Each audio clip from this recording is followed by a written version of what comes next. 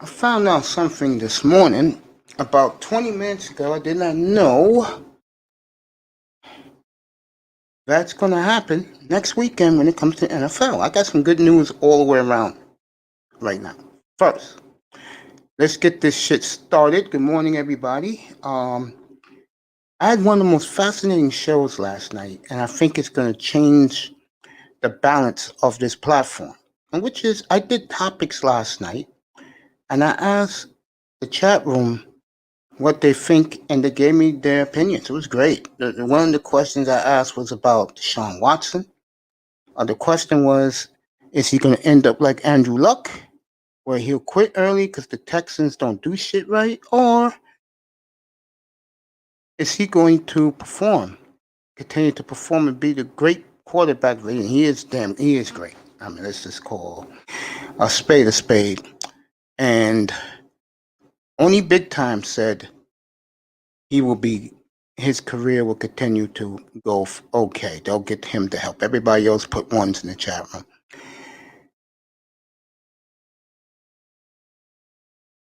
I got some good news today. I didn't realize this. This tells you where my mind's been. Next week, you got 5 good ones. You got Miami at Vegas. That's next Saturday. Sunday, early. You got the Colts at Pittsburgh. Late afternoon, you got the Rams and the Seahawks. And then the night game next week is Green Bay and Tennessee. And then Monday night is Buffalo, New England. So right now, NFL wise, this weekend sucks. Next weekend is good because you have matchups with potential playoff teams that are going to go head to head, and it's going to affect one way or another playoff positioning. So that is next week. So next weekend will be good. All right, a couple of things first. First of all, the NHL got their act together. That's why you have to give certain leagues credit. They did it very quietly. The world, other than all of Canada, the rest of us didn't know. January 13th is opening night in the NHL. They'll probably play 3 games that night. And then that Thursday, January 14th, is big time. Why is this important to me? Because then I can start. There'll be no more. Well, the boredom stops Tuesday. Tomorrow, Tuesday. Tuesday is the NBA opening night. Warriors at Nets, and Nets look good. Brooklyn looks real good. I was watching a little bit of them last night. Brooklyn hosting the Warriors. Lakers get their rings against the Clippers. So, and then we got a big NBA night. The following night, I'll be up here covering all of it for you, from the first game to the last game. And then Friday is the big Christmas Day games. I will be on 7 o'clock Christmas Day morning, and I'll take you all the way up to the tip between the Heat and the Pelicans. And I can tell you something right now. Young boy looks ready to play. Okay? That kid looks ready to ball.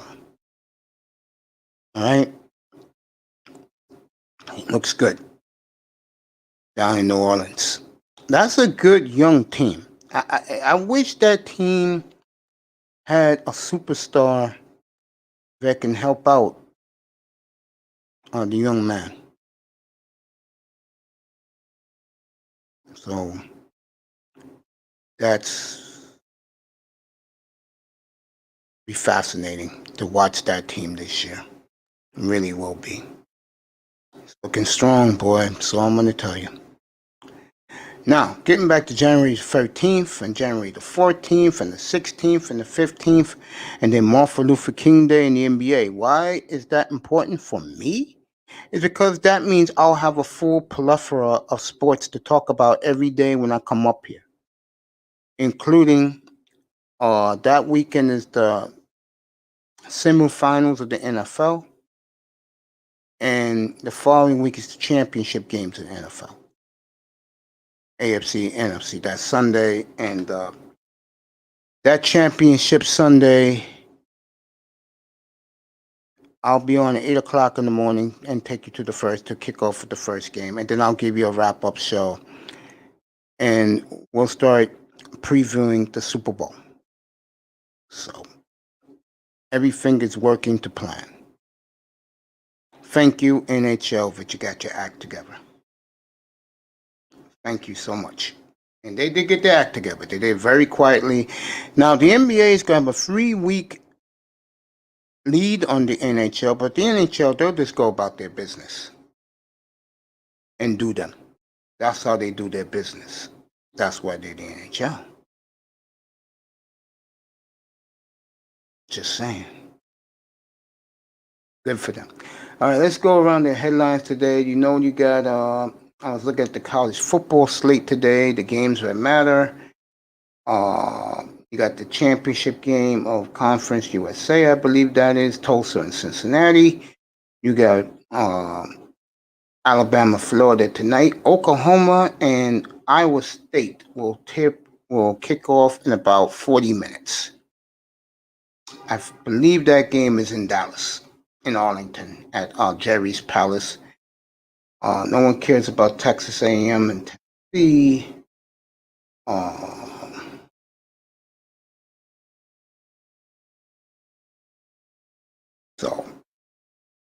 And Clemson, Notre Dame is at 4 o'clock. I think that's a good move by the SEC. Usually, SEC always plays their games at 4. What they're doing this year in college football, I think, is a smart thing. They're going to give you a triple header. Oklahoma, Iowa State first. Clemson and Notre Dame second. Alabama, the nightcap. So those are the 3 games that matter. If you're a Cincinnati fan, boy, you're undefeated, and they put you at 9, and they put 3 2-loss teams, 4 2-loss teams over you. Wow. This is again why guys like me, I look at, unless the Hurricanes are good, I look at talent in college football. I don't look at teams and players because they're going to be our next stars in the NFL. That's why I do that. But that's your triple header today. That matters. If you're a Cincinnati fan, your game is at 8 o'clock also. So, should be interesting. Should be interesting in college football slate. I will take you to the Broncos and the Bills. I'll get you into that in a little bit, but let's go around sports today. See what's happening this morning around college football. College football. I told you what that's going on. Let's go about the major sports this morning and give you headlines. I love doing this. Brett Bielema, be in Wisconsin. He's gotten the Illinois job. No one cares. And so for Illinois people,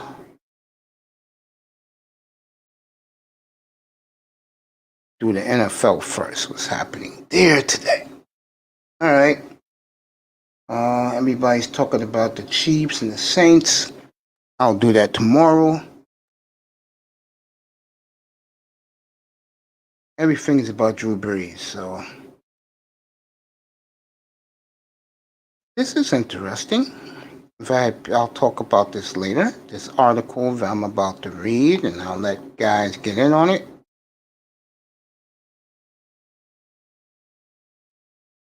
I enjoy reading this stuff. Very, very interesting right here. We'll talk about it later this morning, afternoon, of course.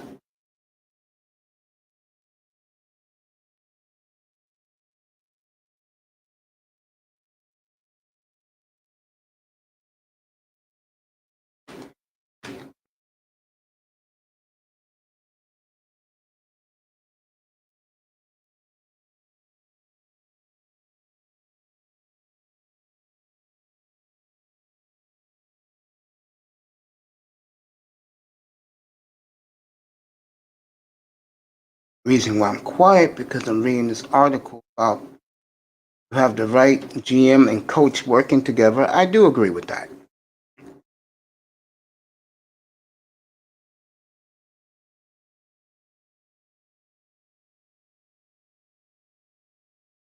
To me, the best one going right now, if you want my honest opinion, you got a couple of at the very top.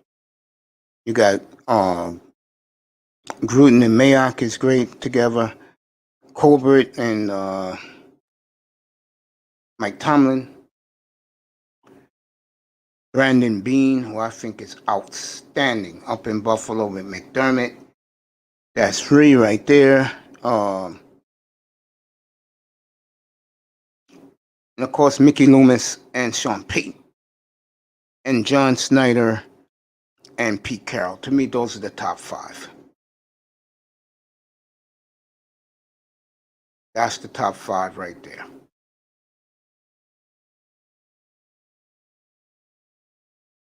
We all know what happened to Bob Quinn and Matt Patricia. And like I said a couple weeks ago, Mama Ford did the ghetto drive-by. Right after that Thanksgiving fiasco, bang, bang, they both are gone. This is a great article. We'll talk about that later today.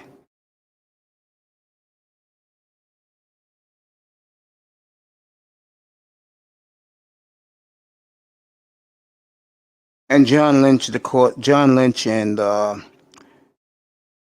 Kyle Shanahan's a terrific relationship. I can tell you right now, Patricia and that idiot is not good, and they both gone. Bob Quinn and the other one is the Bears situation. They'll both be gone 2 weeks from Monday. We will have a good time in here when these guys are getting fired.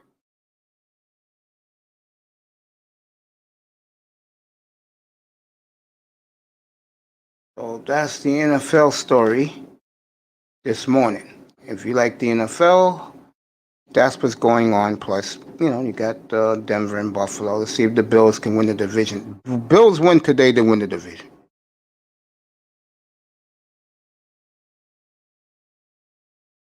That's the bottom line with that.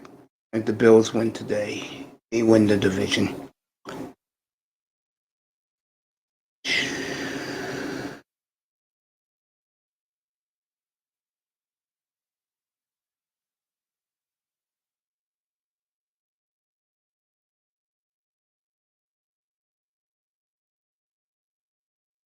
Sean Taylor's story about him could have been one of the best ever, but he didn't get a chance to prove it because his life was cut short 12 years ago. This is a damn shame. Move over to the NBA. See what's happening there this morning.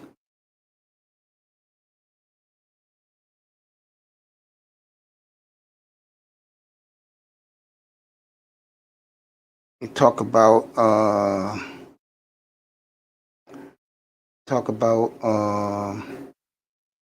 extension deadlines loom for Steph Curry, Embiid, and Rudy Gobert. I'll get to that.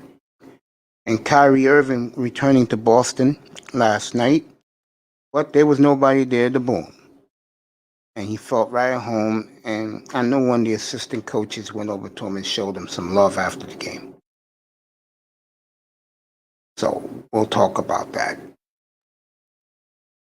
Do it all here, folks. All NBA here.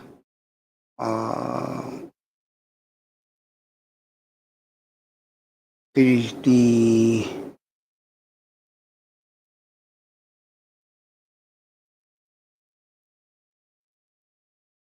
got that right here. We'll talk about the extensions in the NBA, which guys can be extended. We'll talk about that. No doubt about it. Sheila E is here. Real Kill Dragons is here. American Negroes here. Dante S is here. Good morning, everybody. As your brother Mace up here is in a damn good mood this morning. Let me give shout outs to everybody. Thank you for coming. If you want to come up, here's the link. Dante S, respect my brother. You know? Sheila E., I get the feeling that the Rangers season will be January the 14th, so I expect you up here on the platform, baby girl. Schedule's about to come out. They'll start January the 13th, or maybe the 16th. The Rangers will be home for the first time, and I'll give you wall-to-wall Rangers coverage. I'm a man of my word, baby girl. Thank you for your support. Let me say hello to everybody. Give everybody a hello. Dante S., how you feeling? We Kill Dragons. You want to pop up and talk about tomorrow's Seahawk game? You can. By the way, baby girl, I watched your latest video this morning. Outstanding job playing all that rope to hang Biden. I forgot my girl's name. She also did a great job. I forgot her name. It'll come back to me.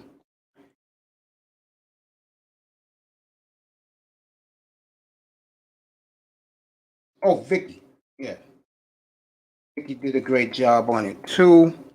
But Sheila E. hit a grand slam with her latest video. If you didn't see it this morning, I did. Go check it out. This tells you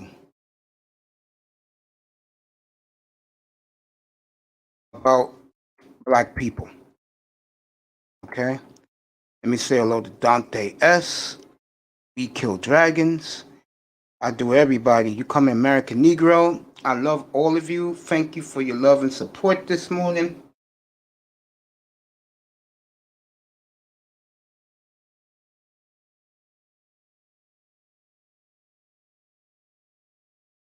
Oh, my man does it. You know, let me say something. And I mean this.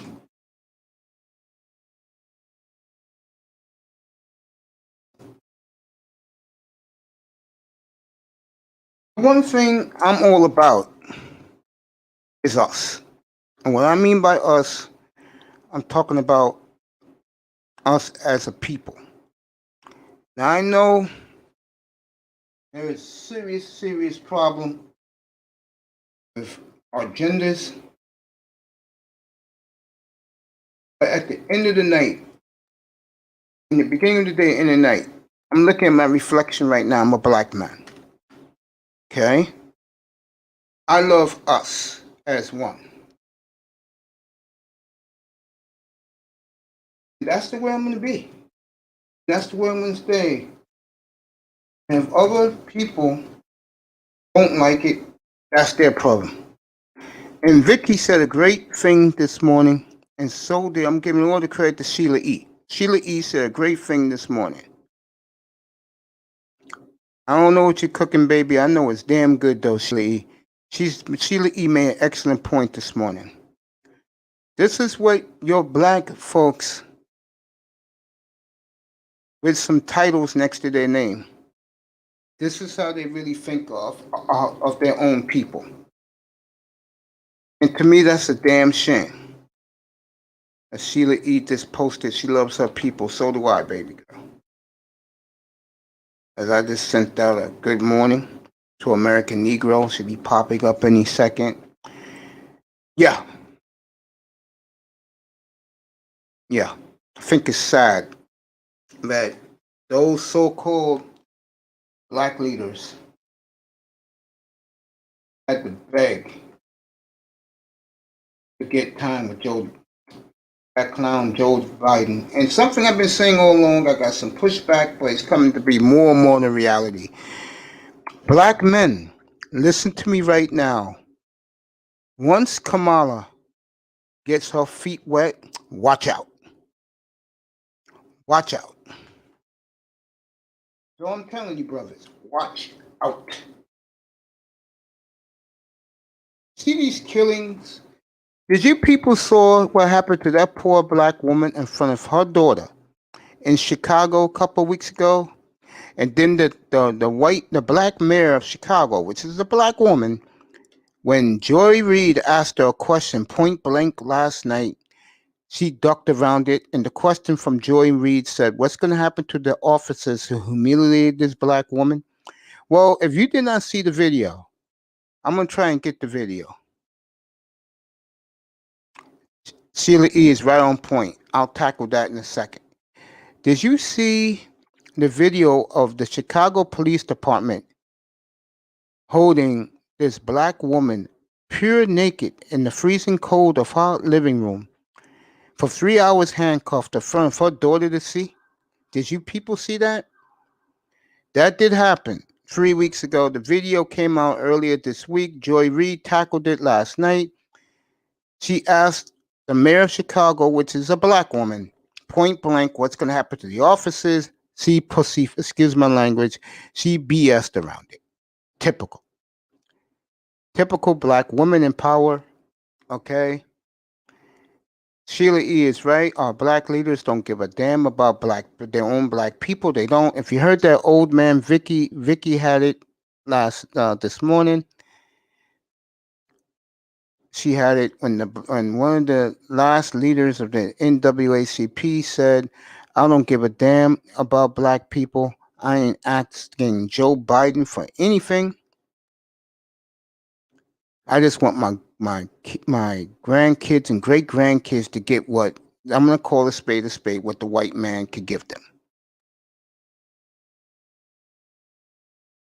Tell them.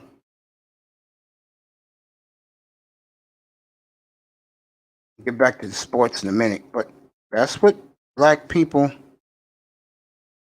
think of us, their own so-called leaders. And this is why a guy like me go in on everybody. This is why I do. People wonder why I go in. This is why I go in. This is why I go in. Every time I go nuts up here and speak my feelings, and there's a lot of niggas around that can't deal with it. They want to have fun. They want to party. They want to do this and that. And that's their business. Me, I take care of my business at hand. I'm very excited that next Saturday I'll be doing the soundproofing in here. I'm getting a couple more mics in here. What's up, Pete? Come up here. And Sheila E. is on point. She's going to address that issue also about the black leaders, so-called black leaders. I call them puppets. Don't give a damn about their own people. That's the problem here. Most black people, we are just against each other. That's the sad part. Me, on the other hand, I tell it like it is, and I support my peeps. I don't simp. I don't want to be part of the clique. Because let me tell you something about most niggas in the manosphere. They're cliques. I don't click. Okay? I do me. Okay? More microphones are coming. I'm going to talk to DJ Kuda about getting more radio equipment once the mic is done. This week, you'll see a little taste of the intro. Thank you, sweetheart. Sheila E. is right. I keep speaking the truth. I don't do clicks, having fun and goofing around. Pete, get up here, nigga. I don't do clicks and fool around in here. In here, I tell it like it is. And if you don't like it, don't come. I don't need it. Yo. Okay? Because last I checked, this will be the Beautiful Man Studios once everything is hooked up. Hopefully, January the 13th is an NBA night, but the NHL opens that night. And we will go full throttle in here. Okay? Full throttle. No looking back. All right? In Major League Baseball, do yourself a favor. You better be opening up the last weekend in March. Because if I hear Memorial Day bullshit, you ain't getting me in there. Forget that. Getting back to, like I was saying, I'm waiting for Pete to pop up here. Pete should be up here any minute. Life is a gamble. Pete be up here in a minute. Talk some football, go around the NFL, do some college back to the black issue, and thank you for everybody who's popped in this morning. I appreciate all of you. Trust me, I do. I had a good show last night. Today, not really. Well, I'm looking forward to is the NBA on Tuesday. Monday night, because it's my man Mr. Miami's 50th birthday on Tuesday, we'll be doing the WWE. And I know Big Time is excited about that. That will be Monday night. I'll be doing Monday Night Raw up here and give my man a nice birthday gift. Mr. Miami's been such a supporter. If you see Sal's HQ, anybody from the Manosphere, like American Negro, Zaki's up here this morning. Good morning, bro. I'll let you know about it. I gotta wish him a belated happy birthday. I was looking for him last night. My birthday was a week and a half ago. Guys came up here to wish me well, and I appreciate that. And you're right, Sheila. I speak nothing but reality in here. What's up, Zaki? Good morning, bro. Down out in California, my friends. About what? 20 to Yeah, it's 9. about 8:41 right now. Yeah, yeah. Hey, What's good up, my morning. brother? How you doing? I'm good, bro. I'm Chilling, good. How are chilling, you? chilling. I'm good. Doing great, man. Doing great. Every time you go live, man, I gotta stop in real quick. You know what I'm saying? I gotta start off the I day right. You know me? appreciate you, bro. I appreciate you, my brother. Hey, Yeah, man. whose platform you go on the most? I know it's not mine, but who you go on, you jump on the platform and you chill. That's kind of hard to say. I've been on Sir Isms a lot lately. Okay. So yeah. I think of lately that's pretty much because I haven't really jumped on panels until like this year. You know what I'm saying? Like, Yeah.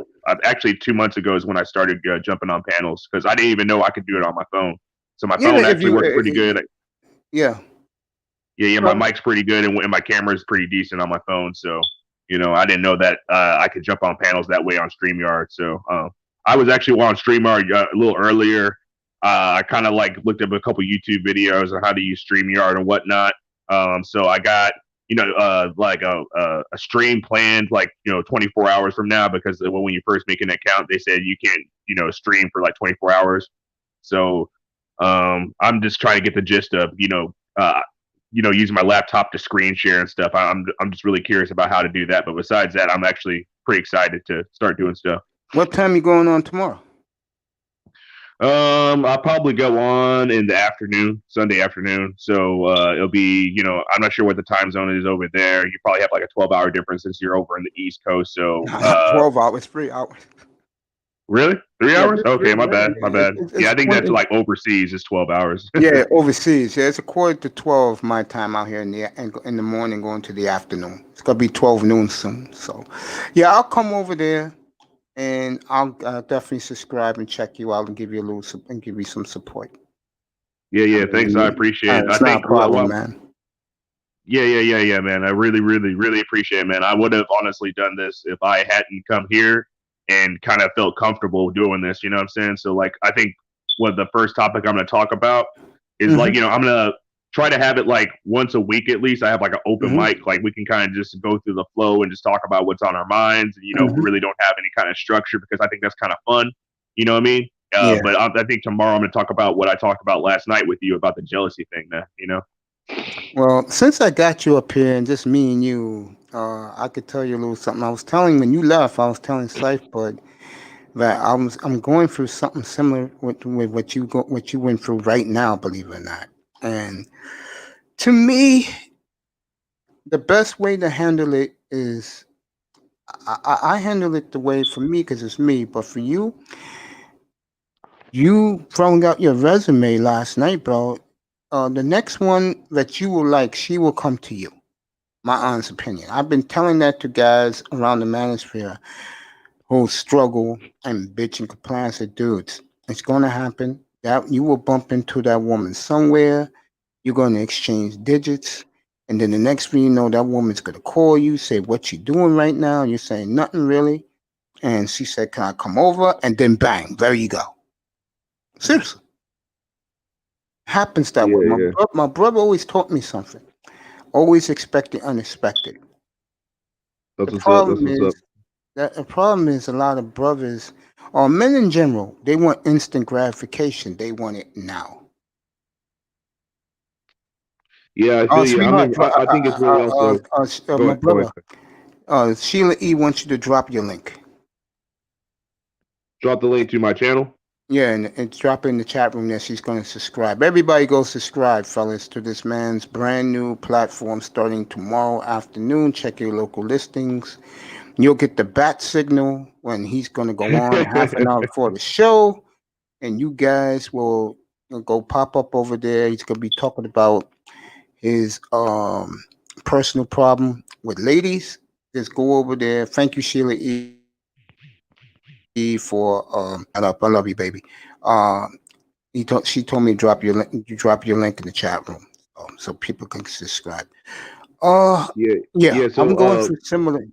Okay. Oh no! I was just curious. Sorry to cut you off, but yeah. So when they made like drop the link, so you mean like drop the link to like the stream or whatnot? Because it's like because I'm trying to look for myself through like the searching through YouTube. I mean, I'm searching by my name, and it's just like real hard. So like I'm gonna show you. I'm gonna tell you how to do it right now. Give me a sec. I'm gonna look at my link where I can find my link, and then I'll tell you how to drop it. Yeah. Let's see. Right here.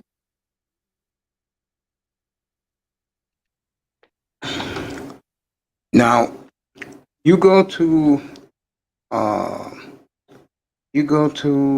customize channel.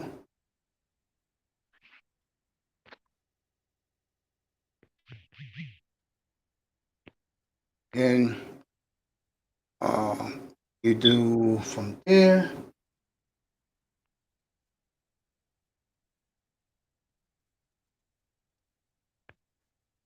There.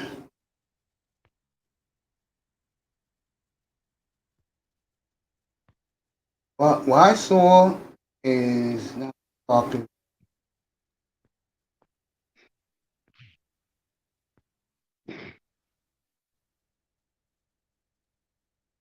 Yeah, so I like you talking about edit channel because that's what it looks like on mine. It's like a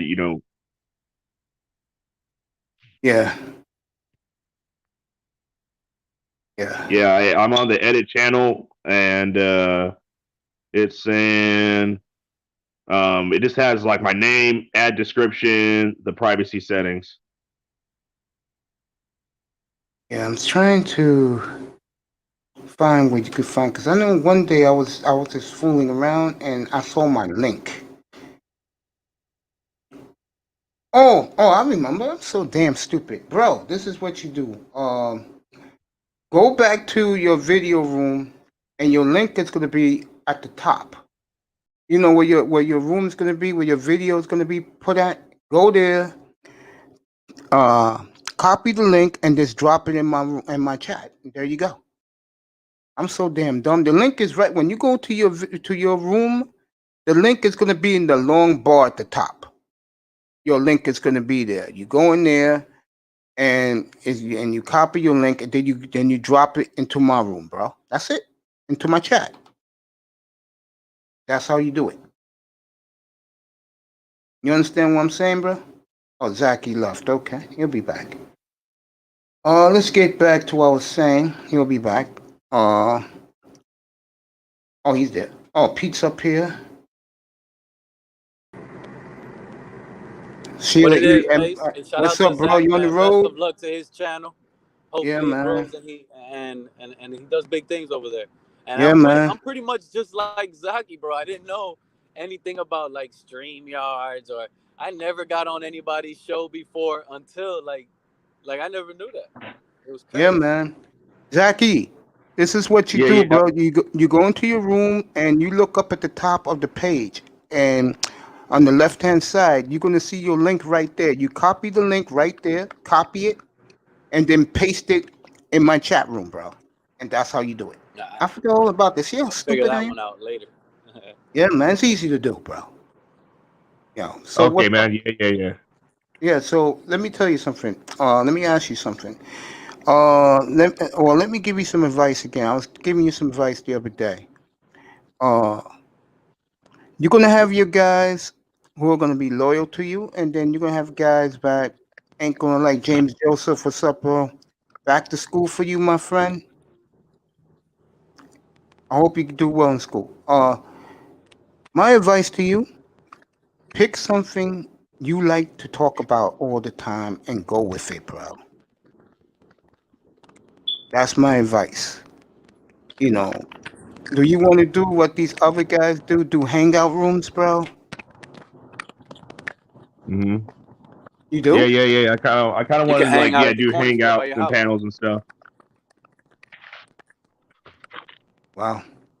Well, what you gonna be promoting on your channel, Zach? You got to do a better job of selling it right now to the people. So my content. So I want to create two accounts. I want one that's more for fun related content, and one that's more like serious topics. You know what I'm saying? Like self improve. Like the serious topics, I think that I want to talk about are politics, religion, social issues and stuff like that. I want to separate that from the fun stuff because a lot of channels that I see, like people don't know how to mix the two together, and they get two different audiences that hate each other. Like you get the woke Facts. people that come in, and then you get the pro blacks and stuff like that, and the feminists they come in and they want to argue with everybody all the time, and I don't want to create that environment. You know what I'm saying? So the mainstreams I'm going to do are about fun stuff. You know what I'm saying? Just like, oh hey, what I mean, how daily things that you go through. It's on lockdown. We can talk about our different experiences. You know what I'm saying? Music, culture, sports. You know what I mean? Like that would be more considered the fun content. You The know what I way mean? I see it, if you do something right now on your limited time in life to do, like, let's say like a YouTube and stuff, if you do it as a hobby and you really like it, you're just gonna have fun doing it, bro. And when people notice that you're just doing it for fun and as a hobby, that's when I guess they'll really show love like that. But if you're forcing stuff out there and trying, I don't think people will blow up like that. I think people that show, a Stop saying little. my name, James. You get what I'm saying, right? If you just do it for the fun of it and you're having a good time with it, whether it starts off hot or not, I think you still Mhm. have a chance to enjoy time, bro. Because at the end of the day, if you create something, you're having a good time. That's all that really matters. Also, Okay. this: how much do you want to invest in your studio, your equipment? 'Cause this is a big thing, right? The question I'm asking right now is big. Yeah, yeah, Seriously, yeah, it's yeah, big yeah, because yeah. if you put more money in your graphics, your equipment, and your soundproofing, you're going to get more viewers, bro. Before I continue, James Joseph talking about Florida winning today, Northwestern winning today, Notre Dame winning today. He has visions of sugar plums in his head. Illinois forever. Oh, you're an Illinois guy. That's right. I forgot about that. You're a big Bears fan. Okay. And Sheila E says good morning to both of you. Good morning, sister. There you go. Yeah. How much money do you want to invest in your equipment and your graphics? And do you want an intro? This all means a lot, bro. Just Yeah, yeah. I think invest about a couple passion, grand. Zaki. Just invest passion in it. That's it. I totally disagree with you in our manosphere, bro. In the black and white manosphere, what I just told him matters more than passion. Trust me on it. Oh yeah, Mace, man. Yeah, Mace. You were talking about Donovan earlier, dude. Donovan, he killed it. He got his own little studio and stuff. It looks God, super professional. You know what I mean? $70,000 he spent on his brand new studio. He's flying guys out to Vegas. They're gonna have. You heard about his show, right? His Donovan, the great Donovan Sharp. You heard about his get together next month in the Bellagio in Vegas, right? Uh huh. You Yeah, I heard heard about about. that, right? He's making Charging money, bro. 3,500 a head. Just to talk about guys who can't get women to get women. And it's sold out all 3 days. So let's say he got 5,000 people coming. Multiply 10,000, multiply $10,500 for guys who bought tickets for 3 days. And look who he's gonna have there. That guy Lucario, uh I think his name is Solotov 84. He's gonna have Kevin Samuels and a couple of guys. You don't know these guys, Pete. This is Black Manosphere stuff. $3,500 a ticket. Can you guys believe that shit? I believe it, but That's it's crazy. unbelievable that people will actually pay when Mostly white to guys, to bro. to get what relationship advice Yep. or Mostly how to pick up a white chick, dudes. bro. That's Yep. just free, bro. You go to your local Publix right there, and there's like 20 of them hanging around waiting for you to hit on them. Yo, I could tell you how to do it, and I'm a moron when it comes to chicks, bro. At 30, these white boys are paying $3,500 a pop at the Bellagio. Unbelievable. But now you Hey, see, now it just doesn't make sense though, Mace. Like you're paying. Like I could respect the people trying to make the money. I respect that. You know, they're out there, I guess, giving out a service on how to help men get women. But at the end of it, is it really that hard? Like, do you feel like you need a script from someone else to try to pick up a woman? I think for a lot of men, believe it or not, especially young guys, yeah. You know, and you So, know, it's another thing. You know, it's yeah, another thing, man. I think men aren't getting the woman that they want. It's kind of like the same thing, like women complain about, oh, I can't get a man. I Whether it's can't what get a they're good meaning man is not cry. that they can't get a man. They can't get the man that they want. And I feel like a lot of guys they have. I had this thing too, man. I'm gonna be real with you, man. You know what I'm saying? I'm not gonna roast anybody and not roast myself. You know what I'm saying? You gotta look at yourself first before you criticize anybody else. You know what I'm saying? We're life. So like for me, um, I had this thing when I was younger, man. I had so many girls interested in me, and I blew them off, and I didn't even know why, bro. You know what I'm saying? I didn't know why I blew them off. Some of them, like, they were like, not physically maybe on the level that I wanted to be, but personality wise, some of them were pretty decent. But I blew them off because I wanted to get, a girl that was quote unquote my type. You know what I mean? And same thing with these women. They want a guy with a six pack, six figures, drives, you know what I'm Hmm. saying, a BMW, and then has a freaking Ford F-150 at the same time, you know what I'm saying? And all this kinds of stuff. You know what I mean? Like we have unrealistic expectations for, various reasons. So a lot of these white guys, man, they don't realize it. They're on the top of the dating market, bro. Like you have no idea, especially me being in the military, bro. I see Yeah. all the time these white guys that have dad bods. They don't go to the gym. You know what I'm saying? They look scraggly, everything, man. They be having girls that are like, coworkers of mine. They're like tens, bro. Or, you know what I'm saying? Like, just because, the white man is considered, in my opinion, like the top of the market. You know what I'm saying? Like the closer any race of woman can get to being next to a white guy, you know what I'm saying? They'll do that. Facts. Facts. And I other see. races of men actually complain about this too. I don't know if you've seen like on YouTube or social media, like Yeah. Asian guys have it the worst. Like Asians Yeah. are the Do lowest you of know the why low. they have it the worst? I know why. Do you know why they have it the worst? Why? Because they have the smallest, what's. That's true. That That's the is truth. true, bro. Hey, that's facts. I honestly believe that as well, to be quite honest. But at the end of the day, earlier, Jackie, a little bit ago, you just said, you got to be realistic with yourself. You got to look at yourself in the mirror and be like, but at the end of the day, the way I feel, you know, male or female, bro, everybody looks good in their own way. Everybody has their own uniqueness. Every human, has something a little different that if you really, even if you like quickly just driving down the street and you could just, by the corner of your eye, you see a lady and you could probably tell, that's not your type. And you're not going to want to be like, oh, but I'm pretty sure even though she's ugly in your appearance, she has something What's up, somebody Chandra? else is going to really, like. And that just goes, there's somebody out there for everybody, bro. And I honestly wish there could be two people out there for everybody. But you know how it is. Yo, Pete's right in a way, but Zacky's on point. Yeah, you're a white boy. Do not complain. Do not MGTOW. Do not do none of that because all women of every nationality, black women, Latino women, Asian women, they all throw themselves to the white god, no matter how you look. Bro, that's speaking facts. And I'm not trying to sound like I'm a hater. You know what I'm saying? Like, hey, white guy, you know what I'm saying? Do your thing. You know what I'm Well, saying? I blast white guys in here all the time about that, bro. You know what I I'm get saying? a lot Like, of if you don't, pushback. yeah, you're speaking facts. You know what I'm saying? And I'm not trying to hate or sound jealous and stuff like that. It just is what it is, bro. I tell you what, on one thing though, that we got over them.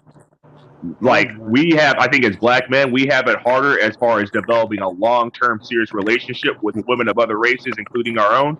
But when it comes to sex, like sexual interest, oh boy, the other women don't want to admit it, but we're the kings of sexual gratification. Because Period. we pack the biggest, and also we are gifted. This is why everybody hates us. We're gifted physically too. Yep. And you Like get I look at myself at my age, and I look at other guys of other races at my age, and I feel blessed. Better believe and it, when you bro. think about it, what you just finished saying, Mace, when you think about it, you are right. But at the same time, you always sit here and say, who built this country? You know who built this country, bro. Yeah, we So, did, but men of color. exactly. White boy, the So white man that just already sat tells back you and let it they were the happen. one that Not, put not, the labor and all of that, while the whites were out there just getting fat, collecting the money, and not really not helping out what the happened. real people that are out here building this shit for the future. No, Go ahead, if you Isaac. really want to, you really want to be real about it, bro. Like we all immigrants. If you break it down to like, you know what I'm saying? If you really want to break it down, because Everybody. they came from Europe. The only people who could say this is our country, get the fuck out of here, is the Indians. You feel me? 100%. Because before, so when they talk all that bullshit about go back to Africa, motherfucker, go back to Europe.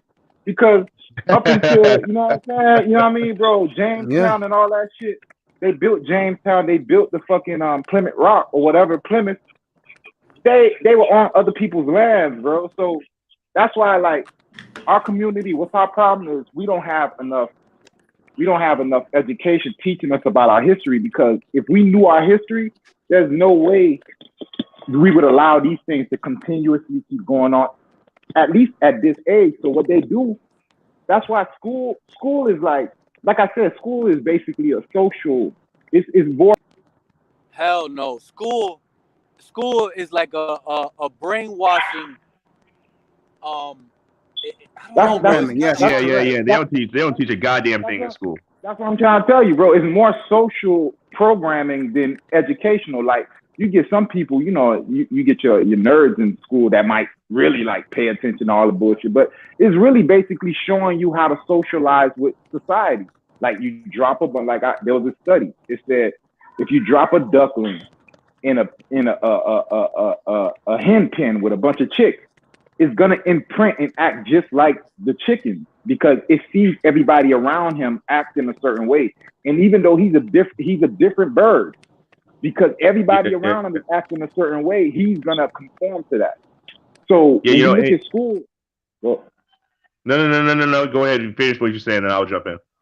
All right. So what I'm saying is, a lot of our misinformation is because we didn't get the right information. Like, if a cracker could come up to you and be like, yo, go back to Africa, and you get into this big discussion about, like, and you don't know that they were immigrants as well. This is the type of shit I'm talking about. You know what I'm saying? Like, there's no way you would act the same way if you were privy to the entire, you know what I'm saying? If you had all the information to really make a logical conclusion, I believe that as a race you would act different. But I believe the information is hidden so well, and sometimes it's hidden in plain sight, that people just don't give a fuck, bro. They just go on with the flow. Let me read this real quick. I feel you on that, man. Yeah, I think somebody needs to mute themselves. I think they're driving and stuff, and I hear in the background. Oh, hang on. Keep driving, bro. Hold on, I'll mute myself. That's me on the road. There you go. I did it. Okay, let me say this before we continue. James Jones has some interesting things to say. And by the way, Sheila E said, good morning to you, I-Test. I had such a boy. I'm not like that. There we go. James Joseph says I'm wrong. He says a tough life makes a tough man. A tough life makes a tough man again. You ain't genetically better. He means black men. And he said, gotta be more tough-whited. White get soft pillows. Harlem is tough. Harlem ain't tough no more, my friend, because it's all white and gentrified, bro. So Brooklyn that ain't even Harlem tough no more. statement, that Harlem thing is out the window. It's gentrified now. All you see is six-figure white folks walking around, getting to their fancy cars, or they get on the train to go to Whole Foods, do their shopping, then facts. right back on the train and back uptown and back into their nice condominiums. Yeah. Harlem ain't been hard since Big L. That's all I gotta say. Big L, rest in peace. Let's tackle this for a quick second, everybody. He says that you have to be tough-minded to get through this society. You guys buy that? You have to be tough to do it. I real talk. Like what gets me resilient and over like my mental health issues, you know what I'm saying, heartache, all that stuff is as a man, I think I have to realize nobody gives a damn about you. Let Zachy go first. Let Zachy go first. Go ahead, Zachy. Go first. Oh, I didn't hear him talking. Yeah, go ahead, Zachy. No, it's cool. Yeah, so like I feel like as a man, the only way you're gonna get through life successfully is you got to realize nobody gives a damn about you.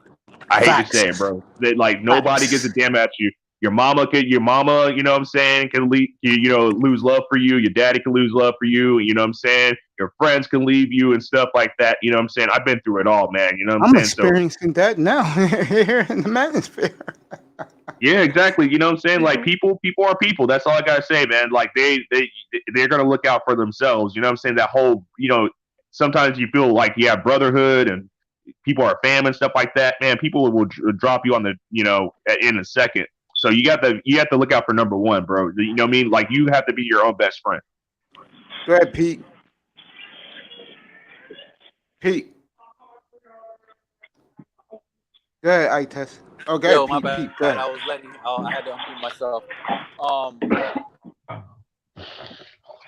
Yeah, I do buy that. At the same time, it's just quick and easy and short. The way I'm gonna say it is because there's really two type of people, bro. Those that get fed and those that got to go out and go eat. So, and that right there just lets you know, man. The ones that are just they get the spoon fed to them, they have it easy. Yeah. Those are the soft people. And the ones that are out there going to go get it, that they have to go eat, to feed their family and stuff. You ain't messing with those people right now. Right. So that's just the way I feel. So you put yourself in your circle right now. And see what I'm talking about. All right, Tess, go ahead, bro. Hey, yo. Go ahead. All right, Tess, go ahead. Nah, let him go. All right, go ahead, Zachy. Oh, no, man. This is, so I'm not going to diverge away from the topic. I was just going to say this real quick about the previous topic where we're talking about white guys and stuff. What gets me in 2020 amongst the quote unquote woke community and stuff is you'll have other races of women complain about white supremacy and racism, but they'll date a white guy. And here's why it's different than a black guy dating a white woman, right? A white woman dating a black guy instantly loses the interest of other white men because at the end of the day, white guys don't want to admit this publicly, but they have penis envy of black men, and they get disgusted when they see their woman with a black guy. They're not going to say. Yeah, I know that. Dude, even in the porn industry, there's porn stars that even say they can have gangbangs, they can hook up with as many guys as possible, and their boyfriend doesn't care. But God forbid they hook up with a black guy. You know what I'm saying? And so life isn't about equality. We're not equal. We'll never be equal. Because sex for a woman and sex for a man and relationships for a woman and relationships for a man means a different thing. So you'll have these black women, complain about fetishization, but at the same time, they'll jump into a bed with a white guy that obviously fetishizes. And that's in the New York second, bro. That's all I got to say about that. I agree, Zachy. Life isn't meant to be equal, bro. If life was meant to be equal, then, everybody will be the same size and height. So... Yep. Life is strange, bro. It's just, I don't know, bro. I really think media has a lot of shit to do with it and is corrupting a lot of minds. And of course it does. That's the way I feel, honestly, bro. It's just whatever they throw out there, people will eat it. Their minds eat it. I don't pay attention to it.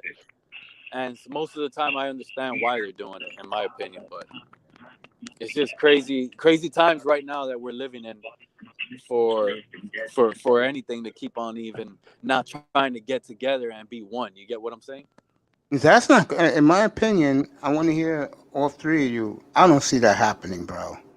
Never, bro. Human beings You were see, imperfect, Mace, it's bro. not gonna happen. You want me to tell you why?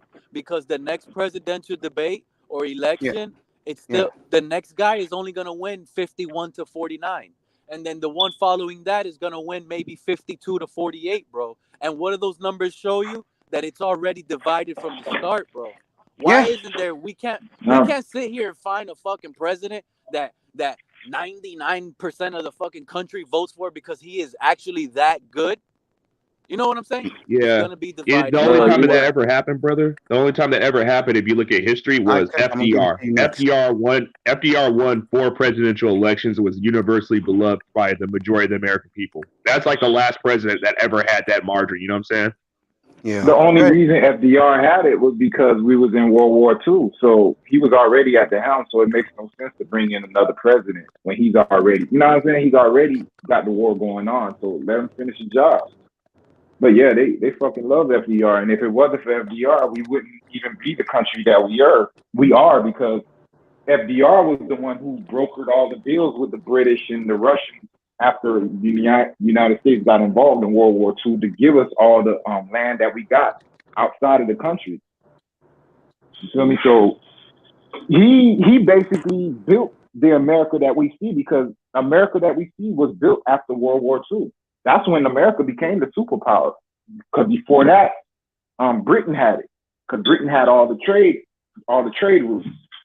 So FDR, he said at the negotiation when Germany was about to surrender, they were trying to figure out, all right, well, how are we going to divide this property? Like, how are we going to divide the spoils of winning? And he said, all right, y'all going to give us some of y'all trade routes. And that's when the baton got passed from Britain to the United States as becoming the superpower of the world. You feel me? Mhm. So that was FDR's legacy. But every president after that, bro, every president after that did one or two things. They built the military infrastructure to a point where we're basically a country where we're scared of everybody because you know what I'm saying. We done fucked around with everyone. We done went in other countries. We done invaded people unjustly. So you know how you do dirt. You either gonna you know what I'm saying, hide, or you're just gonna get a bunch of guns. You know what I'm saying? And that's what America did. They got a bunch of guns. They're like, all right, we know we done did a lot you of do fuck dirt, shit. you in the crib, loaded up You with know what I guns, mean? hoping you don't You get load it spotted, up, but bro, you know and you out there that's doing it. dirt. So that's what America did. They load their shit up, and then they went to other countries and built bases so that if attack was to happen, like why do you think we in Taiwan and you know what I mean? We over there, we control the Chinese Sea and all that other shit. Like, bro, America, if you really peel back the layers, it's fucking gangsta ass country, bro. Like, I mean, Of course it is. they, That's why the white man treat us like they do here. Of course Like, they are. there was we only allow them to treat us. We allow. like That's I the don't thing. really We care allow about. them to To treat be us honest, like that sometimes because the presidential shit is scary, right? But sometimes, to be honest, I don't vote. I don't vote for a president because, and I probably will never vote. But the only reason I probably didn't want Biden was because he's trying to disarm us, right? Didn't he try to take guns away or something in that nature? And that's probably the worst thing you could do, bro, because as soon as these other countries find out the United States went to disarm, that's when I believe those other countries are gonna attack and go hard, bro. And Let me say this, bro. bro. that's the only No, thing. no. Hold on. To be honest, I'm gonna say it again. The United States is set up so good militarily. They're not scared of the citizens having guns. Like, think about it, bro. The United States is the only country Hey. where Don't their forget 9/11, ITES. No, I get that, but their prisoner Let me population outnumbers. Let me finish. Their prisoner population outnumber like a lot of like other countries. You feel me? That have all these fucking things going on. We have the most prisoners in the world, and we also sold the most guns out of every country. So they're not scared of foreigners invading us if they disarm the citizens. They're scared the citizens might rise up against their own government one day. That's why he wants to disarm us, bro. There's some white boys that live in trailers who got AR-15s. That all they ready to do is go to war with the government. These are the people Yeah, that trying to here's the thing. farm, bro. Hey, my brother, you know what I'm saying? I agree with you on some points, but I don't agree with you on another point. Like, here's my position. I'm actually in the military, right? And I see what's called it's a theory called American exceptionalism, right? We look at other countries and we say, hey, that could never happen here, right? And if you look at warfare, right, we don't realize that warfare is not just battles, right? It's not just one the battlefield. It's one politically too. I mean, if you look at, for instance, Vietnam, like Korea and Vietnam, right? In Korea, we went up to the Yalu River, we pushed back the North Koreans, and then the Chinese came up, kicked our ass for a little bit, and then we said, basically, we negotiated and said, hey, you know, North Korea can still exist, South Korea is going to do its own thing, and basically that war didn't even technically end, right? Then look at Vietnam, right? We fought 10 years, thousands of Americans died, wounded, PTSD, all that stuff, because we couldn't win it politically. We're on the battlefield. We were like slaughtering, you know, our opponents. However, it was a political war at home too, and overseas. We were, you know what I mean? So I think we have a good military. Don't get me wrong, but here's the thing, bro. We don't realize how bad the morale is in our military. Like people with all this stuff going on right now in the last recent years, a lot of people don't like the government, bro. I hate to say it. A lot of people are disillusioned with the U.S. government, and we have an all volunteer. We have an all volunteer military, right? Like other countries, like let's say China and Russia, they have conscription, right? So their average citizen has some military training, and they're willing to die for their country, right? A lot of people in America act like they're willing to die for their country, but at the end of the day, they're just getting a paycheck. I'm just gonna keep it a buck, bro. You know what I'm saying? But bro, I'm happy. I'm happy you was in the military. So I've always wanted to ask people this question. Like you said a key point. Why is the morale of our military so down? Because at this point, we've never had the amount of information. I'm talking about from high school to middle school kids, like that have cell phones. We weren't privy to that information up until later in life when we learned it on our own. Now people like news is 24/7, and it's basically you really can't hide anything no more. So the younger generation and the generation coming up and the people that are in the military now, they know the fucking atrocities America has committed. Before they could hide a lot of that shit. Now you're going into it knowing that, dog, we might be the terrorists everybody's talking about. Because when you look at America's move, bro, yeah, okay, you see why you laughing, right? Because you know I'm on this time, bro. When you look at they move like a terrorist organization, bro. And it's taboo to say that. Like I shouldn't even be saying that shit, but look at the facts. Bro, you got embassies and fucking military bases on every part of the country. Every part of the world, I mean. You feel me? Because you need to know if another country is gonna attack you first. So you set up little bunkers and little things around every country because you're so fucked up of a country because you're supposed to be policing the world, right? But bro, you take what the fuck you want, dog. Like Obama, y'all blamed Osama bin Laden for 9/11, but y'all fucking went to Afghanistan and went after your boy, Saddam Hussein. You know what I'm saying? So, bro, like it goes both ways. Yeah, bro. Like, it's so much disinformation, but now motherfuckers know what's going on. So it's like, damn, I'm gonna just go into this military, but fuck the country. I just need to get paid. You know what I'm saying? Do this, get my GI Bill. You feel me? Get you out of. I got a cousin who's a Marine. Bro, as soon as he got back, man, the motherfucker took all his little bread, bought him a car, jumped into school. I said, so you doing the what's that thing where y'all go over for the weekend or whatever? You talking about reserves? Yeah, that shit. He's supposed to sign up and do something with that. And nigga said, fuck all that shit, nigga. I did my time. So I'm in my head, I'm like, bro, the more I research how we are in this country, and Pete said something earlier as far as the mind control and the social media, bro. You gotta if it's only let's say it's 300 people who run this country, who basically run the world. Yeah, they're outnumbered. So your only way to keep the herd in check is psychologically, bro. You gotta make sure mind games. You know what I'm saying? You gotta fuck with them every way you can. So you got social media to keep track on them. You got movies who send subliminal messages. Listen to the music now. The music now is Facts. totally different than it was 10 years ago. So you got to look at it from Even all 20 these years aspects ago. and be like, come on. So now you step out and you gripped up, bro, because it's in the air. It's Yeah, in bro. the air right now, It's bro. true.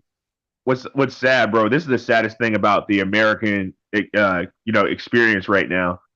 People know more about who their favorite celebrity is sleeping with and what clothes they wear than what's going on in the world. Like reality TV dumbed us down.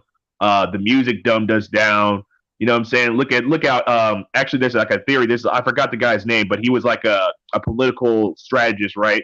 And he talked about what destroys productive civilizations, right? And he said, look at the Roman Empire, look at all these different empires and what happened to them, right? So what happened to Rome, right? And in a lot of aspects, we're the new Rome, right? He said basically the Romans got politically divided and then they got stagnant, right? They got obsessed with leisure and having a good time. Yep. And then their military got corrupt because it was all about special interests and what's called political backing and stuff instead of actually protecting the Roman Empire. Two, what's it called? People got obsessed with sex. If you look at the Romans, they were really debaucherous. They would have orgies and stuff like that. Yep. They really believed in that. Yeah, hypersexuality. You know what I'm saying? That was another thing, and then also just a lack of passion in basically what they were supposed to stand for. Because at one point, like the average Roman citizen was so proud of being Roman, right? Exactly. And later on, it was just like, oh yeah, we don't give a damn. You know what I'm saying? Well, I'm just about drinking wine, going to gladiator games, having an orgy, and that's it. You know what I mean? No, he real, bro. Like I know he's real. That was the before life. before every civilization's fall, they go through that. Like he just described Rome, and you can't tell me that doesn't sound like Sodom and Gomorrah. God destroys. He destroys any type of like thing that starts breeding because, all right, you could start sinning, like you could start doing like little shit, but when it becomes like the norm, like right now, how they trying to make homosexuality a norm. Get out of there. Get out of there. Get out of there, bro. Hey, fuck all that, bro. What I'm saying, they're trying to make it a norm. I didn't say anything wrong. What I'm saying, they're making it a norm. They're pushing it on society. This is the type of things that were happening in the Roman society in Sodom and Gomorrah. And the reason is because they got the most money. They own the music industry, the entertainment industry, the fashion industry. No, the man just told you they're brainwashing us. They're dumbing us down. Why are they dumbing us down? Because they don't need people like me who think. Bro, I'm a fucking outlier. You know what I mean? Like it's only a couple of us who could do that, but we're the minority. Yes, the majority are reality world. You know what I'm saying? They're pill popping, watching reality shows, doing dumb shit, bro. So this is the people. Facts. So these are the people that as long as they could keep them hypnotized, you, Zachy, we could scream to the top of our lungs. Like, what did I just say when I first got on? Information is key. If we had all the information that we needed or we were seeking, there's no way as a society we will be in the position that we're in. But because the information is hid so well or we're bombarded with bullshit and we much rather like look for sugar, you know what I'm saying? Instead of like, you know, we like entertainment. We don't like to read. We don't like to learn. We don't like to research. Facts. The people Hollywood brainwash too much. They want, and the reason why people get depressed is because they want to be like the Hollywood stars they see on TV, and the problem is only 1% lives that lifestyle. Continue, Itis.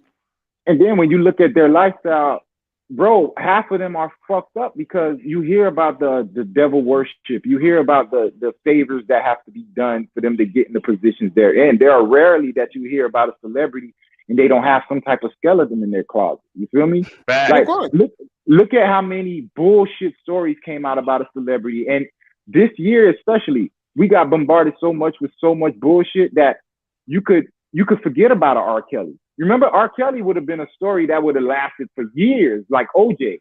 Yeah. But because so many of them are doing so much dumb shit and so much shit is going on right now, we don't have time to focus. So who was the R&B singer earlier this year that said he did guys down there and wasn't a big deal? Who was that? I don't know. I'm not sure, man. That was a big manosphere story, man. My man came out and admitted he went down there and did men, and it wasn't a big deal. Yeah, Nah, come bro. on, Like bro. it's sad. So I test sports, man. The reason I say get out of there, bro, is because real talk, No, bro. I Like know, I know, I'm I not. know, I No. know. No. I'm not. I actually agree with you on everything. I agree with you No, on I everything you know. just said. I know they on they bully shit. So I feel you. Go ahead. Internet is Yeah. amazing, greatest invention ever. I totally agree. Along with DirecTV, I can whistle Dixie or sing Yankee Doodle with equal enthusiasm. What else did he say? Lots of good education is on the platform from both of you guys. Dead on. He agreed with you about the Roman Empire. And he said that I tell Zach, you read his mind. That's James Joseph in the chat Yeah, room. that's what's up. Shout out to that brother. You know what I'm saying? Hey, you look at my link. Also, click on that link because I'm gonna have topics like this for real. So, going back into what I was about to say, I want to have a good audience, but I want a small, dedicated audience because I don't want like my me. channel getting flagged about. You have to be careful about what you talk about. Especially, I look at my coworkers. Right, I would love for my coworkers to kind of get in on these conversations. But I know some of them are going to get in their feelings, and I'm not about to get written up at my job or because I offended somebody because I know it's going to happen. You know what I'm saying? Curious. Is most of your coworkers black or white? It's pretty mixed. So I got like 3 or 4 black people that I work with, and then I got like a couple biracial people, and then there's only one white guy that I work with. but The guy but as who far did as your friend who did what he did, was he a black dude? actually, he was a Filipino guy, believe it or not. What? Yeah, dude, Filipino guys out there, they in Cali, man, they run deep, bro. They be getting game. Yeah, I don't know. They got I call them pre-boys. A lot of them got the hair and everything that women like, and they got money too. Yeah, bro, don't even get me started on that. Yeah, they got money, bro. Like that's the thing that gets me. It's like, oh well, I see for what it is, man. He got his money game unlocked. Like he doesn't even need to be in the military, bro. He just even admitted that. He's just like, hey, he did this just to get some benefits. His parents. Yeah, shut up his parents. Yeah, basically. I call him as you see him. I got nothing to lose. That's right. I don't have nothing to lose. I call him as I see him. Go ahead, Ites. No, I mean, bro, I can go about this shit all day, man, because it frustrates me how, we're the majority. The people are the majority, but we're getting led around like fucking sheep by just a few hundred people, bro. I agree with that. And all of it is because of either misinformation or the disinterest to find the information and to research it and to do something about it. I think it's a little bit of both. That I know, you know what I'm saying? With all the shit that I know, there's no reason why it shouldn't be more motherfuckers like me that's pissed off and be like, yo, we could, you know what I mean? Do something about this shit, but motherfuckers don't care.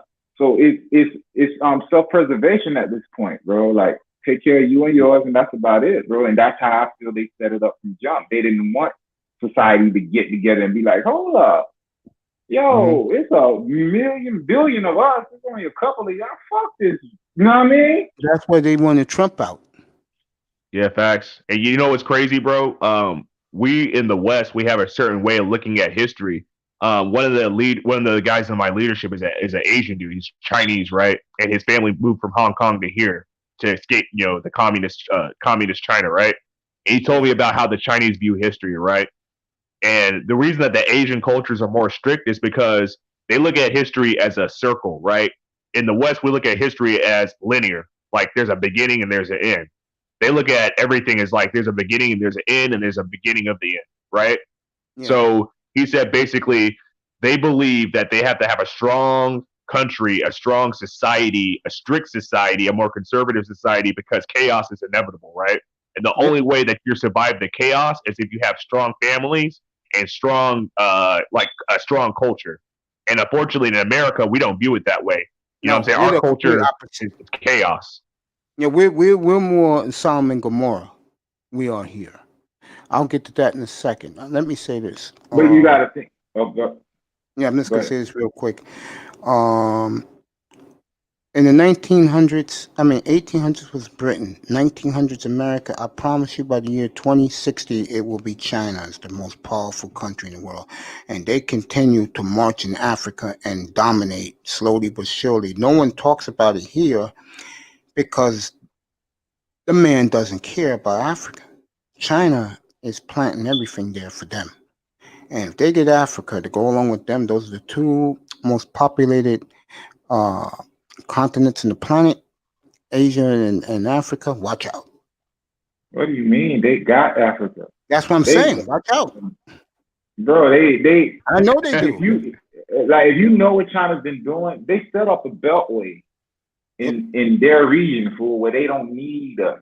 Like that's what they basically did. They set up a train route that goes in and out of China to import and export. Then they set up a back channel as far as the trade route in the seas go, in the China Sea. The only thing they don't control in that region is the China Sea.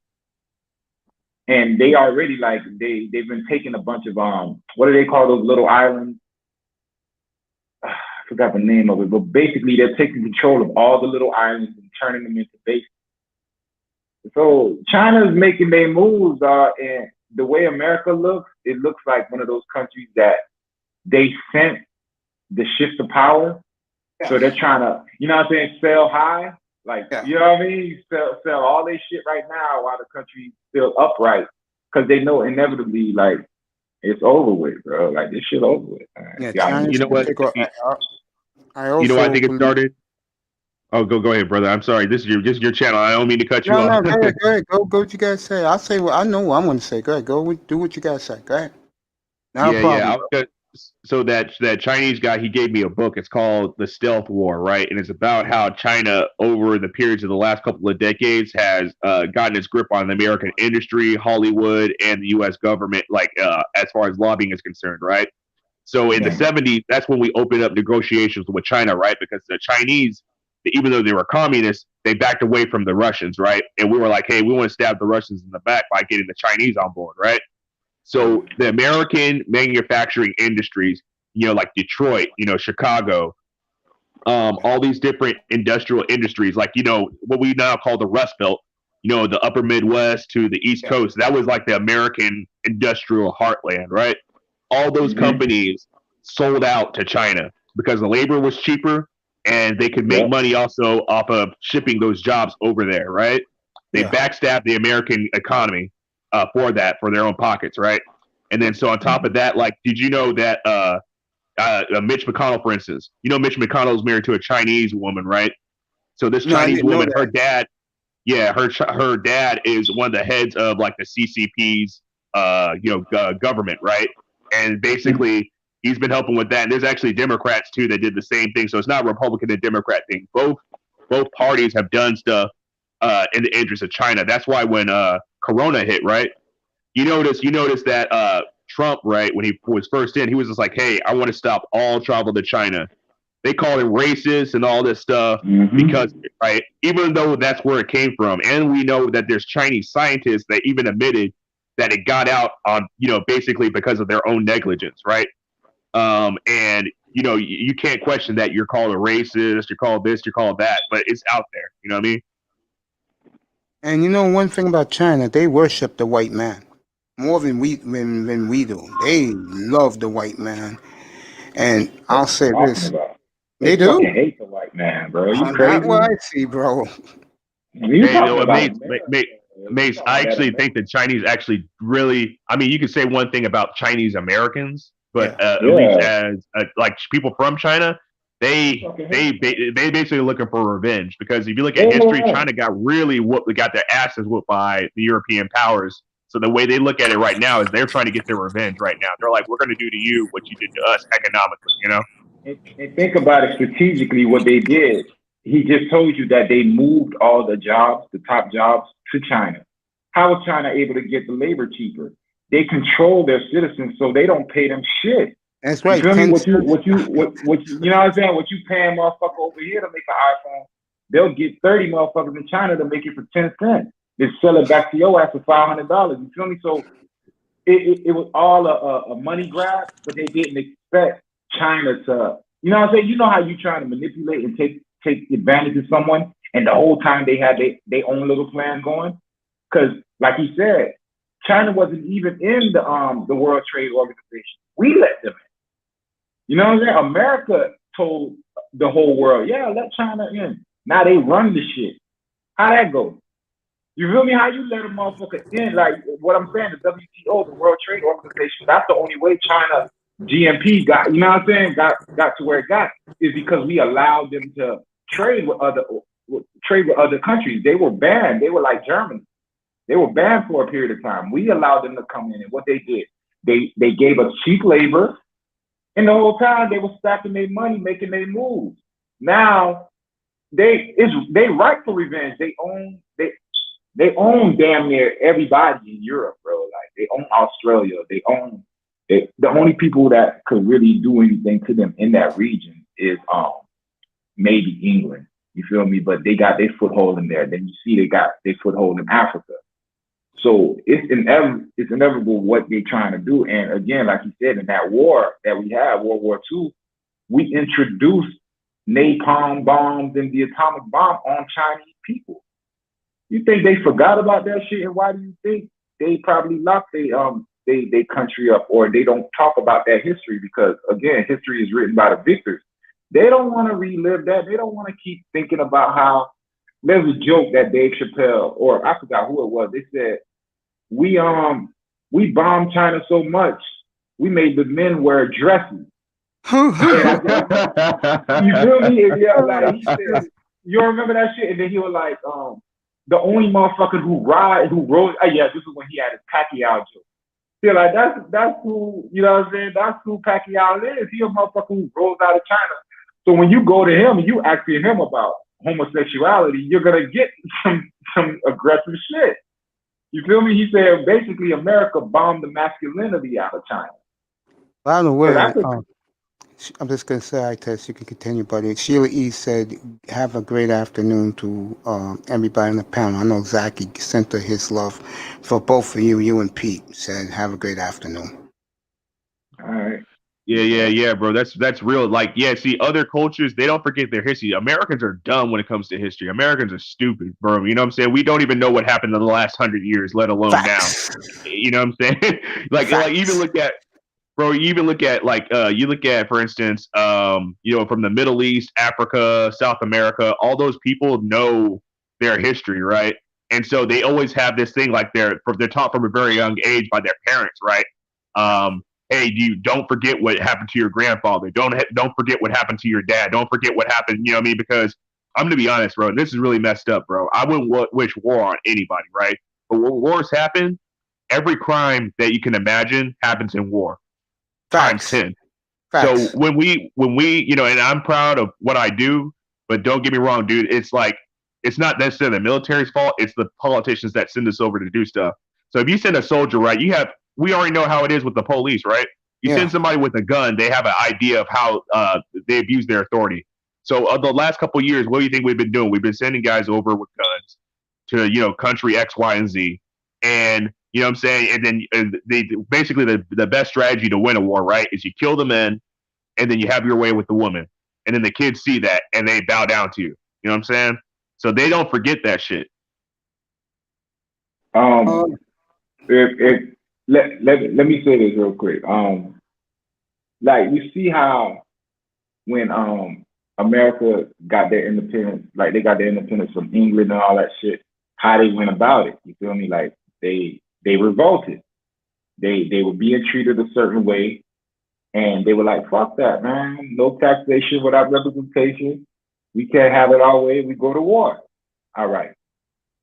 Why does America get mad at the African American community when we try to rise up? Because for the most part in this country, every time the African community rose up, it was picket signs and you know what I'm saying, little signs. There was a few eras from my research in the 60s.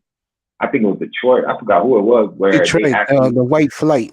It burned Detroit down. Yeah, so that's been the only time I could really say that motherfuckers got tired of it and they were like, "Fuck that, we're gonna fight fire with fire." But other than that, you can look at America, dog. They just to use the analogy I used earlier, dog, they bombed the masculinity out of the black community too. Yep. Because it's a bunch of soft ass niggas who they're eager to conform. You feel me? They're not even trying to get their revenge for their ancestors. And you're right here. You're looking at the motherfucker. At least China, they get kind of all right, we gotta wait on it because they way the fuck over there. We're right here, and our press is in our face to this day, putting a knee on our back, and you won't do shit. Their foot's on our throats. But you know what I'm saying? You won't do shit, but no justice, no peace. Fuck my dick, bro. The first time motherfuckers come to me with that, go protest shit, I'll smack them in the mouth, bro. At the end of the day, bro, like I'm okay. Let me just go to this real quick. Like I get the military, we need the military in this, but what pisses me off about our military, and especially when I hear black people in the military, is bro, you know this shit is fucked up. Like when is it gonna be enough for y'all to be like, yo, we could, you know what I'm saying? We could use the trade secrets that they gave us, because that's what America did. They used all the trade secrets that Britain gave them and beat them at their own game. Thanks. So when are you motherfuckers gonna stop with the you know what I mean, the bitching and the moaning and the complaining, bro, and actually do something about it, bro? The motherfucker just said we're physically gifted. You know what I mean? In every way we trump them, and that's the fear. The fear is they're already physically better than us. We know they're compatible, intelligent wise. They're more compassionate. We're more compassionate people, bro. If our race ran this world, it would be different, bro. It wouldn't be all compassionate except for with each other. Continue. Yeah. Oh, yeah, you're right, bro. We hate each other. We hate each other, bro. You feel me? We'll sit there and a nigga step on your Nikes, you ready to go to war. But a cracker do it and you want to talk it out. Next Saturday night, fellas, I want all you brothers on the platform. Next Saturday night, I'm gonna have a show late next Saturday night.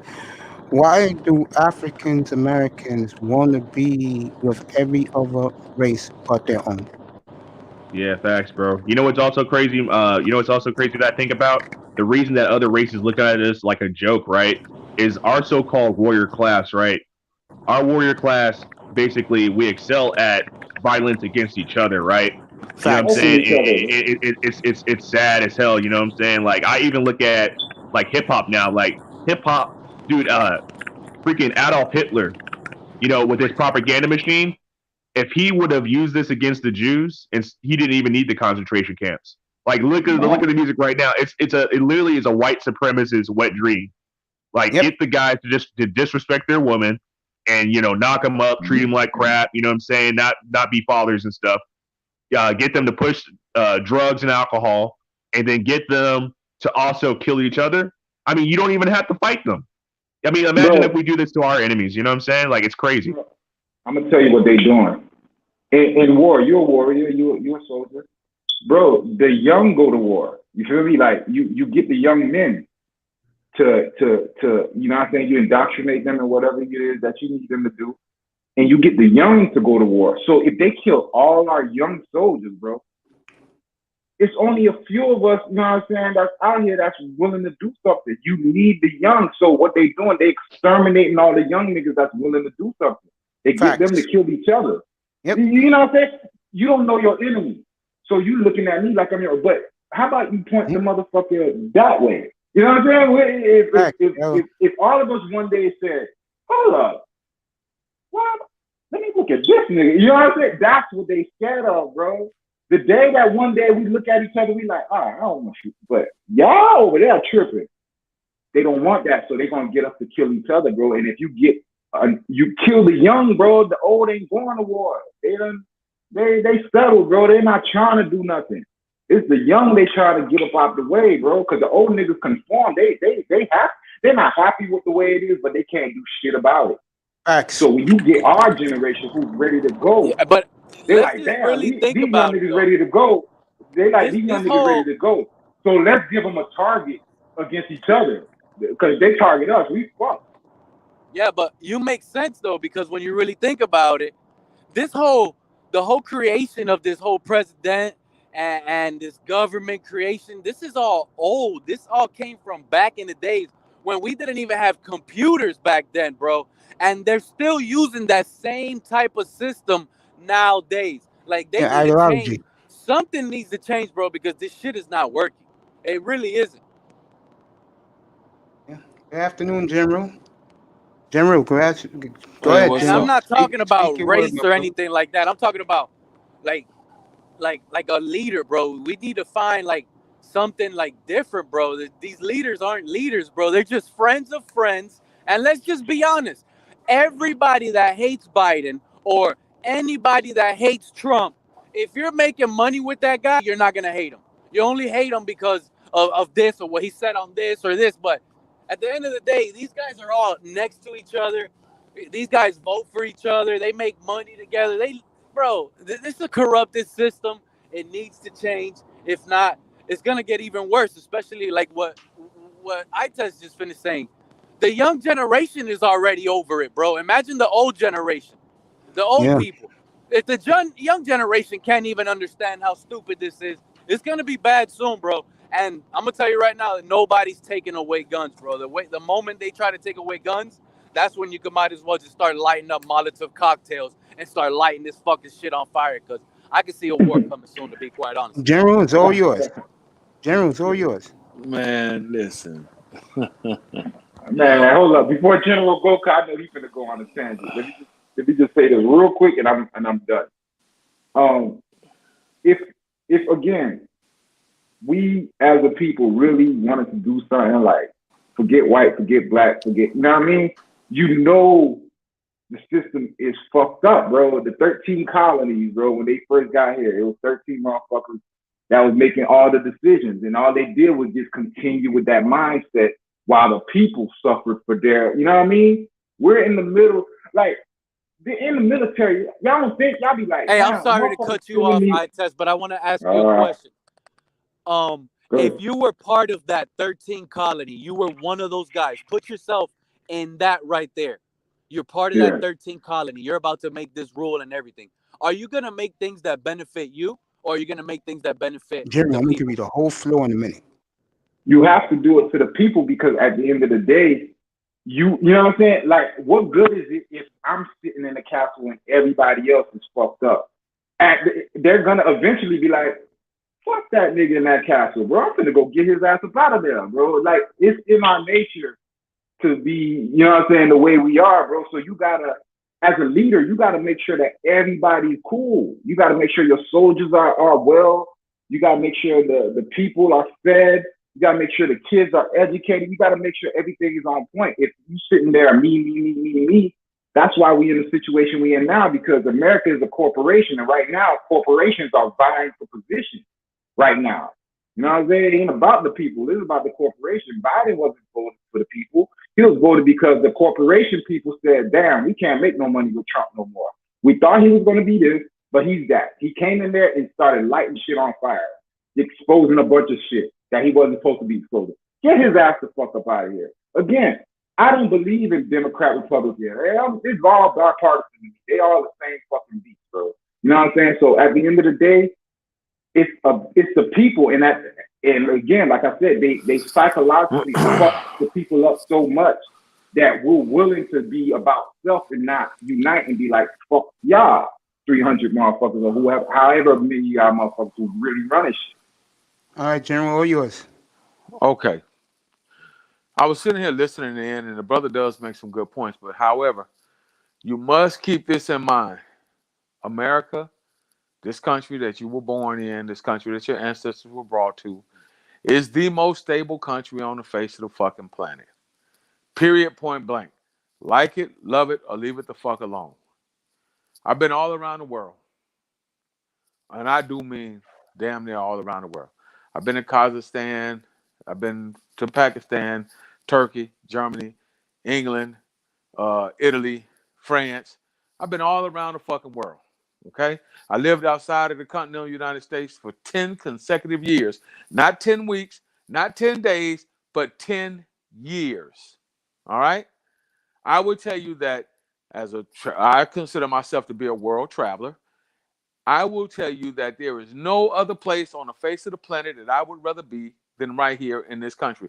Even with all the bullshit that we got going on politically, there is still no better place to be than right here. You talk about make things even. Here's the reason, number one reason, in my opinion, why we can't get ahead as a group of people. because we want to live outside of our means. We want everything right now, quick, fast, in a hurry. I don't want to wait. I don't want to work for it. I don't want to invest 20 years of my life and to get a pension plan or 30 years of my life and work. I want to get rich quick scheme, and I want it right now. The government should hand us down and make things equal for us. That's not the way this country was founded, nor is it the way that this country was set up to run. Period.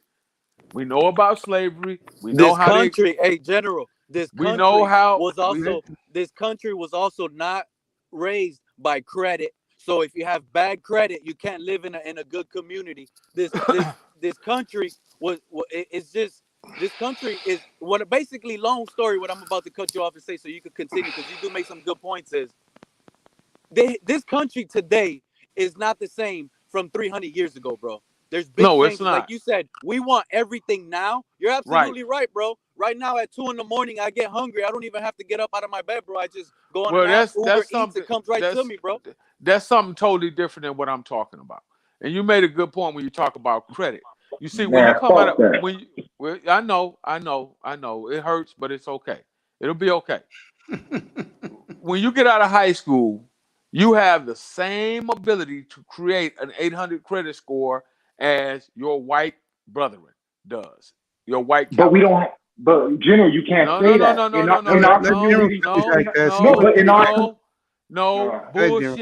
Bullshit. Yo, if you don't know shit about credit, how are you gonna build your credit score? It's 2020. There's no excuse. You got the internet. You talking about now? I'm talking about. That's what you talking about. We had the internet. We've had the fucking internet for more than 30. You can go ahead and speak. We've had the fucking internet now for more than 30 years. It's mighty funny how it's mighty funny. I don't know about y'all in the military, but we had it for 20 years. No, so the internet's been around since 1990? Yep. Where? Man, motherfucker, I was a civilian getting on AOL back in the motherfucking day. Dial up. Internet, bro. 87, 80. I motherfucking 87, 88, motherfucker. We was in chat room. This is old shit. This shit is old. So you were able to do Google back in 1990. Google didn't exist, but you still had AOL. You still had other chat rooms. You had Black Planet. You had Black Dot. You had a lot of different ways to get on the internet. That's not the argument. Yo, you talking about trying to get not the argument. That's research, bro. Okay, so I say again, the internet is a way to educate yourself. I'm sorry if your family did not invest in educating. I think you're leading people in the wrong direction, General. Books and reading books is where you want to. Right. I could probably tell you right. I can make up a lie right now and make people believe it if anything, because this is the internet. Okay. Again, that's why it's so important to go back and get you an old series of the encyclopedias. That's why it's so important for you to go back and get you some actual live books that you can put your hands on and open up and read. The problem with black folks is in today's society and the modern era is they don't read. We don't want to pick up a book and open it up and read to educate yourself. The BBB and the Free Credit Bureau, all of these places have manuals. The FCC and all these not the FCC. All of these different entities have manuals and books that are out there. And if you want to know about something, you can go and you can research it and you can learn it for yourself. My point is this. We want to live outside of our means. We don't want to build anything over a period of time. We want it instantaneously. We want to come out of high school because I deal with these young kids. I've been dealing with these young kids since 2003. As an Army instructor, as a drill instructor, as a recruiter, as an Army personnel leader in the Army overall, I've been dealing with this shit since 2003. This young generation want to pop out of high school and they want to be the boss on the job as soon as they first day. I'm in charge. I want to be in charge. Why come I can't call the shots? You don't know enough to call the goddamn shots. You've not invested enough time. You don't know the skill to call the goddamn shots. I look, my living is made. I'm cool. But I fear for the next, not this next generation, not the millennial generation, not even Generation Z, but I fear for Generation Alpha. After all of these old politicians die off and die out the way that these emotional young motherfuckers coming up in the country today, they can't provide any type of leadership or have any type of decorum. You can't How even can you sit here motherfucker. and say that? You General? can't even deal with a How- motherfucker. how You can can't sit here and say because that when you just finished saying- overall the younger generation can't even deal with a motherfucker bumping into them or stepping on their shoe without wanting to kill them. Overall, that's how So I let can me. say. How old are you now, General? Hey, Mace, hold on. And Mace, when you were 18, 19 years old, and a motherfucker did something to you, you ain't want to fuck him up. You ain't made mistakes when you were 18, 19 years old because you had your alpha male going. We understood conflict But resolution. over time, like you said, you gained experience. No. When I was a young man, we understood. We had a thing that was called conflict resolution. We understand how to, for the most part. Now, I'm from Compton, California. Did we have a lot of murders going on out there? Of course we did. I want to ask you a question. Of Before course, you went let to go into me finish. Let him finish.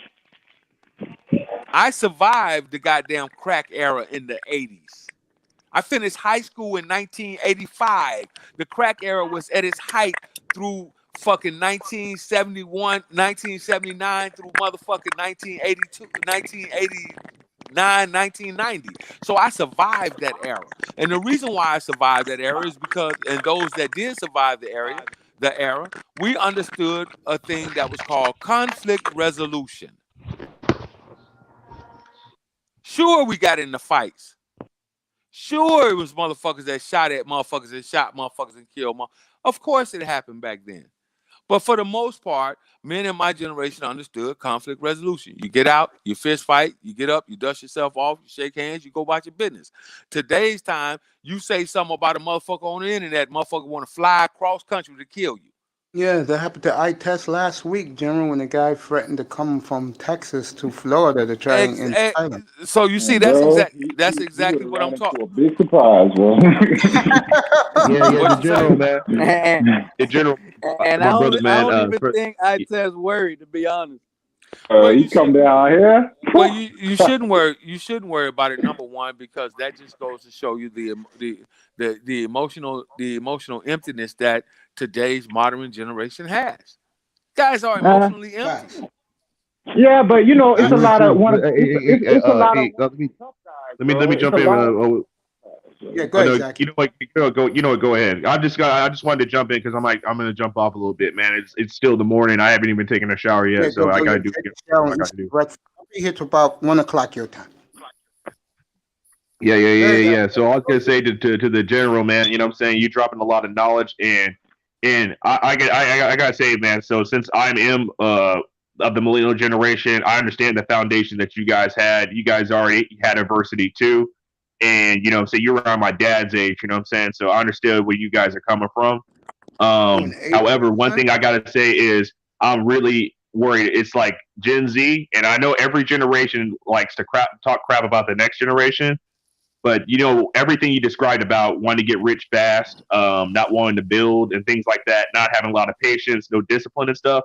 Man, I work with some of these guys, bro. They are just like, I can't even explain. It's like these guys, some of them have had literally everything handed to them, and their parents kissed their asses, gave them participation trophies. So when it comes to adversity, man, they're going to crack. They're going to crack real hard, real fast. So like the lockdown is really messing them up. You know what I'm saying? Because besides social media, they're not interacting with each other. They don't have all the same access to devices that they used to have and stuff like that. You know what I mean? Because a big part of the Gen Z ideology that was like really enforced on them through social media, Hollywood and stuff is, you know, YOLO, you only live once, right? You know what I'm saying? Party, you know, don't be responsible, you know, hyper materialistic, spending money on frivolous things and stuff. It's really bad. The only point that I'm actually trying to make here is that by the year 2034, a lot of your millennials and zillennials will be eligible to become senators and run for president and hold office and all of this stuff. Look at the attitudes that they have right now. But you can't do that. You can't look at their attitudes now. Because if we look at your attitude when you were 20 and 30, I'm sure it wasn't the general. Exactly. Yeah, but this is where the general is right. I'm gonna give the general the floor. What you see right now? As well, Well, too. let But me you tell you. can't do that, Let me bro, tell you something right now. Let me We tell all you something grow right up now. and gain our own experience. I'm gonna say this right now, and General, I got your back on this. Oh, If God, you don't think you're gonna have politicians in their 40s and early 50s, 15, 20 years from now, that it's gonna have the fuck you attitude, you out of your motherfucking mind. If you think that those So you young don't tell me that there's no politicians today that have the fuck you attitude, man. Look at Trump, for example, bro. I'll give you who This has guy it. doesn't just he's not elected going one, out of right? office. I'll tell you who has it. I'll tell you who has it right now. Both You Biden just and Kamala. elected one. Just elected two of them. Right there.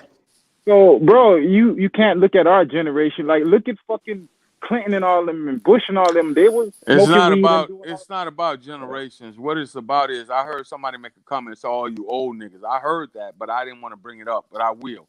You see, Nah, man, I'll fuck with you, no. It was a joke. It was a joke, man. No. It's out. But see, this is what happens when you're on open airwaves. So I'm gonna lay something out to you. How many presidents have you lived through? Let me see. Clinton. Damn, you young. Bush. You young, bro. Obama. And Bush. That's 3. Yeah. And don't forget Trump. That's 4. Wow, fuck Trump. I ain't even. All right, but see, you can't. But I do research, bro. I'm one of the young niggas that do that's research, fine. bro. So go back and see what I was born shortly after Kennedy's and Malcolm X assassination in 67. So was I. 67. Bro. Martin Luther King was assassinated in 68. Malcolm was assassinated in 65. I was born in 67. So let's Malcolm died first? Oh shit. No. Malcolm died first. Yeah. Okay, so let's go forward from there. And then Kennedy was assassinated, I think that same year, 67 or 68. 68. Okay, so I was 1 year old when President Kennedy was assassinated. All right. So that's Kennedy. Let's move forward. Who came after Kennedy? Kennedy, Lyndon Johnson. Lyndon Johnson. Who came after Lyndon Johnson? Nixon. Nixon. Yeah. Carter. Ford. No, Nixon, Ford, Carter, Reagan, Bush Senior. I see Clinton, Bush Jr., Obama, and now Trump. So I've been through 12. I've been through. See, so listen to the point that I'm trying to make to you. Yeah, this political scenario that you're seeing now is nothing new. Mm. We lived through a time when presidents were actually being assassinated. When President Reagan when they tried to kill President Reagan, March 30th, 1988, I was eligible to vote. When Watergate was going on, I was fucking a child, but I still kind of knew what the fuck was going on. Yeah. 10, 11 years old. So this is nothing new. What you guys are experiencing now is not like we haven't went through this during the history of America. You understand what I'm saying? Dwayne, show me a Trump in that era. You think show you a Trump in that era? I'll show you Maybe a Trump. Nixon. Nixon was a motherfucking Trump. Yeah, he was. He was a Trump. All right. Nixon was worse than Trump. He was. They actually had goddamn tapes of this motherfucker talking about how to cover shit up and how to break in and steal the tapes and record motherfuckers. He was. Oh shit. You're right. My bad.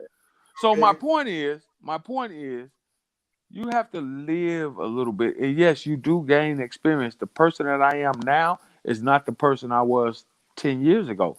It's not the man I was 20 years ago. It's not the man I was 30 or 40 years ago.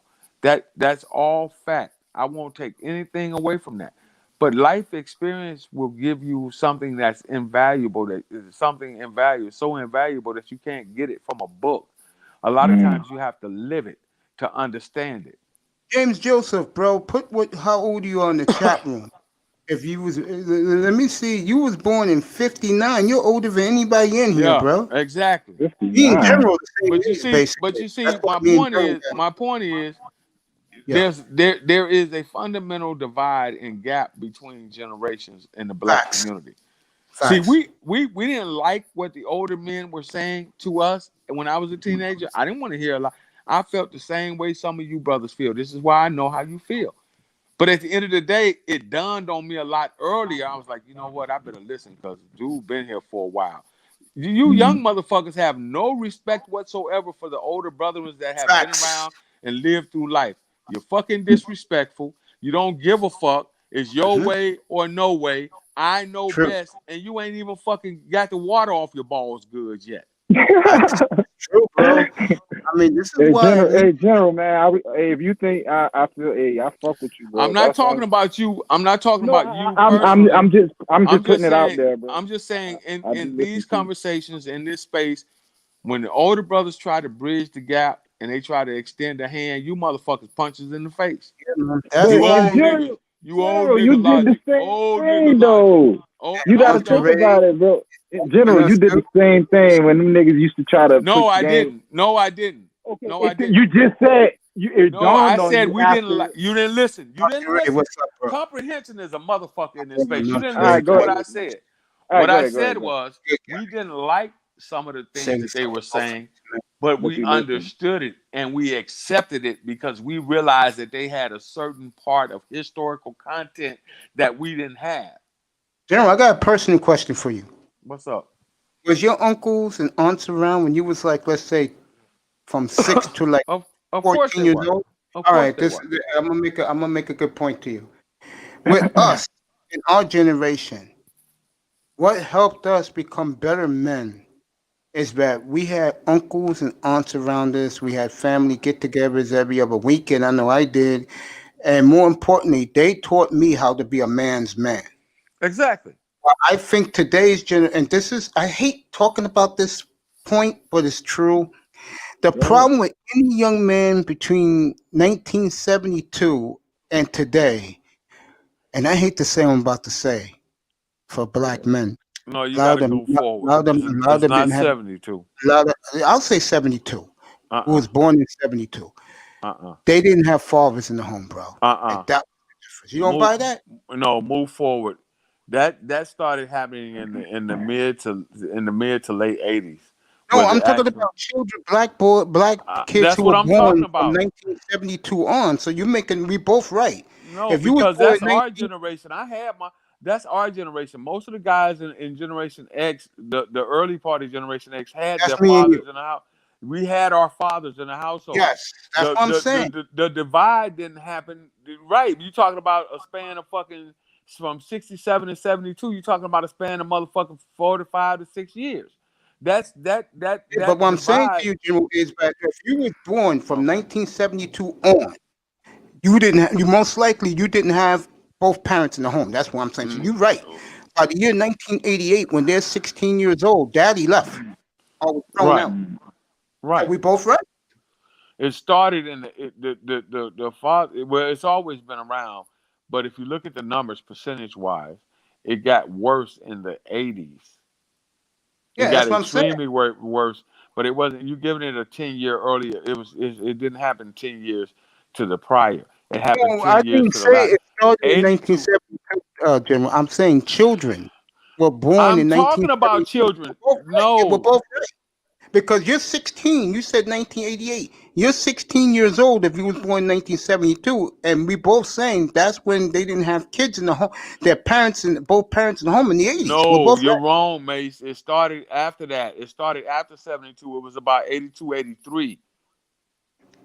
Because the kids of the 72 era would have been the 16 and the 17-year-olds that were producing the children where the family structure broke down, brother. Yeah, that's what I'm saying. That happened in the 80s. If you was born in 1972, 1973, and above, you were kids in the 80s. That's the point I'm making. Okay. Me and you, we were children of the 60s. Yes. So for us, we saw what the question I asked you about having both uncles and aunts around us. We were the last generation to have the love of other adults and shown leadership to be real men. Me and you, we're the Yeah, last of that. primarily, yes. We're that last generation. Yes. That's the point. Primarily, yes. There you go. Yeah, I told you we was on the same page. Primarily, yes. So that did put a huge damper in the forward progress of the African American community, right? The breakdown of the family structure. But now we've moved past that and we're into fuck these hoes. These bitches ain't shit. I ain't trying to be no. I ain't trying to, and I don't blame a lot of them, but then you got the women on the opposite side saying, "Fuck these niggas. These niggas ain't shit. Fuck, they're useless. They worthless. They don't. All they want to do is fuck you, get you pregnant." Okay, got it. You know what I'm saying? You got I niggas totally- saying, all yeah. these bitches want is your money. Fuck these hoes. I ain't buying a hoe nothing. Okay, so how do you propose to fix the problem? That's the It's problem. a vicious cycle that will continue. Yes. Yes, that's what I'm saying. I'm agreeing with everything you said. So you have to put it in historical context. Yes.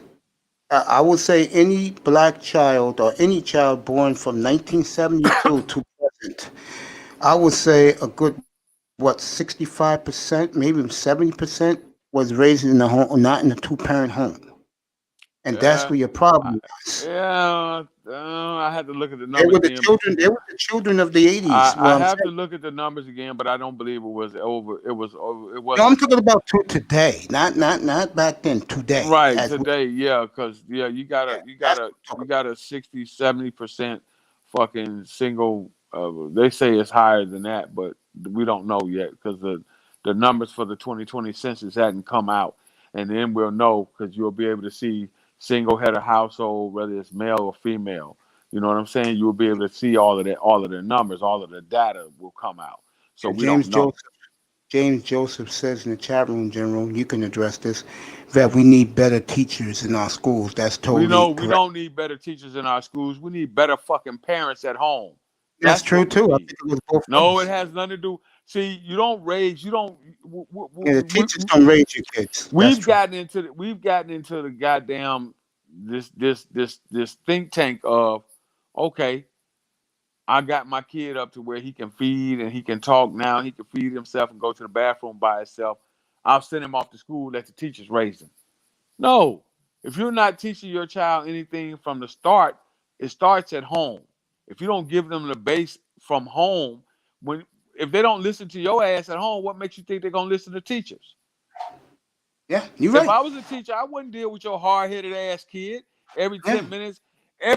I got your kid for fucking 50 minutes for not even 60 minutes out of a day. I got to tell this motherfucker 12 times to sit down, stop, be quiet, don't do that. Leave him alone. Put that up. Put your phone down. If you ain't giving your child discipline from the home, how the fuck you think a total stranger gonna do it? I'm tired of motherfucker passing the buck around here. James we Joseph, need better teachers. I'm sick of that shit. James Joseph, by the way, General, I'm gonna give you right back to you. He corrected himself. When he meant teachers, he meant parents in the home. Continue, General. Okay, there you go. Now I can agree with that. But I'm tired of motherfuckers passing the buck. We got to put the onus on the owner. You want to send a kid off to school, the kid is fucking 5 years old, you haven't 6 years old, you haven't taught the kid how to sit down, you haven't started teaching the kid his ABCs, how to count to 1 to 10, you haven't taught the kid how to have patience. All you've done is pacify the motherfucker. Facts. It's true. If you don't be quiet, if I'm not gonna get you that PlayStation, if you don't stop, you don't get that Xbox, I'm not gonna get you those Jordans because you don't behave. The parent will be too gung ho saying, "Nigga, if you just look at me sideways, I'm gonna knock the shit out of you." You get that too. You get that too, especially from these unwed mothers that have nothing else better to do but twerk and do dumb shit. Yep, true. Bro, everybody walk is different. You know what I'm saying? And I really believe, like, no matter what you go through, you ultimately make the decision on how your life turn out, bro. Because shit, my life ain't been perfect. I could have fucked up, but I chose and I consciously made a decision to do what I did. You know what I'm saying? Certain things I did. With that being said, a lot of people just mentally aren't that strong, bro. And it's especially unfortunate. It's in our community because we're already born behind the 8 ball. You feel me? Like you're already born with this complex where you're like, I don't even know how I remember it happening. I just remember like when I was a kid, for some reason, it wasn't until I got older, like white people were number one and I was number two. You know what I'm saying? Like it was just something in, I don't know if it was in my blood or whatever, but it was like, all right, they're the superior race and we're behind them. It wasn't until I got older and, you know, I came into myself. I'm like, yo, what the fuck? Like, you know what I'm saying? You start noticing other specific things about not only you, but your culture. Facts. And then you start making like these conclusions like, I wonder why it's the way it is. So what I'm saying, our community, we've been from the word jump. They didn't want us to learn how to read. Mm-hmm. Why is that? You know what I'm saying? Like you always scared. Yeah, thank you. That's my whole point. Okay, so I hear you. Let me finish. Let me just finish this point. Let me just finish this point. So here's what I'm saying. What I'm saying is we've always been seen as a threat. So what do you do to neutralize the threat? You feel me? You do all the things that they've done in our community to keep us chasing. You feel me? We never even got to the finish line to start the race. We've always been being pushed back before we could even start the race. So you got to understand right now at our generation, especially when it's someone like me who's seen this for years happen. Fuck that. I ain't going through what my people went through. And you know what I'm saying? I'm able to fight the way they couldn't. You know what I mean? Because education and technology is shit. The weaponry is better now. So, bro, all you need is some type of solidarity and motherfucker, take this shit. But that's the thing. They've already built that divide and that wedge between us. We could never get to that point, bro. I'm doing that show next Saturday night. Go ahead, Joe. All right, man. Listen. I put the onus on I put the onus on the owner. I don't put. It's a lot of societal things that were set in play. You take I'll be right back. Mace. You take me and Mace, for example. Okay, I'll stay here for this. Go ahead, Joe. All right. I was bussed. I had to be bussed out. They made it mandatory because I was going to an inner city school, and they were like, "No, we gotta have diversities and all this shit, and we gotta, the school systems are now been." Integrated and shit. So now we're gonna bust. And I was like, I don't go to school out there with them white folks. I want to stay right here in the hood and go to school with my homeboys, my friends, my people. You know what I'm saying? That didn't last very long because they figured it out. They was like, hold up, wait a minute. If we do that, these black kids are gonna be on par with the white kids, and then it's gonna make things too competitive for us. Yes, that's true. So then they started with the school zoning system. See, when you speak in the historical context of things, you have to, and this is why I say it's best to not just read about it, but have a little experience or listen to someone who experienced it. I don't want to do that. You can take the average 14-year-old kid, I bet you he can go online and he can find some porn, but I bet you that motherfucker can't go online and educate himself on how to fucking keep his credit from being fucked up once he graduated high school. Guarantee. But I bet you he can find naked pictures of fucking Rihanna or naked pictures of what's the bitch name? Megan Thee Stallion. Megan Thee Stallion. I bet you he can do that. Yes, facts. Because that's what's pumped in our community. If economical education was pumped in our community, just the way the rappers. If your parents and if you're not listening to look, man, all you have to do is look across the street and say, well, damn, dude got a big ass house. Dude, kids got bikes and big wheels and 4-wheelers and shit. Me and him work the same job. Why come I can't have that? It's no excuse. Facts. None whatsoever. You talking about the kid or the parent? I'm talking about the parents, which ultimately bleeds down to the child. When I looked across the street and I saw my neighbor who had a big ass house, and he was like, man, come on by, white boy. Come on by. Yeah, we're going to have cookout and this, that, and the third. Work together, right? So, you go over because you have to work with the dudes, you know what I'm saying? You don't want to be the outsider at work. And I'm like, damn, man, this dude make the same amount of money. How come this dude they got 4-wheelers, he got a boat, he got a brand new truck, big ass house, nice furniture. How the fuck come he can do it and I can't do it? And then it dawned on me at a very young age. I was like, oh, let me learn how to play the game. So I started questioning this motherfucker. I learned from the inside out. I went directly to the source, and he was like, oh, it's easy, man. Let me show you how to do it. It's real easy. Because the one thing about white folks they won't necessarily teach you, but they will lead you. Yeah, they give you the steps. They will give you the steps. It's up to your dumb ass to figure it out. And I don't mean you personally. No, I get it. It's up to your dumb ass to figure it out. And he was like, oh, man, it's real easy shit. What I did was I went out there and I ran up credit cards and I did all of this bullshit and then I filed Chapter 11, Chapter 12 bankruptcy. And then guess what? I didn't have to pay for none of this shit. And after 7 years, all this shit is new. Take me 7 years to get out of that shit. I do it all over again. This is what Donald Trump did. All right, now but people want to be mad at him. You got to learn how to play the game. But you see that information that you're giving to us right now? Like, there's probably a nigga that didn't know that and like, oh, shit, I didn't know that. We don't know this shit, bro. Like, Of course you don't know, but I bet you again, if you want to go online and you want to go find Google Maps to get to some pussy, I bet you could do that. All right, but look at the 14-year-old now. Right now, it's all about, like you said, it's material.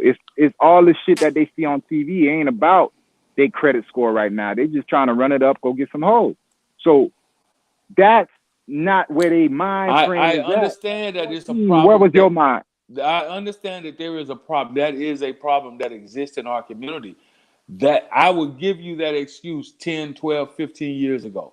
But in today's time, these young kids are smart, man. I work with these young motherfuckers coming out of high school every day. They're smart. They're extremely smart. They know how to work the system, how to maneuver the system. They understand it. But their focus is in the wrong direction. Why you think that is? There are a lot of reasons why that is. A whole lot. 1 is because of exposure. 2 is because of experience. 3 is because they never had anybody to hold them to task. Mama let him do what he wanted to do since he was 10 years old. Daddy let him do what he was since whatever the fuck he or she wanted to do since he was 10, 12 years old. Now 10 years later, you got to hit the world. But you've been spoon-fed, handed shit.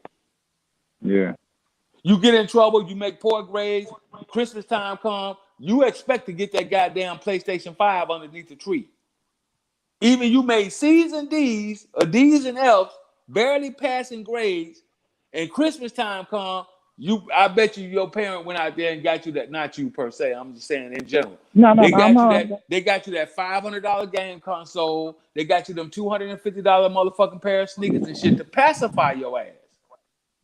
And they don't know when you reward bad, you make it worse. Exactly. So I get you, bro. Exactly.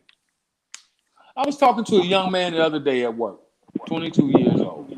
Young black man, 22. Came in the Army, he graduated from college, and I said, man, why you didn't? He said, I didn't know. I said, you got a degree, man. You could have came in the Army as an officer. I didn't know. I didn't know. I said, yeah. I said, but let me, okay. I said, okay, so let me give you the tools to the game. I set this brother down. I said, look, we're going to go online. I'm going to show you. Fill out this application. It's called the Green to Gold application. That means you go from being an enlisted man to an officer. Guess what? He just completed OBC, Officer Basic Training, September.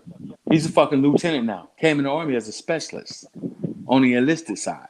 He didn't know. Didn't know, bro. You see how you just said that? That's my life, bro. And I ain't never ran into a nigga like you. It's like perfect. But what about the ones who know and refuse to do? What about the ones who know and refuse to listen? See, that's the one. Those are the ones, bro. It's more of them out there than it is the latter. That's my point. You're right. Nah, you're right. Because, bro, I'm out here. You know me, bro. I'm out here trying to turn over rocks, trying to find gold, bro. And it's like they look at me. They like, man, you too young to be trying to get into this shit. And in my head, I'm like, why the fuck I gotta be old for me to get some money, like the serious money that everybody wants? But it's like, well, like you're telling me I need experience. I get it, but who's gonna, like, if you don't give me the experience? This was the perfect thing when I came out of college, bro. I came out of college, I'm trying to get a job. They're like, well, you need 5 years experience. I've been in school for 5 years. Well, you can't work this job until you get the, how the fuck I'm gonna get the experience if you're not gonna hire me? No one to hire me, bro. So that's when you get into your whole like independent shit and you like, bro, you asking around. I thought the American dream was get a degree and you should be set. That's a fucking lie, bro. There's so much shit you gotta do out here, especially if you somebody like me who they don't expect, bro. Like I'll walk into certain places, they be like, why are you here? I'll be like, for the interview. Then they'll look my name up, they'll look at my resume, and it doesn't match the person that they're looking at. A lot of it is that, bro. A lot of it, and I really believe it's fear, bro. It's a lot of fear. They're like, man, this young nigga ain't posted. No, it doesn't match up to the person that they're looking at. And I'll tell you why. You have to understand, your resume Here we could go. be immaculate. Can be immaculate. If you show up to the job with a goddamn pair of Jordans on, some sagging ass jeans, and a too tight ass t-shirt, I'm just telling you what it is. You know I ain't doing that at no interview. Bro, they looking but this is how a lot of they looking at. Go ahead, bro. I'm just telling you that this is how a lot of young people do things. Suits, I ain't wearing no suit. Look at all the shit Kevin Samuels is getting. He's telling brothers how to, dress for success. Your appearance, the way that you show up, sight unseen, right? When a motherfucker look at my resume and they're like, God damn, I ain't know. But then when I show up in uniform and they're like, oh shit, well, yep, it fits the description. This is who he is on paper. See, black folks got a fucking bad habit of being fucked up. And again, some of it is because they don't know. Some of it is because they're unwilling to learn. Some of it is because they want to do things their way. And that's fine. That just means that it may take you a little bit longer to get to where you want to get to. Your resume says you have a bachelor's of science degree in fucking engineering.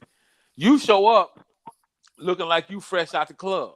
They ain't finna fuck with you. Facts. You're right, General.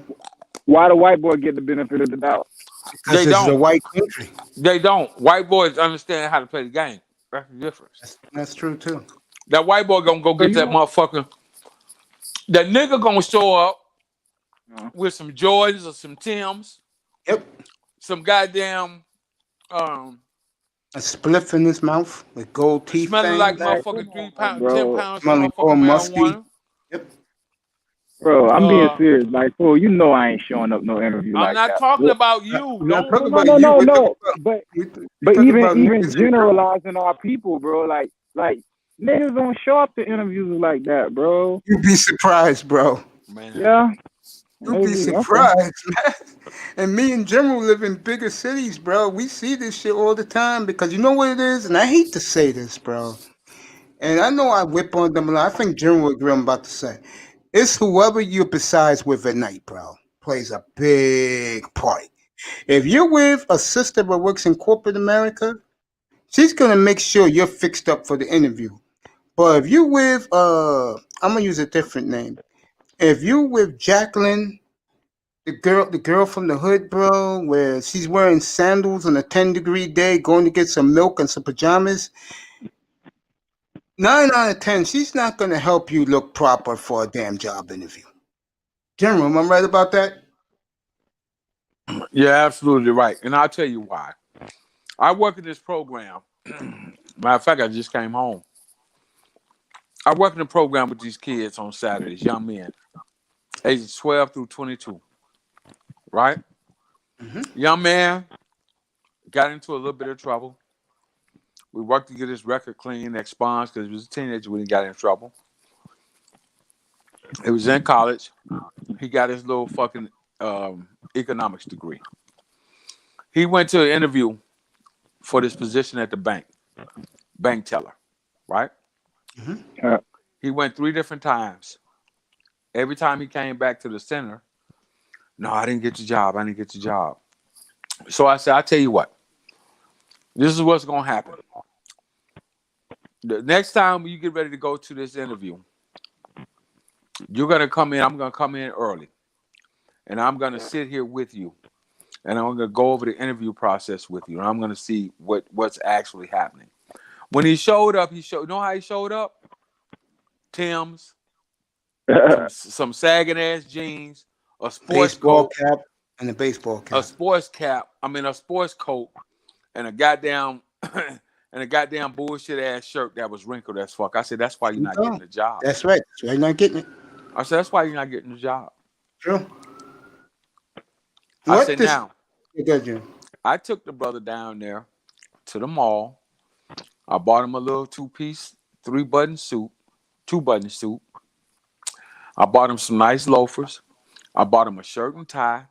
I taught him how to tie the tie. I sat down with the brother and I coached him through the interview. He went and got the job. The fourth time he went and got the job was successful. Was successful. So don't tell me, I'm living it. I'm seeing it. I see it too, General. Trust me. It's sad, but it's true, bro. And it does matter. I'm going to use me as an example. I know I have to wear a suit, but I'm not going to wear a tie to the interview. I like my shirts a branded collar, which means no collar. That's the way I wear my dress shirts, bro. They're hard to find these days. But I will wear the suit to match the shirt color if I had to present myself, because I'm a single man. I'm by myself. But again, I really think that plays a big part. I'm glad the General agreed with me. Whoever you're sleeping next to at night, it matters. Because if, let's say, you a thug, you're a Pookie and a Ray Ray, but you got a corporate chick next to you in your bed every night, and you hitting the spots, she's going to go out there, buy you the suit, buy you the shoes, bro, and make you look presentable to get that job. General will be right back. But if it's, like I said, if it's Juanita from the hood, she don't know a damn thing about a job interview. Her job interview is easy. All she has to do is put on a mini skirt, makes her panty line is nice and tight. She's getting the job. She can wear any weave she wants. She's going to get the job. Because men are men. We like when I meet a woman, bro, and she's talking to me, I'm looking behind her back, seeing how nice her ass is. If it's nice, I'll let her keep talking like the pigeon she is. And if she doesn't have if she has no ass, I'm out. But that's just me. That's the way I deal with women, bro. But in a serious note, yeah, that's all women have to do. They can wear any weave they want. As long as they're dressed as nice, their mini skirts nice and tight for the interview, and she's wearing some nice shoes, girl's getting the job. She's getting the job. Us, it's not the same. John Jones, what's up? Yeah, for us, it's not the same, man. And James Joseph, thank you, my brother. I'm glad you was in here for a couple hours. I'm glad you enjoyed it. Yeah, bro, it's not the same for us like it is for them. That's why they have the jobs, bro. Even when they work at a Target, a Walmart, they still got the job. I'll say 9 out of 10 brothers ain't getting the job. It's just the way it is. Yeah, bro, I preach entrepreneurship, bro. Like, when you're an entrepreneur and you could get your own shit going, bro, you don't need no job. You treat a job as just another stream of income. And I think that's the message I think our community needs to be passing around. How do you get your own business going? How do you get your own shit going? Because like right now, COVID is the perfect example of how you could be at a job for 30 years or whatever, and that ain't your fucking job. At any moment, they could be like, all right, we need you to stay home, and that's it. You don't have to worry about that. When to replace you. Yeah. You know what I mean? So ain't even that, bro. It's a job to me is the easy way out. Cause bro, I agree. You know what I mean? Like you just get up, you do a paycheck, they pay your taxes for you. You know what I'm saying? You don't really got to do much. But what are you sacrificing? You're sacrificing your time. You got to get up, you know what I'm saying? Go to get in traffic, you know what I'm saying? Then go to the job where most people don't even like their job. They don't like the people they working with. It's a bunch of politics in the office place. You feel me? So you got to deal with that. Then you come home and you only got a few hours just to unwind, and deal with your kids, and then you're doing it all over again for 5 days straight, and you get a day maybe to chill on Saturday, then Sunday you're just thinking about going back on it on Monday. So to me, that's not. I don't believe life was supposed to be lived like that. That's man-made rules.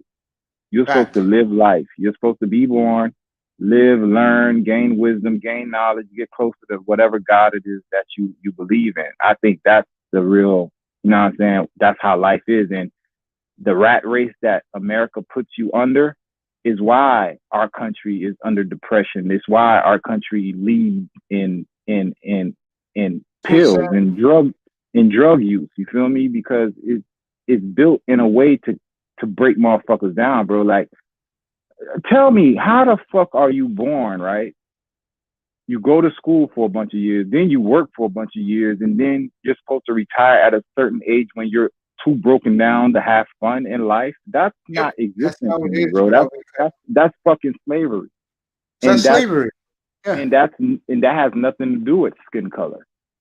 That's you know true. what I mean? Yeah, but here's the difference, though. White men, I'll use this example for you. White men, they're privileged. They get a lot more easier. All they have to do is sit behind a desk on a teleprompter for 30 years and play golf afterwards, or play golf early in the morning before they check in. These guys get the finest of receptionist women that I would say 90% bang behind closed doors. So, they get it easy. Everybody else, my thing, how to beat them, they like it easy. So what do you think all the black guys with some knowledge and the Middle Eastern guys are doing? They are doing all the technology work, getting paid big money. They're trying to push white men into that more because they can use that as financial wealth.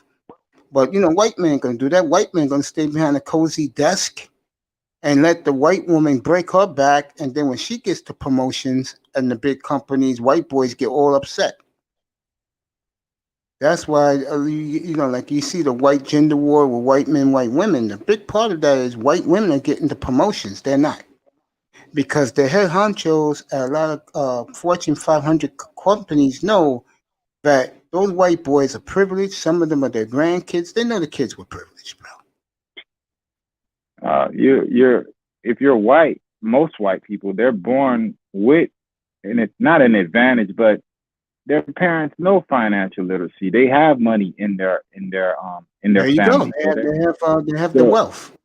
So they're not supposed to, as soon as college is over and now you get it. You know what I mean? They work on what they build legacies, white folks. Exactly. They leave legacies behind. Us, we just trying to spend our money up on dumb shit, bro. Instead of black women live our best lives, and they're the biggest consumers in this planet. That's why black women get privileges.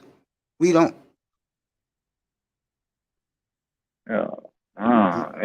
It's so much shit when you really look at it, bro. Like, it's old against young, it's black against white, it's women against men.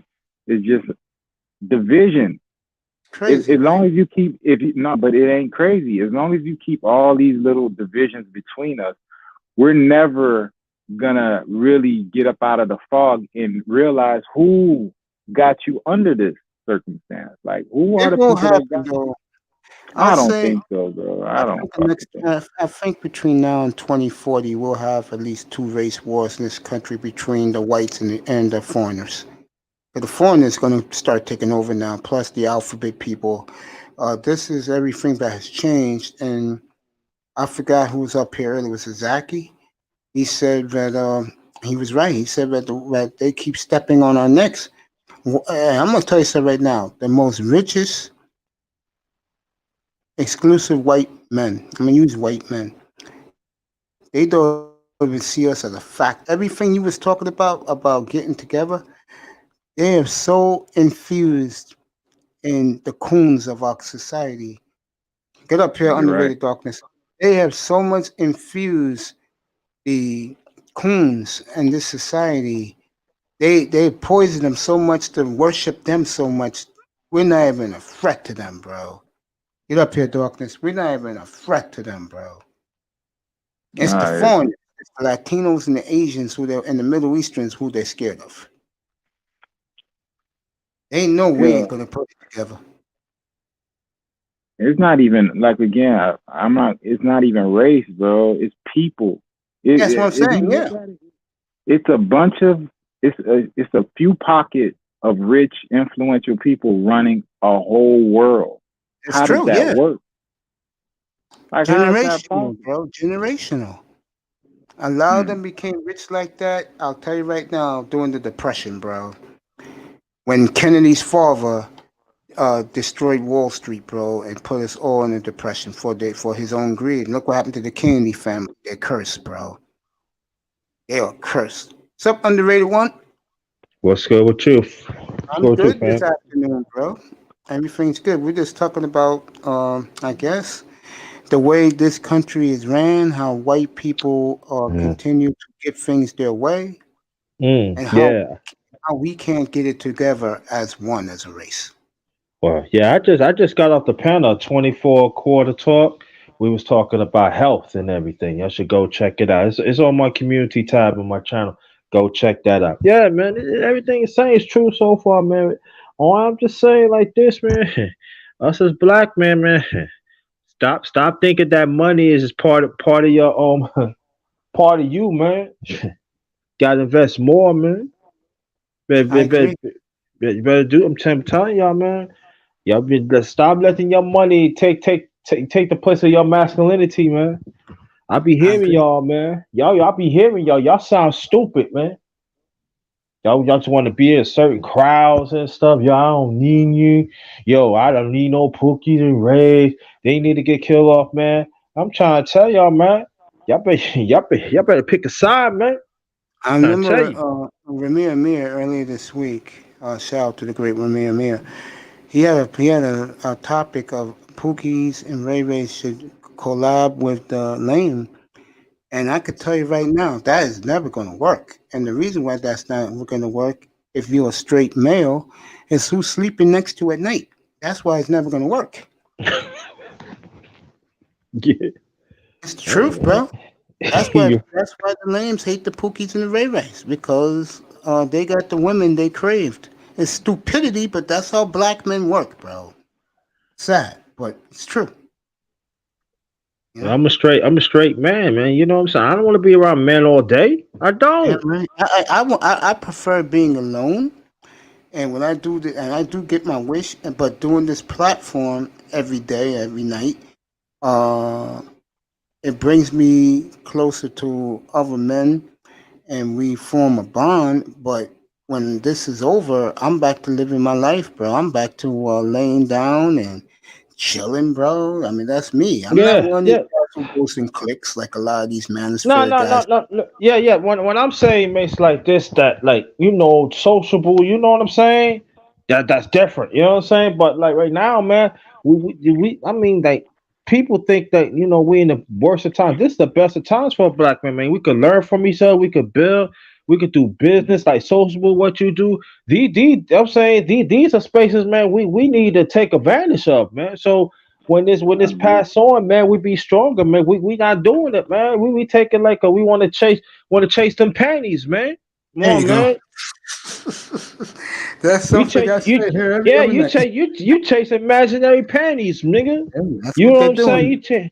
And then these ladies chasing imaginary drawers, man. Come on, now, knock it off with that, man. That's what I'm saying. That's man. We need to build right now. This is a great time to build right now, man. To make sure you good, to make sure people good, man. We need to unite, man. All this separation and all that, man. It's not helping us, man. I Zero. understand. Yeah. Shout out to Zero, bro. He said it a long, long time ago. He said, "My fortress of solitude." That's you damn right, James Joseph. But Zero said it best back in the springtime. This manosphere is all about pussy and views, bro. That's all most of these guys care about. Oh yeah. Clicks. They like to They hang out chase they together. chasing avatars, man. Oh go to Chief Stay Sleep and listen what he was saying, man. It kills it, man. And I've been saying that for a minute either, man. Stop chasing imaginary pussy, your brothers.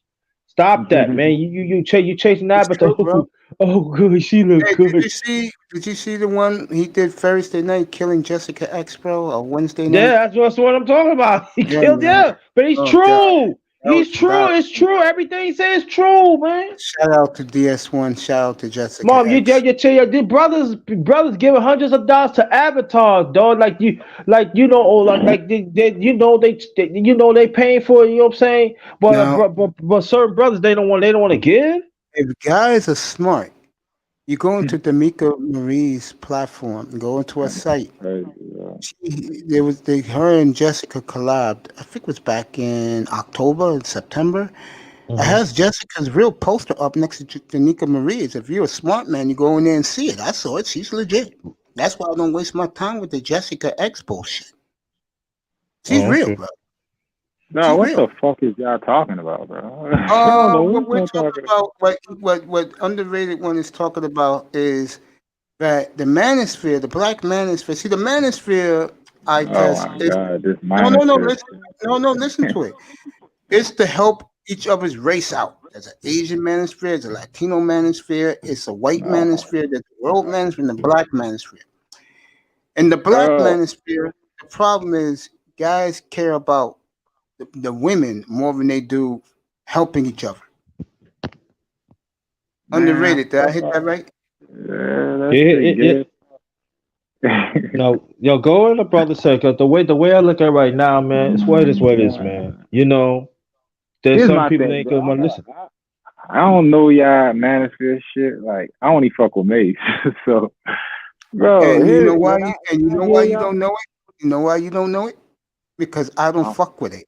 That's why. I don't fuck with it either. But you know, it's there. Thing, bro. That's what I'm saying, fool. Like, if what they doing and whatever it is they doing bothers y'all, don't go over that. It doesn't bother me. It doesn't bother. See. You get no. Let me clear this up, Mace. I'm gonna clear this up right now because I hear some man said that. Let me make this loud and clear. It doesn't bother me at all. It doesn't bother Mace. But you got to see for what it is, and then just see where you at. And nothing don't bother Underrated One because I'm still gonna do my thing. Mace gonna still do his thing. So to not to just say, oh yeah, they ain't gonna be. That's the problem right then and there because we don't want to deal with it. But why it's going on? And then when the problem is happen, you know you're gonna help. I'm not helping you out. You don't want to solve it, but it's out there. I'm not saying you, but it's out there. I'm not part of it. You know what I'm saying? I do my shit, man. My record speaks for itself. You know what I mean? I don't have, you know. Last night, but it does happen. I had nobody on my panel. I still did 4.5 hours, bro. That's what you do, bro. You keep it moving. You can't worry about the other. If guys want to have clicks, which they do, that's what the black man's for, all about clicks. And they want to have hangouts and sing Kumbaya together and want to look good on camera. That's their privilege. Motherfucker, I know I look good. Motherfucker, I know I look good. That's why I came up every fucking program.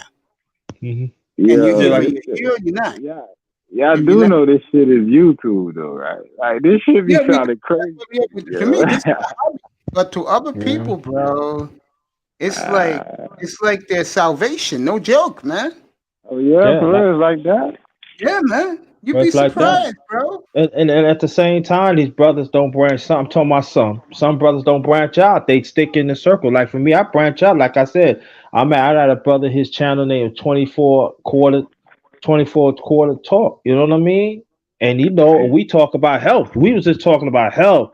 You know what I mean? Is that with Topaz?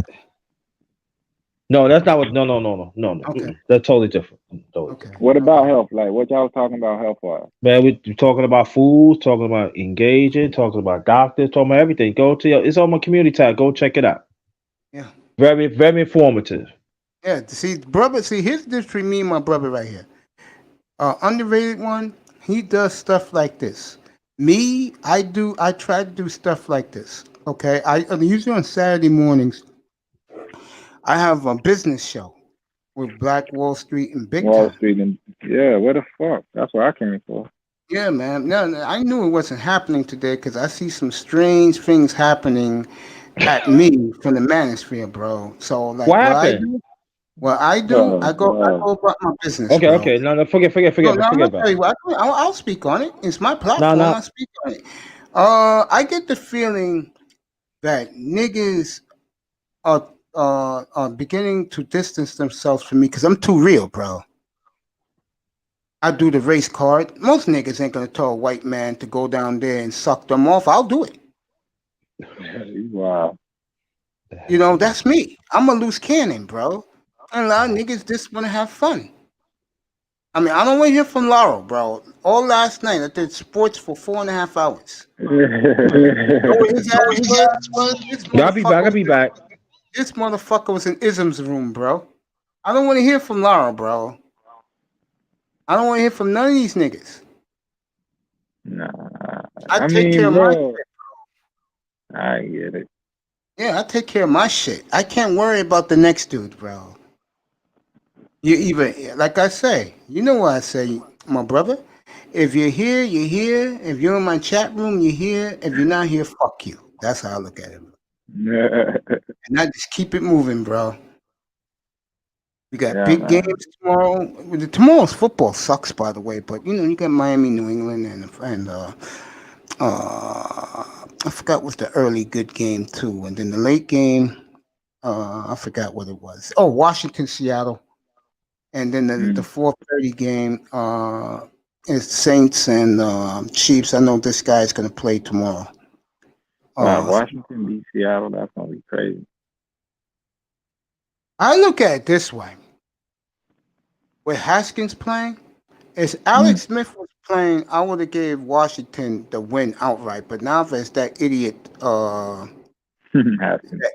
Haskins, bro, and Seattle should win. But I will say this: you're gonna be proven right, my friend. If Jalen Hurts win tomorrow, Eagles gonna win out. They're gonna win the division, Wow, bro. and you're gonna be proven right. As usual, man. I know it, bro. Yeah, I could call shit, Oh, man. shit. I be calling shit, bro. I'm here with the great eye test, bro. Yeah, man. You'll be proven right again, bro. You'll be proven right again. James Joseph says in the chat room the Redskins will win tomorrow. I would have thought that way if Haskins was not playing, but since it's Haskins, that fucking mental midget, that's not gonna happen. He'll find a way to throw. Yeah, bro, but yeah, that's what it's about, bro. Like the manosphere is about. You missing That your shit college weird. games? Let me get the scores for you. I got it right here. Don't worry about it. I got you with the college football. Yeah, man. Who do you think's Shit gonna win weird. today? Clemson and what you call it? I'm gonna go Clemson. I am too. You think they'll smoke them, or you think they'll be close? Who they playing? I don't even know who they playing. ACC title game today at 4 o'clock. Clemson and Notre Dame. Notre Dame barely beat them without Trevor Lawrence. This time Trevor is healthy. All right, Trevor gonna get in that ass, bro. Trevor gonna win that. I totally agree But, that, bro. Totally agree. all right, is I Trevor can see Lawrence it. really that good that you think he could get drafted to the Jets and make them a contender? Yeah, but here's the problem, Damn. and I really mean this. I keep saying this like a broken record. Go ahead, say what I've been saying the last 3 months. About who? About what? The team that's going to be in everybody's way in You the talking about the AFC. Dolphins? Damn right, that's the problem. Yeah, that That defense is good, bro. motherfucker is going to make that defense top of the line for the next 7 years, bro. But it makes no difference if they can't score on offense. They'll score on offense, bro. I told you what they've been saying all week down in your neck of the woods, the media, bro. I The don't word listen to is they're them. going to clean up these receivers. I had a fear they was going to do this and bring in whoever Tua likes in the draft. Well, Devin Smith, Devon Smith, Jalen Waddle. See that? The kid from Minnesota. Bro, if his receivers are there, like if any of them receivers are there when we're picking from Alabama, they take an Alabama receiver. I know that for sure. They are Especially if they, because Houston next Sunday, one of the games I'm going to focus. You're going to think I'm crazy. I'm going to be focused on, believe it or not, I'm going to be focusing on Cincinnati and Houston. Why?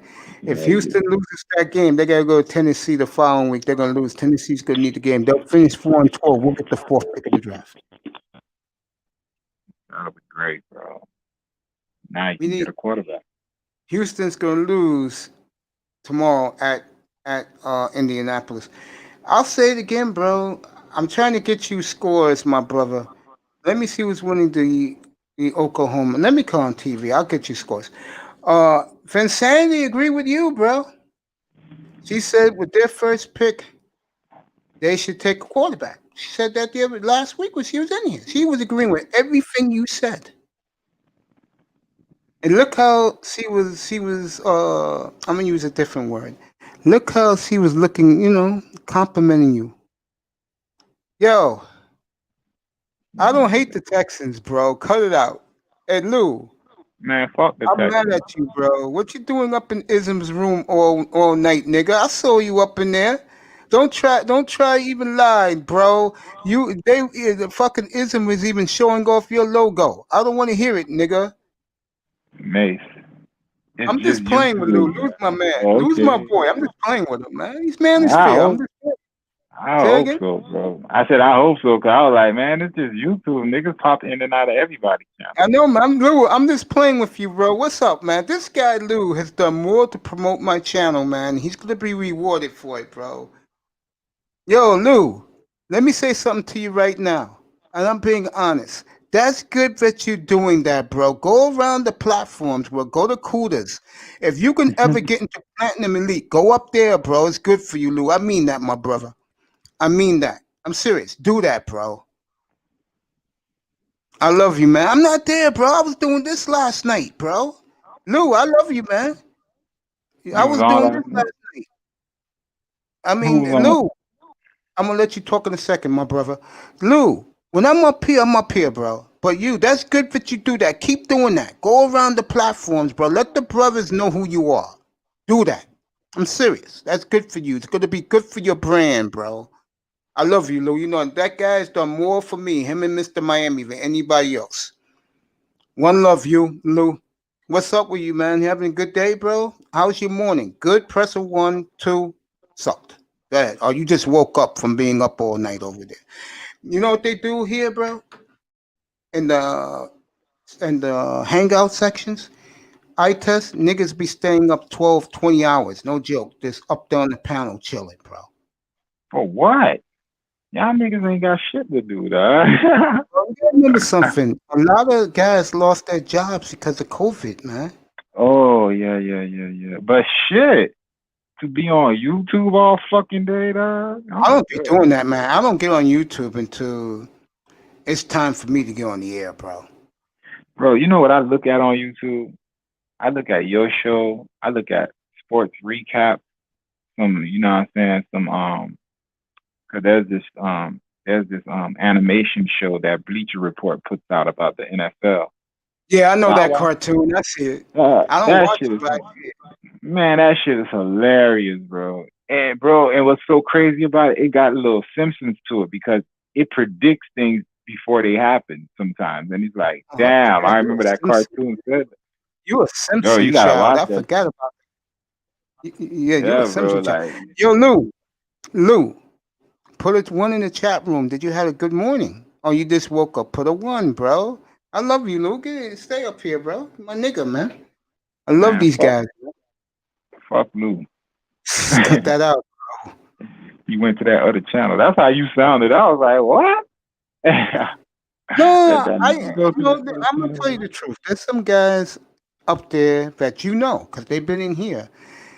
These guys are beginning to, like I said to you a few minutes ago, those guys, I'm not gonna say the word turn on me, but let's just say they're gonna start keeping their distance from me because of the way I be calling niggas out. They don't like that shit. What I did to who's the nigga I called out the other day?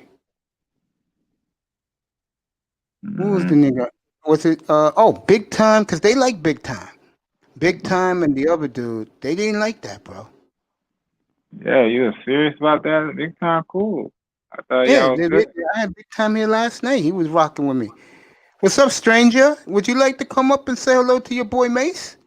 Would you like to come up and say hello, Tack? Or are you gonna stay in the chat? Yeah, here's the link, bro. Come say hello to me, man. It's been weeks, man. You know I love you, man. You're one of my main boys. This young man, you know, I said it last night. You were like this, I test. I said, my little brother is Mr. Miami. My baby brother is you. Serious. That's how I treat both of you, bro. Appreciate that, man. I appreciate you, man. You know that. I mean, you one of my favorite people, man. I mean, that's why when niggas used to say shit about you, I say, yo, I got him. Don't worry about him. Worry about you. I used to say, don't worry about him. I'll take care of him. I'll calm him down, bro. Bro, I ain't even like that. Like, I don't like getting angry or whatever, bro. But it's just, you know what I'm saying? Respect. That's it. I'm gonna show respect. You know, I'm going to say something to you, and I mean this. And this has to do with some of your peers. He'll be here in a few minutes, because I got to say what's up to him. Those guys like EM and guys like that, they respect you more than you think. I think what it is with you is, bro, like your big brother here, you your own nigga, bro, and stay that way. I gave you a compliment the other day. I said, bro, I could tell you're a good family dude, bro. Yeah, man, I try to be, bro. I appreciate that. I can tell that you love your lady, you love your kid, bro. Oh yeah, bro. Family to me. That's great, bro, man. That's all we really got out here, bro. You got a lot family. of niggas don't look at it that way, though, bro. You know that. Our community, we don't look at it that way, though. A lot of guys are jealous of me because I'm a single dude and I don't have no kids, bro. And I'm my own nigga. That's the point I'm making. You your own nigga, I'm my own nigga, bro. And people and our own brethren don't like that, bro. What I just told you what happened in here the other day. I was man enough to apologize, bro.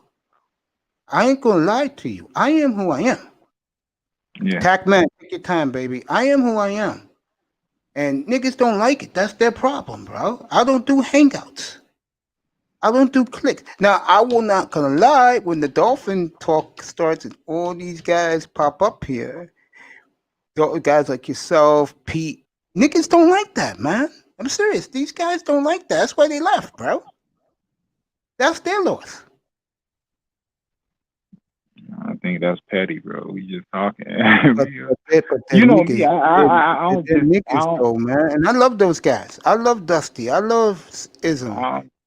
I love Laurel. Laurel's my nigga, bro. War Master. You don't know War. War Master was here in the early days, man. My channel up. Golden Eagle. I love those guys, bro. Those guys say, you know what? I ain't fucking with Mace. I'm fine with that. I'm cool with that. No, I'm cool with that.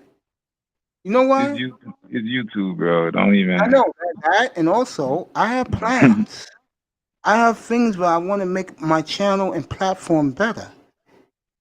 I'm sorry that I'm not dressing GQ on camera. Fuck that. I'm my own nigga, bro.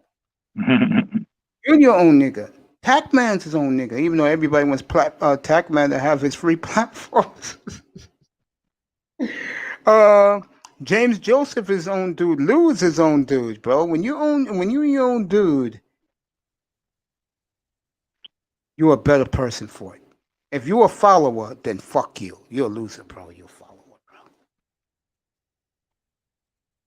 I don't respect fucking clicks, like I said before. I respect anyone who loves their family. He's shouting out to you, Itus. That he build at the end of the day, man, make a choice in life, whether to stay single or start a family. You are right, Tac man. You're absolutely correct, my friend. That's why I miss you in here, bro. Little things like that. Why we all miss you in here, bro. Not just me. We all do, bro. Gave you a shout out, Itus, about you being a family man. He just gave you a shout out, bro. No, I appreciate that, bro. Yeah, I noticed that day when I don't know what you was running around for, but you was talking to your lady on the phone and you was doing what you had to do, and I just stayed quiet. I said, yo, this dude is all right, bro. He's better than I thought he is, bro. Nah, I didn't even know that, yo. I think I'll probably try Christmas. Yeah, man. You was telling me a couple of weeks ago about you only like women that are octane chicks. That's not bad. 93, man. You gotta get high, bro. Because at the end of the day, that's a reflection of you. So if your lady ain't up to par and she ain't bringing nothing, like what that say about you? That's why I said So a few minutes ago when we started the again, general stuff about the suit and the tie dude to go to but get a that's what I job. mean. But that's the thing. It ain't even a job thing. It's the person. Like how a nigga get a female like that? You gotta be a high octane nigga. So you gotta set yourself up in a way to where, bro, you could play on that field. You know what I'm saying? It's the niggas who feel inferior to females, in my opinion, who have issues with them. And But those are the if guys you, with good paying jobs and careers too, are the ones who have the biggest problems. you know what I'm Believe it or not. saying? So here was their mindset. Their mindset was, oh, all I gotta do is get the money. I'm gonna get the money. I mean, I'm gonna get the love and the pussy. It don't work that way. Doesn't work that way, right? It's the nigga, bro. Like I could be a broke ass nigga and still pull holes. You feel You me? know What's the difference? You know what I'm saying? It ain't the what it money. is with me is when I first lost my weight, I had the swag, bro, and these women just came to me, bro. No joke. When I lost my weight, got my shit, my clothes together and everything, I was picking up women left and right, bro, because of my swag. Women like black women, especially, they like swag. That is so true. And before you continue, my friend, look who's back with his boy. Did you miss me as much as I miss you? Man, I miss both of y'all, man. I love you, man. You know that, bro. I've been bragging about you last couple of weeks about what you did with the NBA draft, man. Man, Besides that, how are you all, bro? I've been okay. I just gotta recorrect my thoughts, man. Yeah, I'm about a lot better now. I'm glad, man. I miss you up here. I miss our friendship together up here, bro. And more importantly, I just care about you as the human being. You know that, bro. Yeah, I know you do. I appreciate it, man. I care about you more as that. Both of you, I care about anybody who comes up here a lot. I care about you more as the person than I do what I do. What I do is just fun. Like you said, it's a hobby, you know. But, It ain't you know, serious. You know what I mean? Some people, if they gonna take this YouTube shit and this is gonna be their life, then damn, I don't know. I think a lot of people are doing that, man, because really the money Nah. that's out there, it's like a big carrot out there if you work it right, man. That's why a lot of these women who are on YouTube, Tackman can tell you, bro, a lot of these women are rich off of fucking 10-minute videos, bro. And here's the scary part. Yeah. A lot of these women are very attractive. Of any So, bro, nationality, very attractive women. People ain't looking at their videos for what the fuck they saying. They just looking at their ass like the OnlyFans page. Like Exactly. And the whole internet is weird, bro. Like when I got on the internet, I was like, dog. You know what the internet did? And I don't know how religious you two are, but I read the Bible. I read a lot of shit. And the internet is a way for everybody to become an idol.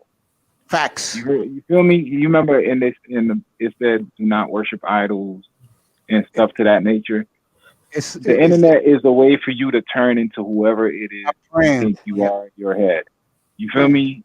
And then if you are like somebody who lives a alternative lifestyle, or you are attractive, you could cash in on that.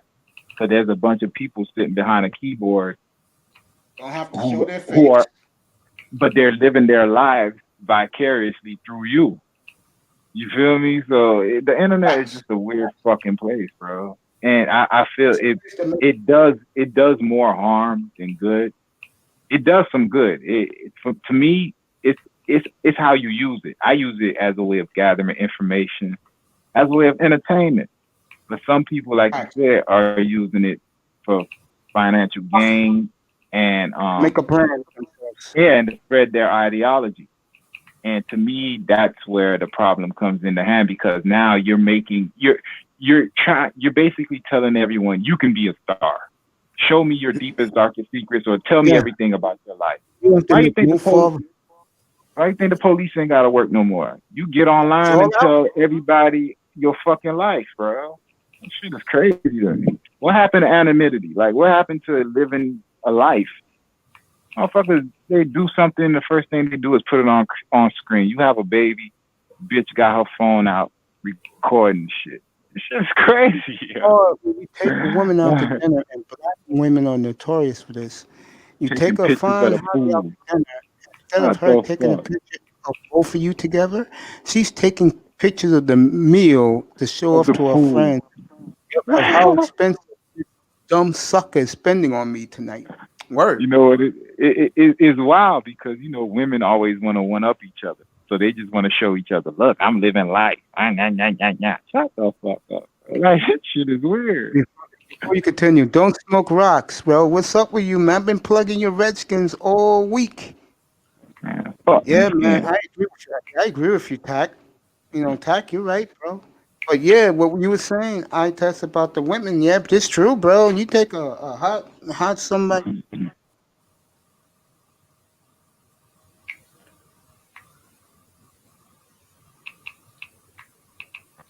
I don't hear nothing. Yo, no, yeah. I was saying, yeah, the woman, like I said, they showing off the meal that you buying them, not even paying attention to your ass. You're a sap to I'm not them. talking about that. I'm talking about social media. Yeah. Period. Women more than anything on earth. Social media now is their bitch. They love it. They abuse it. They live. I would say most women today, they live their lives through social media. Niggas too. You can't just put it on the female. That's what blows me is the niggas that's doing. I think Like yeah, go ahead. men ain't supposed to be like that. I don't know. I ain't grow up like that where niggas just be on. There was a time niggas ain't like taking pictures. You feel me? I don't know how y'all was brought up. Niggas ain't like taking pictures. I mean, I don't take no picture of me.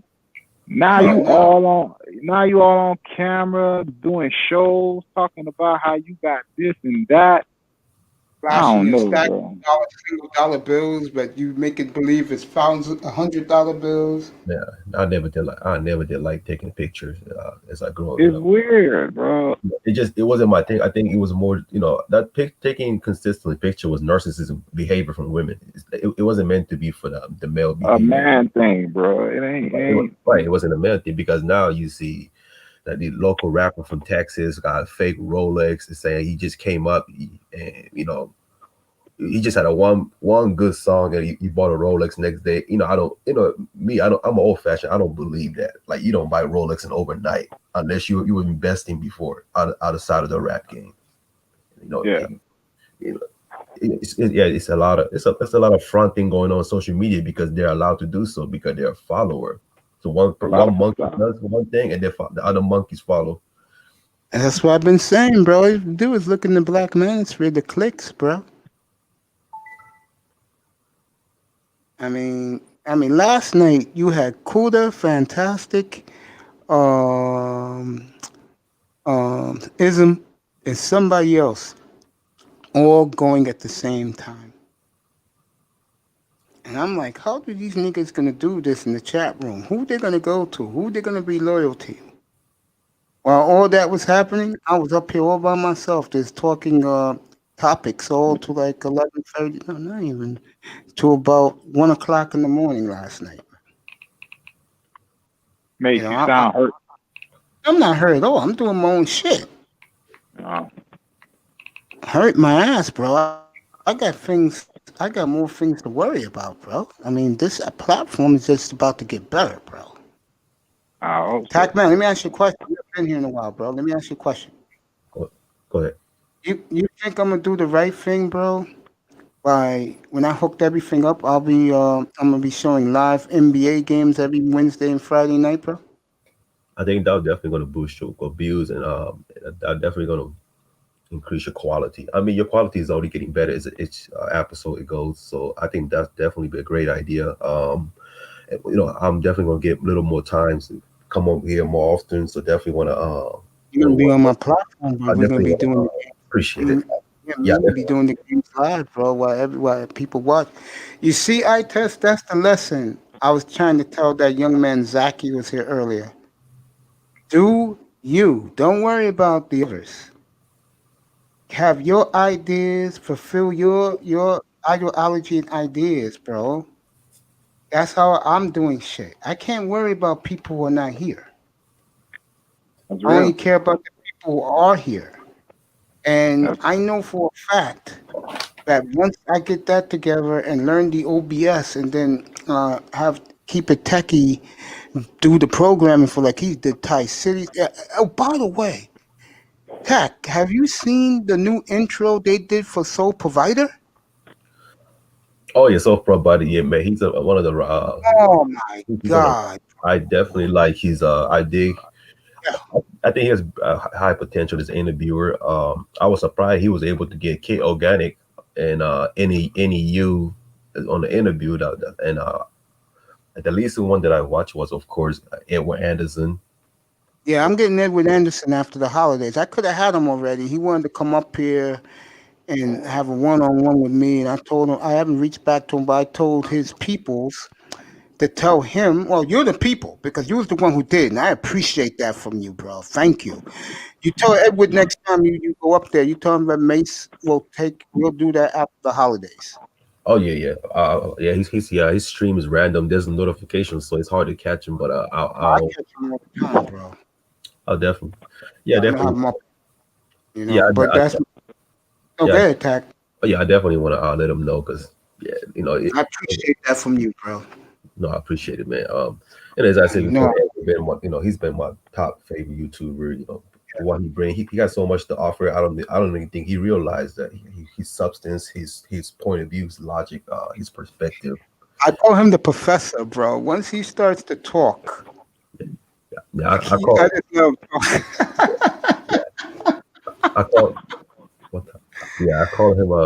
him Ed Biden. I'm gonna tell him when he comes up here. I'm gonna say Edward. This is how we're gonna do this. I will give you the topic. I will let you run with it, and when you're done, I'll co-answer you or I'll bring up the next topic, and I'm gonna be laughing. I'm gonna put myself on mute, and I'm gonna be cracking up. He cracks me up when he gets going, bro. But I test my point. You gotta do you. You gotta focus on your platform, my young brother, my little brother, because you're doing your shit right now. And my advice to you is just do it, bro. Do you. Focus on you. Focus on your ideas and make your ideas happen. I'm about to make mine happen, bro. Now that hockey said they'll start January 13th, I got a month to get my shit all together. I got to get my camera in a month. I'm going to start soundproofing my room next week. I'm going to have the lighting next week. And then you guys will start to see my dream come through on my platform. You can't worry who's in here or not in here. Yeah, I get that, bro. Like me, I ain't no YouTuber, yo. I just like football. And if I was to do a YouTube channel like I'm doing, it'll be football related. I got another one that's business related, but I could have did all that shit, like did the soundproof, got the mic, all that shit already. It's just if I'm gonna do something, I'm gonna do it right. And I don't know anyone down here because I don't know anything about OBS. I don't know anything about soundproof, and I would like to hire somebody. So if you know somebody down here, or they do it. You can do it online, bro. Keep it techie. 300. Keep $300. He'll do your entire program with you. You talked to Keep It Techie up here before. $300. He'll do it for you, and he'll go through step by step. All right, bro. But what I want to do, I need to talk to somebody. So if there's a way you can get, seriously. All right, I need a phone number then. Oh, okay. I can't do all the texting back and forth. I know what you're saying, bro, but I can help you once I get to learn it. These next month, bro, if you don't see me during the day, the reason is I'm learning the OBS so I can get my shit launched, bro. Because I got plans, man. I got big plans for my channel, bro. This is not going to be this, it's going to be cool that we already had over 130 hangouts, bro, but I want to expand.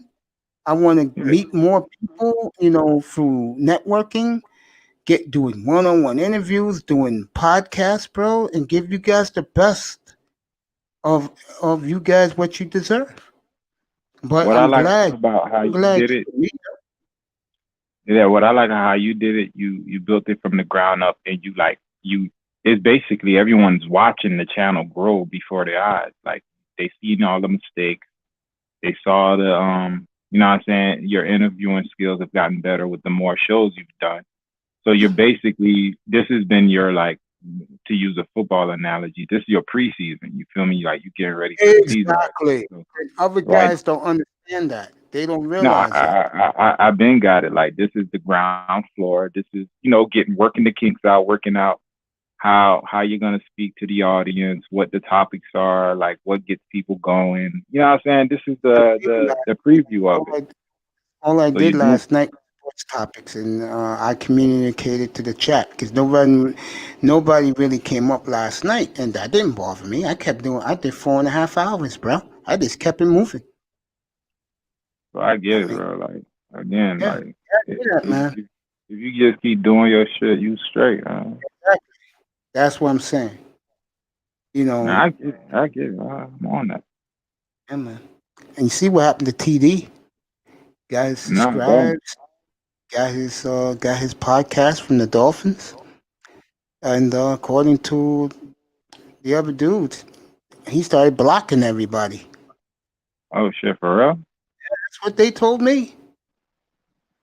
I don't know about all that. Hey, if you talk Your to side of the EM, story. I got you. I got your side of it, and I got their side of it. if you talk to EM, tell him, bro, I apologize for what I said to his old girl. You feel me? Because I ain't know that about his girl, about his mom, yo. So I I just don't know found out. what his mom, bro. Nah, I'm just saying, if you see him, just tell him my bad, yo. I didn't mean to say that about his old girl. I assume that he'll be up here tomorrow. Yeah, but I'm saying, if you see him and I'm not here, you just tell him that, bro. I will, because I think they all respect you, bro, more than you think. I think the Eh, problem is something you warned me about, and you was right. And have you noticed the change since I got on them, bro? I get it. Yeah, you're right. You have to put your foot down on your own platform. You can't have somebody run rumshot over you, bro. You gotta let niggas know up front. This is my platform, not yours. That's real. January 13th, everybody, is NHL is back. That's NBA night. That is a month from this past Wednesday night. That is in 26 days. We will go full. And this man right here, hopefully, and I'm talking about Tackman Clan Killer 187, him and NBA and Legion of Knicks will be my panelists, and we will go around the entire NBA because the NBA on Wednesday and Friday nights is big as nights, and we will go from game to game, and we'll get you to the hottest game that's happening late in the game, and we'll give you full live coverage up here. Hockey on Thursday and Saturday nights. I can't do it for the NFL, unfortunately. I wish I could. NFL, I can't do it. Can't do what? Show the game? Yeah, I can't do it. Which I don't Wow. mind because I can get the copyrights, bro. As long as I can do the NBA and the NHL and Major That's League why. Baseball. Go How ahead. can you do those sports, but you can't do the NFL? Because the NBA, because the other two got their platform already.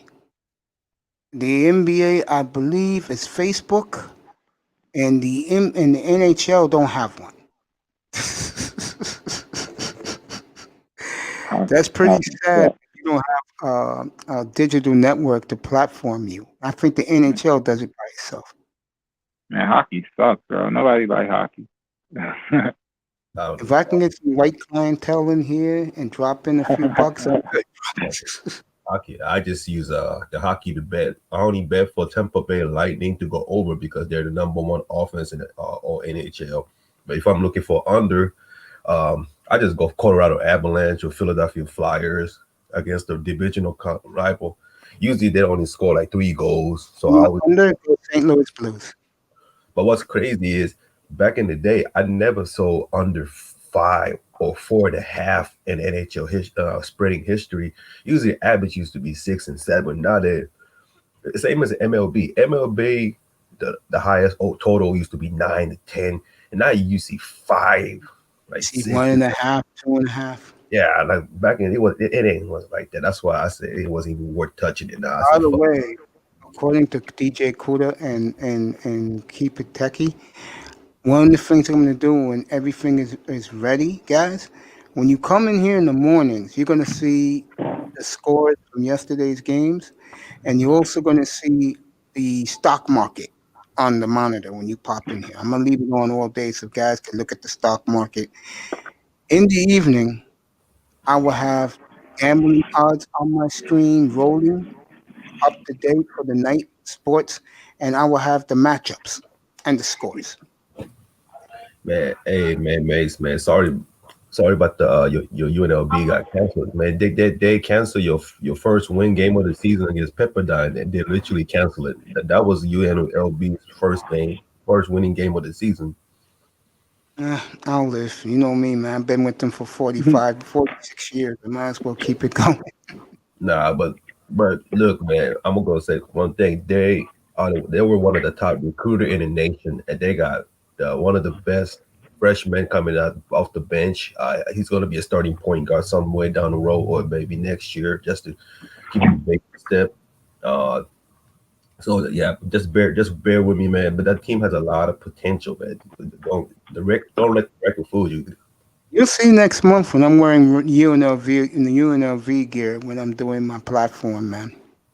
You know, and let me say this, and I'm being honest. Don't smoke rocks. Yourself, my baby bro up here, Itus, Lou, and Mr. Miami, and James Joseph, and a whole slew of others. You guys are my family, bro, and I love you guys so much, and I'm gonna give back to you guys, man. I'm gonna give back to you guys what you've done for me, bro. I mean, this room will be a hangout only to talk sports, nothing else. And last night was a great show I did. I'm not complimenting myself. What I appreciate about what I did last night was I did a show with no panel. And to me, it came out good with nothing but topics, bro. I ask you a topic right now, both of you, since I got you here. You two don't smoke rocks. Here's the question. This was one of the questions I asked last night. Will Deshaun Watson, will the Texans take care of him with lack of resources, or would they let him end up like Andrew Luck? What you think, Itus, then Tackman?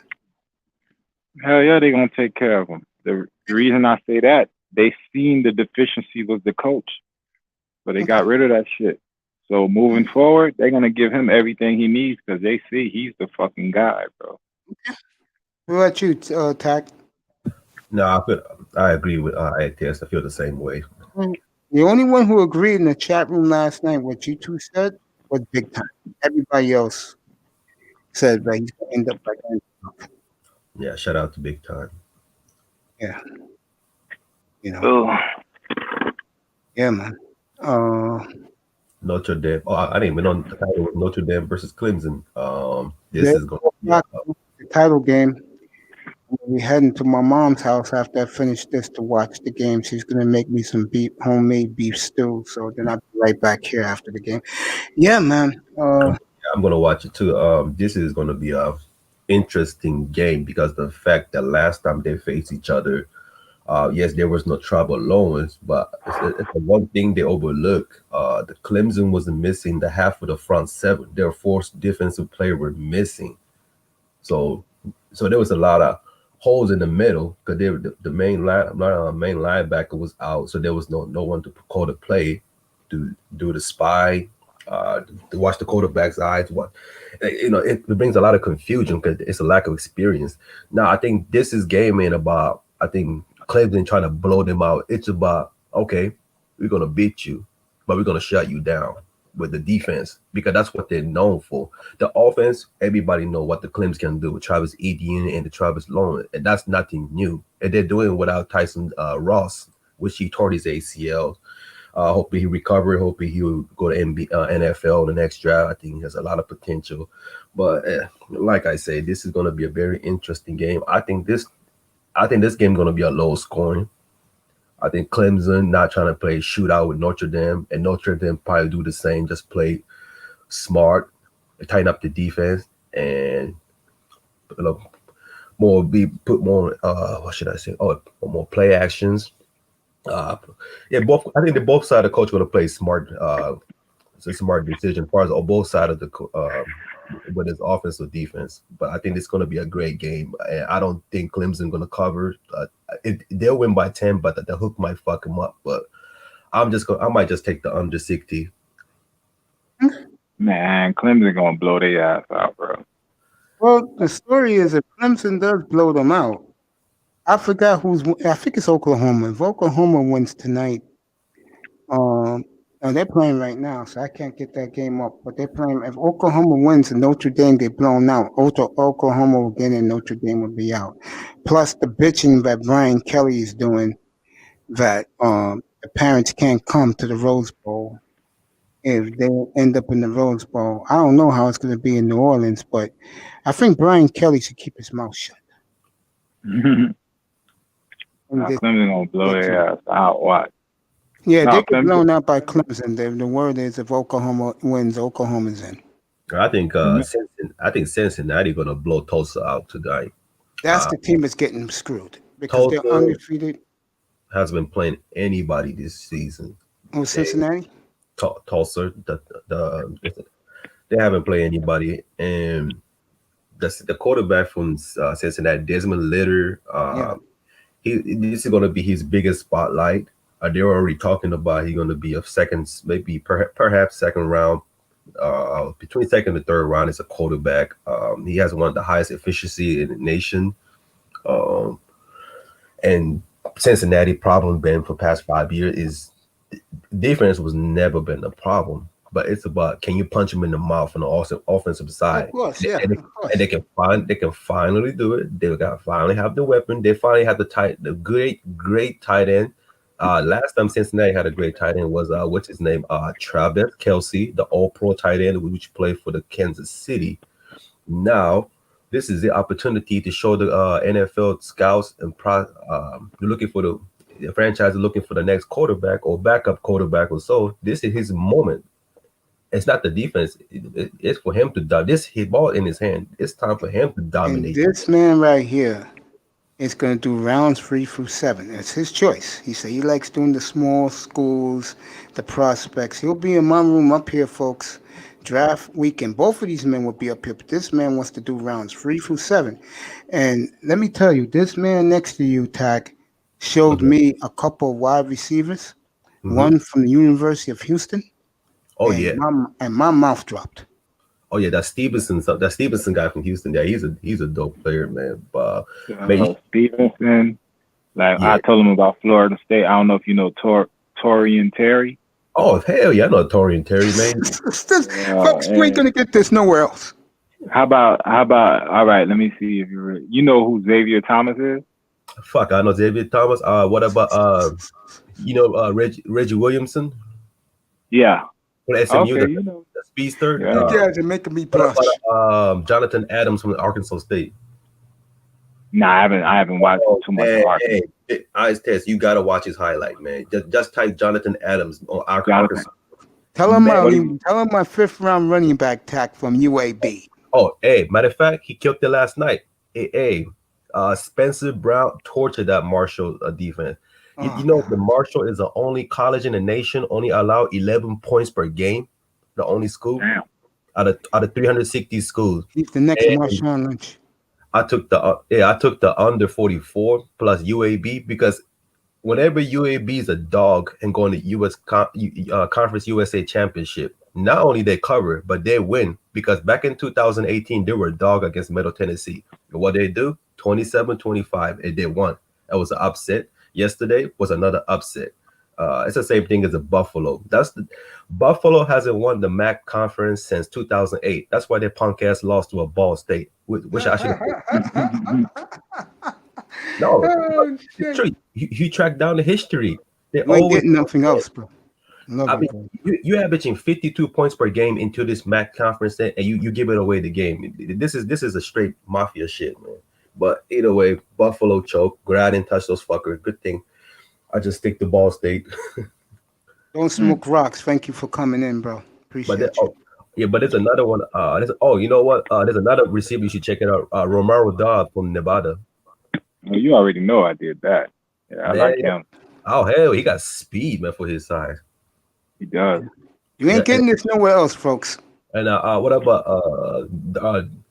Who the best corner you think coming out in the next 2 years? Because I don't know if he's gonna declare this year, if he's even eligible. Yeah, there's a lot of good cornerback, but I think at least 30% are going to declare to next year, because some of those are very talented but very still raw with the fundamentals. Yeah, I think Stingley is the best corner I've watched in 10 years, bro. Man, Stingley, I am impressed with his hip movement. Everything. Man, I'm impressed with his vision. Like ball skills, everything, bro. Like he could play receiver. Like I haven't seen a corner with receiver skills since, let me see, Desmond Howard, bro. He has that type of, you know what I'm saying? Deion, Desmond Howard type of athleticism and skill set. Yeah, and there's another guy. I mean, this is not cornerback, but as a far as safety, but one of my favorite coming out of the draft is Paris Ford from Pittsburgh University. Paris Ford. Oh, the fucking beast. I call him the hitman. I like Ford. I like Caden. Oh, Caden's a monster, dude. But I like, what's his name? Ball skills. The motherfucker from Syracuse. Oh yeah, I know what you're talking about. Exactly what you're talking about. Damn, I forgot his name. Yeah, number 5 or 13. I forgot his name. Yeah, so him. Mm-hmm. And the third. Oh yeah. There's some good safeties coming out this draft. Like anything, even the Florida State safety, Hamasa. Damn, they got some hard ass names. Yeah, it does. But absolutely, man. But as far as pass rush position, there's a lot of good pass rusher coming out of small school this year, and I even showed Mace. And believe it or not, Patrick Johnson is leading the nation in the sack from Tulane. There you go. He has a high motor. I'm gonna ask you. The reason I brought up Xavier Thomas' name, bro, doesn't he look like Aaron Donald? Man, is that just me? No, dude. Like, do you see his three technique? Yes. God, oh my God! And you see his burst. Oh. Yes, I haven't seen that. I don't know who comes off the line like that. I haven't seen that in a while, yo. Yeah. Northwestern is Mr. Field Goal. Don't smoke rocks. Yeah, Northwestern missed the field goal, so Ohio State can win. That's all. Not to cover the spread. I'm sitting back and relaxing. I'm letting you guys talk college prospects. Yeah, Xavier Thomas is gonna go late too. He's not gonna go early if somebody's smart, bro. Yo, he's like I like him, bro. I like him. I like Pastor Tan. If Stingley doesn't come out, Pastor Tan is another corner. He reminds me, Mace. Pastor Tan has Xavier Howard skills. Yeah, you feel me? I feel you. Yeah. Yo, put him in the man. He looks a lot better as a man to man. What? That's Xavier Howard Jr., bro. Oh, you know what? I can't lie. Xavier Howard been balling out, lifting these interceptions. They just keep throwing out his way, or he's always at the right place at the right time. He's always at the right place. But here's the thing. Yo, I've been watching him since his rookie year. His rookie year, he missed the most of the season, right? Yeah. He came back in the playoff game and caught that pick against Pittsburgh. I was like, okay. This interception he did is worldwide now. It's viral.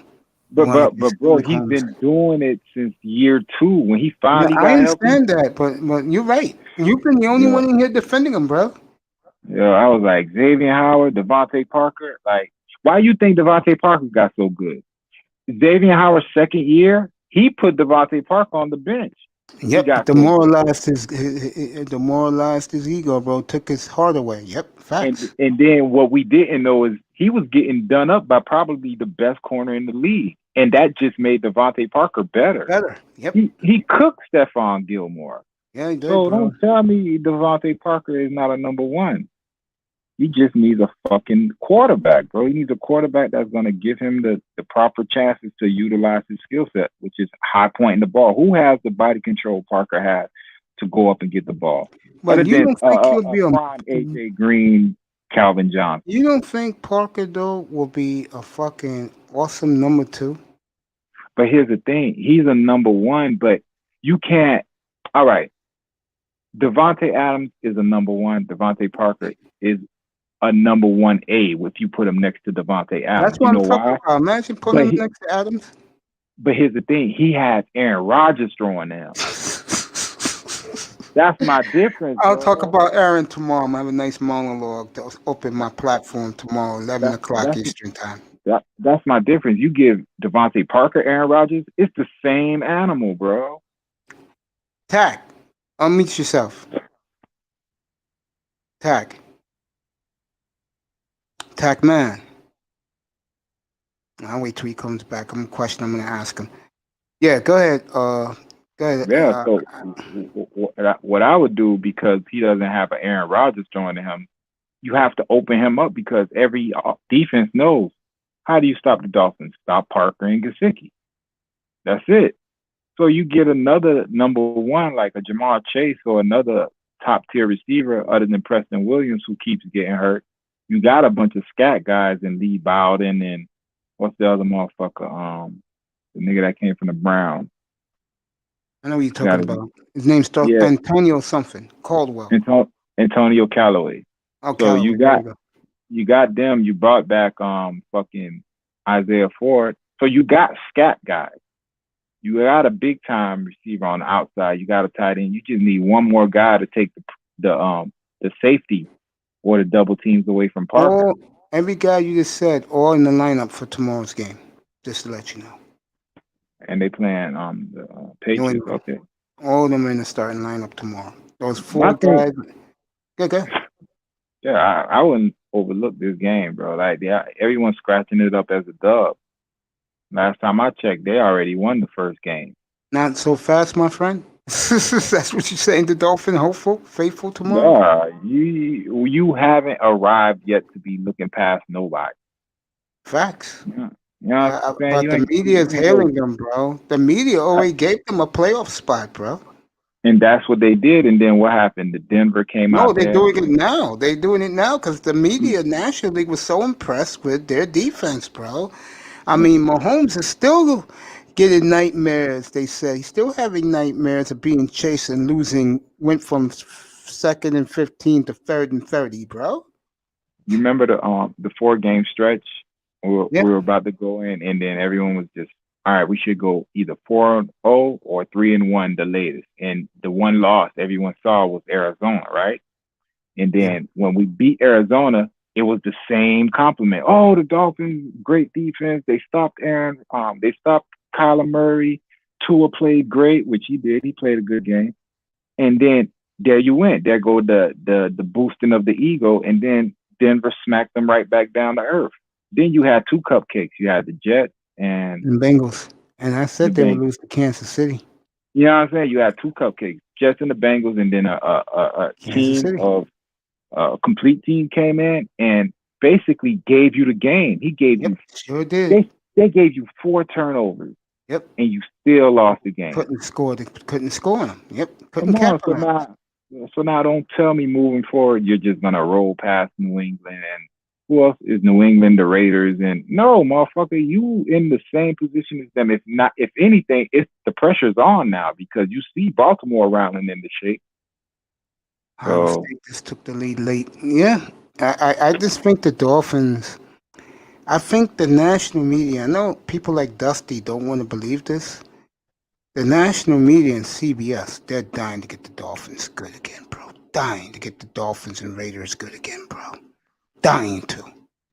Yeah, because that's a fan base across the country. I ain't No, know so many I'm talking about Dolphins fans. Steve. I'm talking about oh God, Jim Nance, Tony Romo. Can you cut it out, please?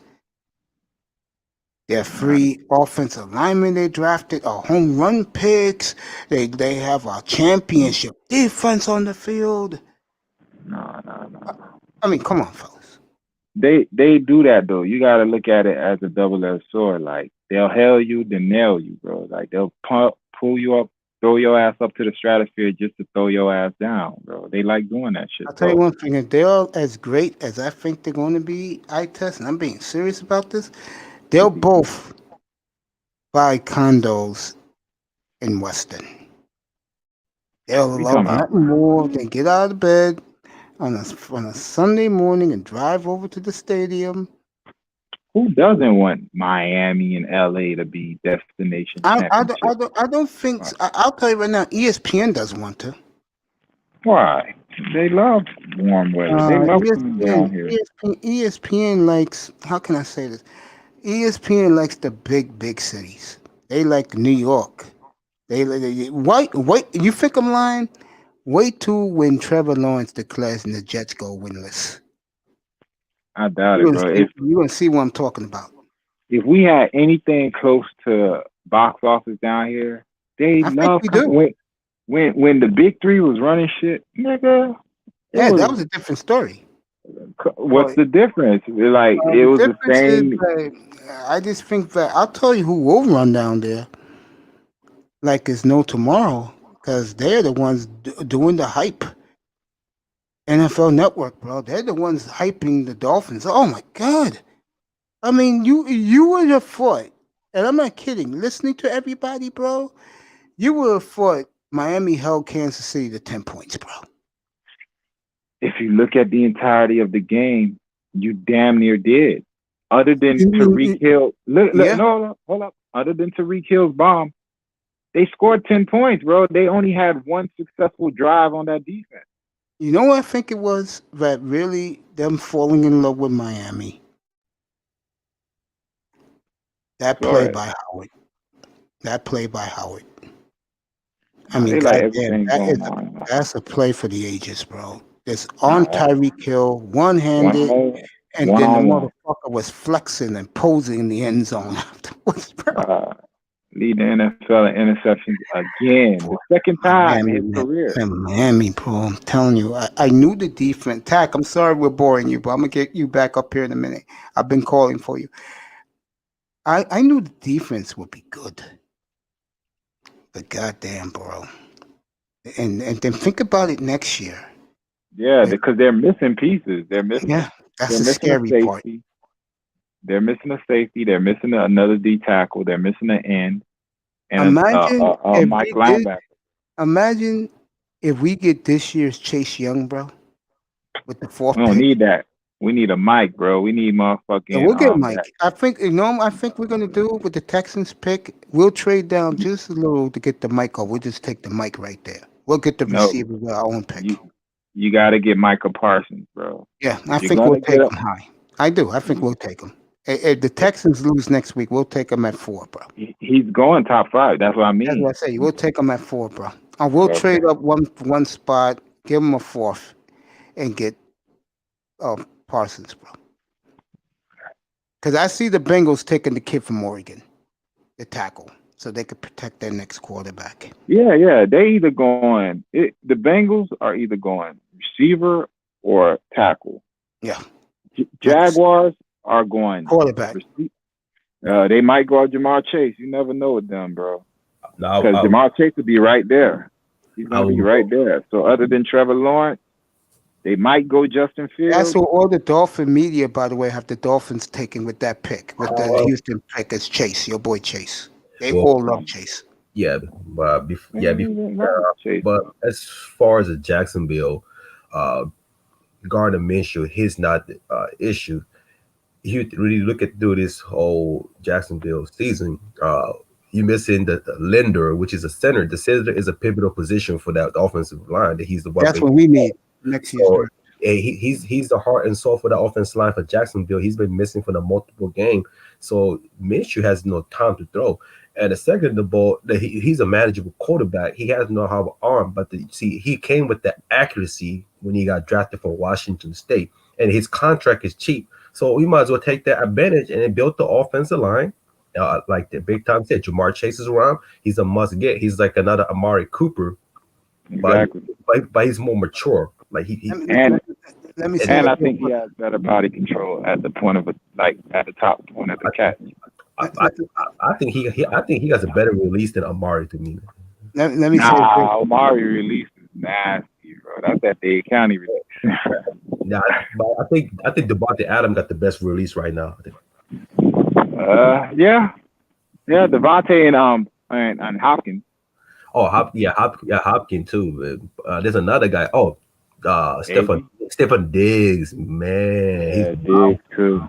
that was a win-win for both teams because Jefferson is a fucking beast for Minnesota. Jefferson is something else. He's a That's technician what with they that. traded for. That pick was Jefferson from Minnesota. Yeah. Oh, he was a worker, man. That's the thing. Jefferson's a beast, but Jamar Chase is better than him. He is. It's actually Jamar Chase has more potential. Has better hands, better release. Everything. People validate you again. You got people validating your talent skills. That's why I have you up here, bro. Listen. I'm gonna say this one more time. If I have you up here, it's because you add something for all of us to learn, see for ourselves, man.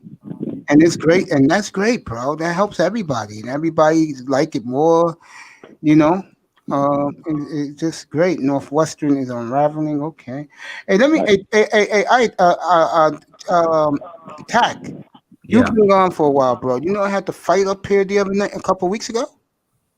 Nah. Yeah, I had to fight live, bro. I'm gonna start showing live fights and stuff, bro, up here, bro.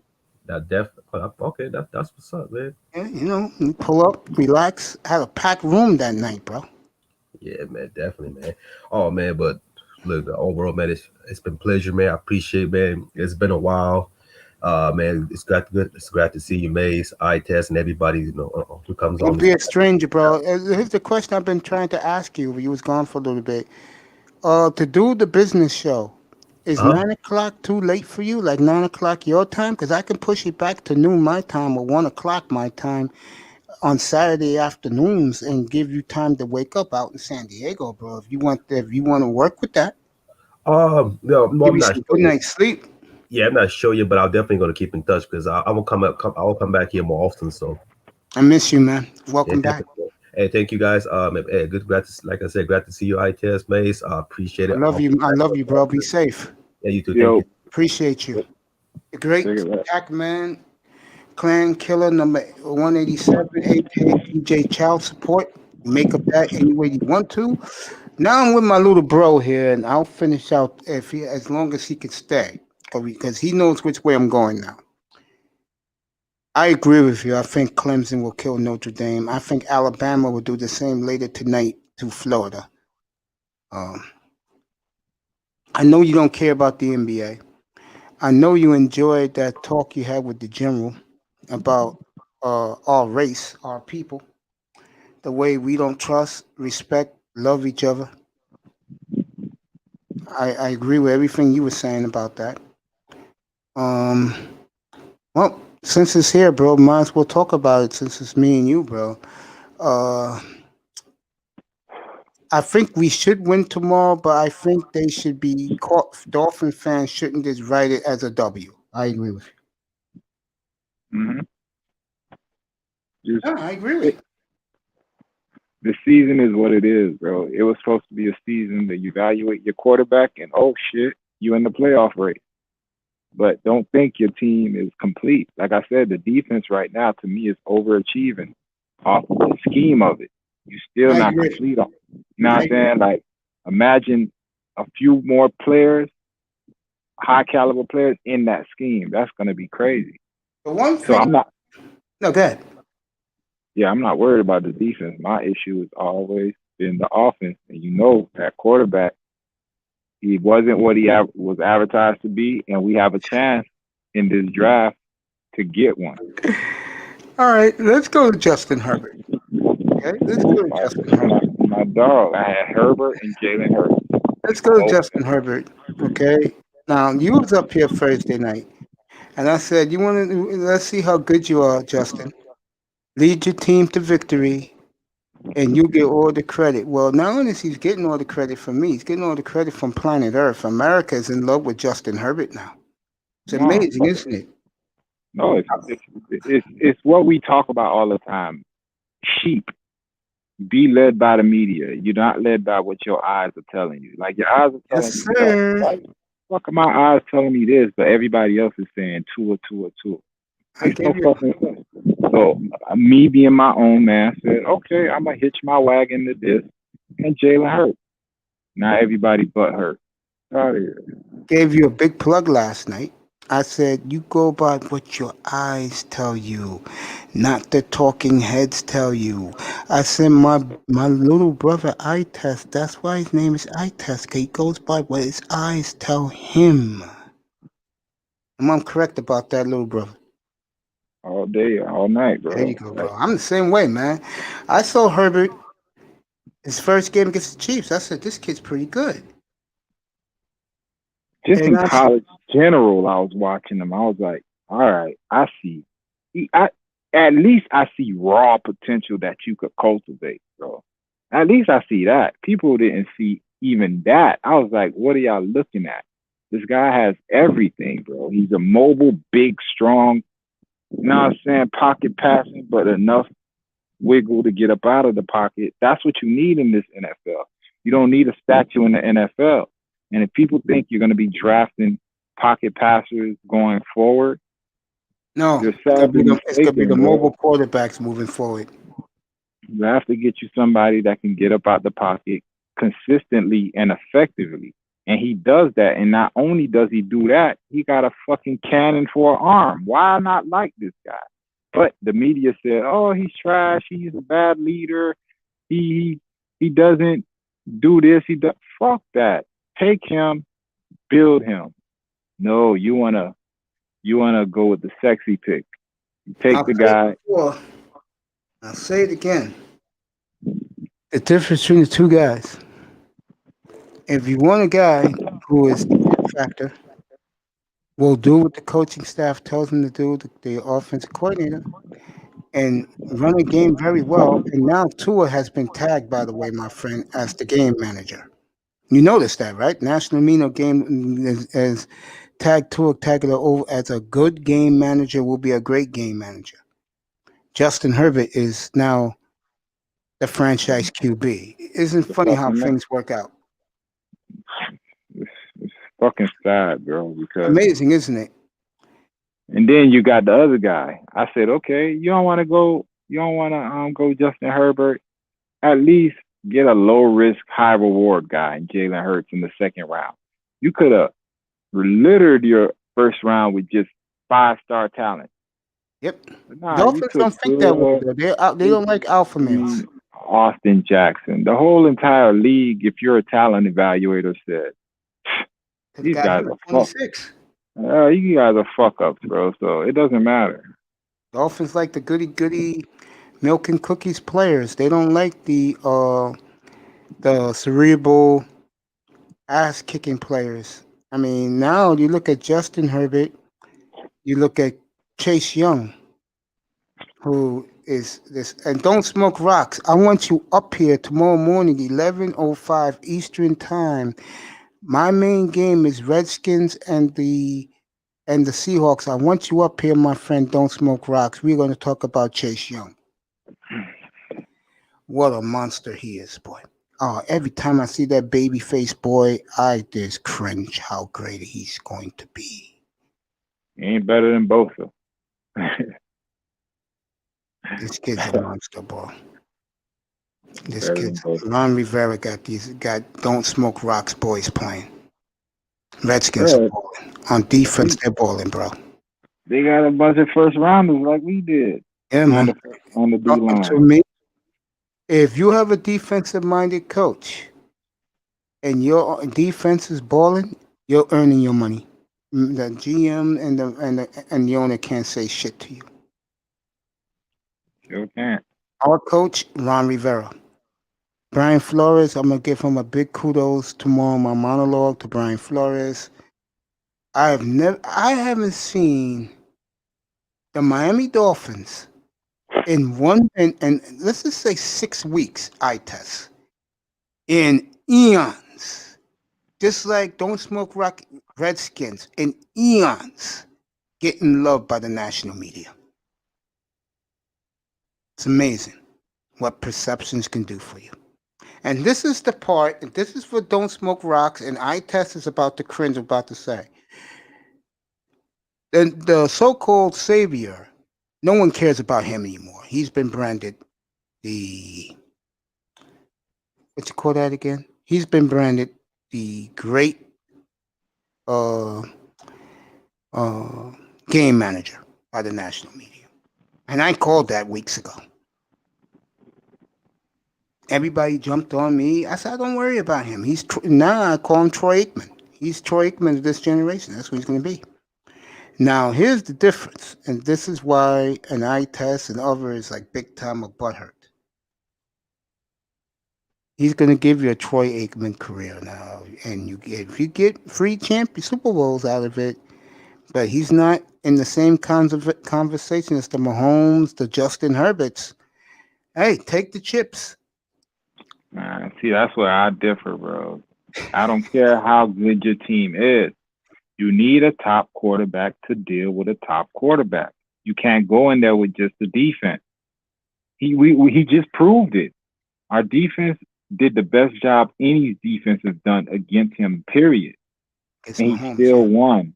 And he still won and threw for 400 yards. So what does that tell you? You can't Don't just smoke. come in with a defense. You need a quarterback. Still laughing, bro. I saw the game Wednesday night, and yes, Chase Young is having an incredible year. Yeah, his career is just warming up, boy. That kid is a monster. He'll be my topic tomorrow with the Redskin defense against Russell Wilson. I watched the replay of that game Wednesday night on NFL Network. I love Patrick Mahomes. You know that. He's one of my babies at quarterback. Fucking Dolphins had that kid running for his goddamn life. They ain't playing simple, bro. You got to keep Tariq Hill under wraps. And you I good. think this guy did a great job. Remember, one of his plays was a reverse for a touchdown. He ran in 38 yards?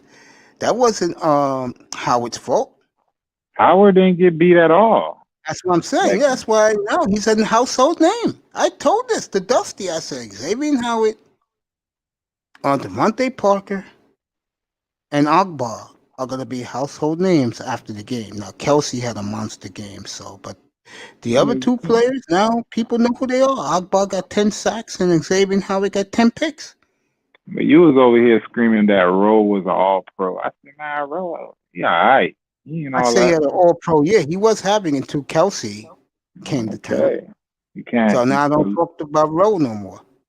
All right, you can't be But the doing bottom that. line is, I know. We're going to get better, bro. That's the beautiful thing about being a Dolphins fan. Yeah, We're but going your to get quarterback, fuck that. Your quarterback, he's You the don't key. want a game manager, huh? You don't can't want Troy- afford.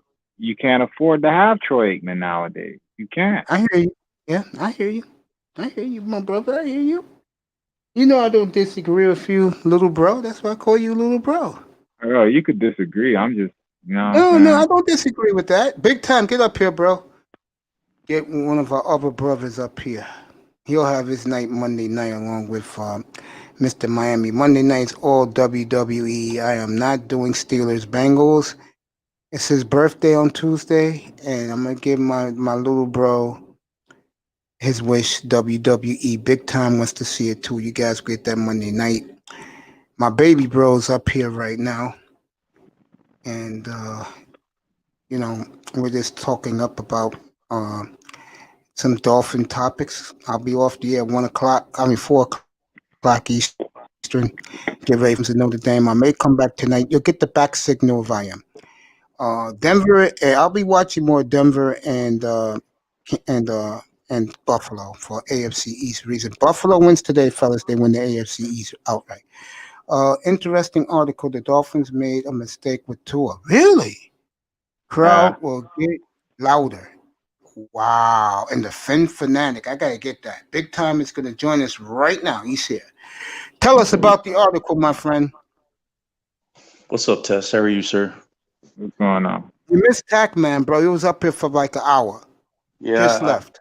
I listened to y'all for a little bit. I'm sorry, Mace, I didn't get in here earlier. It's okay, bro. Yo, you family, bro. Everybody loves you up here, bro. You know that. My dog got away from me, and I had to pick her up at the kennel. Understandable. But I got a lot of stuff written down though, so next week for sure. Fascinating. Yeah, I was saying that to the clowns who were here on Wednesday. Remember, I said I heard Sal Giro's podcast. I watched Dave Hyde and my boy Omar Kelly. Shout out to Omar and Dave Hyde. I'm gonna get Omar up here. I'm serious. I'm gonna reach out to him, get him up here for the Senior Bowl because he does a great job down in Mobile. But they were talking about this past week that instead of Dolphin fans praising Tua like the rest of the country is for his valiant effort without his weapons, Dolphin fans said enough, get rid of his ass. That's what they're saying down in Miami. That the Dolphin fans down there have had it with Tua. They look at him what I say he would be, and he will be that way. But it's like I told people, I try to tell them, though, with more weapons, he'll be much better next year. You'll see it in exhibition season. That week 3 exhibition game against whoever, you'll see the growth of Tua Tagovailoa with better weapons around him, including your boy Parker, by the way. Blah. He's going to look a lot better than he is right now. I'm telling you. I don't worry about him. Nah, first impressions mean something, bro. And Justin Herbert and his first impressions are totally different. But you gotta look at it this way, my brother. Look Even at the Jalen weapons. Hurts' debut was better than that. They put the whole team on Jalen Hurts, bro, against the number 1 defense in the NFL, and he performed. Your guy gets hidden. He gets coddled. He gets, you know what I'm saying? He gets the bare minimum of the offensive playbook. Come on, man. Well, Big Time, you was a big supporter of his. I know you still are. Have you changed about Tua, or are you going to still give him the benefit of the doubt? Exactly 1 year from now, you'll make a decision. So real quick though, Mace, about the article, it runs into everything that y'all were talking about, or Tess was talking about with Tua and Herbert, and then the comparisons and how half of the fan base is with that wanted Herbert in the beginning of the season in the draft, and then others are still with Tua. If you read the article, it's all about that. And then Rookie of the Year, who's going to win that? And you have Herbert and Jeffries in Minnesota, and then Tua on the third. So if you read the whole article, it basically runs down, how the fan base is split, and how many are split between if we should have picked Herbert or not. And the ones that still wanted Herbert are going to be yelling and screaming if Tua doesn't become this, quarterback supposedly of what was expected of him when the Dolphins drafted him. Now, on the far end with me, I'm like with EM in a sense that, I really didn't really want Tua to be drafted in the first round or wanted him at all. I'm not sure where, if Tua was left alone, if he would have been drafted in the first round, I'm not really sure. But, when you draft Tua and you're more so, with the better of the shield, so to speak, in your team, when you draft somebody, you're wanting to represent them as best as possible. So, I mean, in that sense, I don't want to see him fail, but, when it comes down, if he's not winning games or he's not doing what's expected, I think a lot of that has to do with Champ Gailey. I don't know if it has to do with, with our team right now, it's unfortunate because we're running into injuries late in the season, and that's not what we need. That's where I think the Bills are really taking over in the NFL right now. They look dominant as hell. But I don't know. I think Tua is I think he can do a lot more. I'm not sure why they're not letting him do more. I think. I'm sorry, Big Time. Hold up. Big Time, I'm sorry, bro. I hit you by mistake. But, All right, Big Time, continue what you're saying. I know the reason why he's not doing more. yeah, I don't. I mean, I think it has to do with just with injuries on our team. I think that's one part of it. I don't think we have a full squad out there. The other part, even though I think, like I said, Champ Gailey, I think with the offensive play calling from second and third down, I don't opening up the offense. I think it's I don't think it's fair enough to sit there and say that he's not good enough quarterback. But I do understand what Tess is saying. I think I'm a little bit more lenient to give him a little bit more room to see what we can get in the draft. We're going to have to get some speed in the draft. So who said that months ago after the Arizona game? Yeah. Rumor has it that Dolphins are looking at Antoine Smith. So it's I mean, like I said, I think a lot of it has to do with the play calling, in my sense. The ability of what he can do. The Dolphin media is getting ready for his ran out the door. Champ Gailey's on the hot seat in Miami, just to let you know. But I do believe, but I do think though that without having a running game, I think that really puts a lot of pressure, onto and the offensive line. So without a run game and what they're trying to run, that type of offense, I don't think it really helps. Welcome back to the beautiful and eccentric Sheila E., one of my biggest supporters. Here's the bottom line with Tiger Over, and I'm doing the positive here. I'm not sugarcoating it. They'll get him some weapons. Word out of Davie headquarters this week, that's their number one objection. The problem I have is the media's already saying get rid of Williams and get rid of Parker. That's what I mean. This guy, he gets drafted, and all of a sudden, because he's not performing, get rid of the coordinator, get rid of the receivers, make everything. That's what they're gonna do. That's the word on the street. That's not how winning football organizations run. What you do as a winning organization, you build upon what you have. You keep the quality you have, and you build upon it. You don't get rid of it and recycle every time somebody new comes in. Big Time. Guess what? What you just said, what I just said. Guess who's in the starting lineup for the Dolphins tomorrow? Take a wild guess at wide receiver. I think it's 3 new guys. Take a guess. I thought Bolden is a part of that lineup, isn't he? He's one. The guy Isaiah Ford's another, and there's another guy that I never heard of. And the guy from the Browns too. You know why Caldwell? they do it? Or not Caldwell, I'm sorry. Antonio Callaway. Callaway. You know why they're doing that? I think he has a lot of speed. That's one I'm not sure about the other. That's not it. They're doing this because they're saying, you know what? These other 2 guys ain't going to be, they don't work for him. Let's give him the guys he worked with as third string or second string. Let's give him those guys. That's why they're doing it. Not saying that's not hard to argue there, but I mean, you can't sit there and tell me, Mace, that because of them being hurt and Parker's had an issue this year with, keeping healthy. And I don't know if they've given him enough time to stay healthy. You know why the media don't like Parker? And I test totally is going to give me some pushback. They don't like him because he's not the kid from the Falcons who I love. I've got the name of that kid from Alabama. He's on the Falcons right now. Julio? No, not Julio. The other guy, his side mate. Ridley? He's not Calvin Ridley. He's not the boys in Tennessee. That's why they're so down on him. I understand I'm sorry, Tess, real quick. I understand, first of all, Tua thrives on the speed. So even if that's the case, I don't understand why Perry's not out there or whatever's going on with him. I don't even know. Or Merritt, I don't really know about that. But I don't. I like Preston Williams. Preston Williams gives something to you than Parker doesn't sometimes, and I think he has a little bit more speed than Parker. But Parker can position himself a lot better than he can make Preston tough Williams. Catches. And I think that this is why you ask me that question. You said again about Chris Greer. Sheila E., I love you, baby. Sure. Ask me that question you said last night in the chat room about Chris Greer. Well, the question that you asked was who do you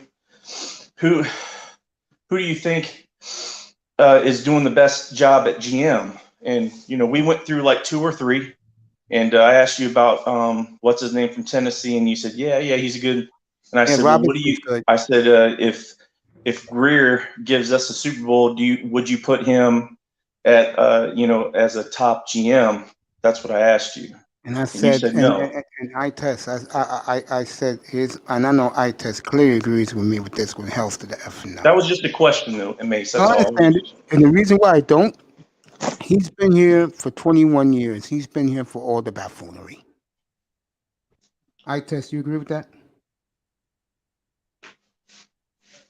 Is taking a break. Yeah, bro. Again, don't worry about Tagovailoa over. He's gonna be fine. It's just bad. The guys who usually be here not here no more. They're sicker fans for Tua, and I'm not. And I let these motherfuckers know that they cannot run ramshot on me like they do other panelists and other shows, bro. And I'm gonna stay in my way about Tua. Now they accept it because I was giving Tua some chips, but deep inside, those motherfuckers do not like the fact that I don't put their boy on a pedestal. That's a fact, bro. They put Tagovailoa over on a pedestal. Yeah, for Dwayne to come in here on Sunday after the game and go, Dolphin fans, you got your quarterback. I say, get the fuck out of here. You got your quarterback, but not the way you see it. And that's why you don't see them up here much no more, bro. Because I told the truth up here. He is a game manager. And already, if you didn't hear me big time before you came up here, I was telling this to iTest a few minutes ago, the national media has now already branded Tua as the next. They already branded him, sadly but true. And that's why the Dolphin fan base is irate. The next game manager, Drakeman. That's what I said. All Troy did was hand the ball off to Emmett left, Emmett right, Emmett up the middle, and then on third downs hit Michael Irvin, Novacek, really, and Alvin Harper. That's all he did. But he had a great line, though. Yeah. I was telling iTest right before you came up here, the love affair, Jim Nance and Tony Romo was giving the Dolphin defense, called them a championship defense after what they did to Mahomes last Sunday. My Lord, can you wait a little bit? They hit on all 3. This is what they were saying at the end of the game. They hit on all 3 of their offensive linemen in the draft. And then Tony Romo, I give them the seal of approval. Yep, they're on the way. They're ready. Yeah, man, if you're going to believe that shit, you go ahead. All I know is they need a little more. Now, yeah, it's not even about it is about picking the players in the draft, but I think with, what we have right now, I think many of the players will, depending on how we finish this year and they see the turn that this team's made in the culture, I think that Flores has brought in, I think we'll get better talent within Miami organization. The question is that do we pick the right talent from the free agency? And if we do, that'll help a whole lot with development, I feel. I'm not sure if you all agree or not, but for next year. Yeah. This year paid off, except for that all that $250 million they spent. Only $4 million they wasted, and he's on the practice squad in Philadelphia again. The other $246 million is balling.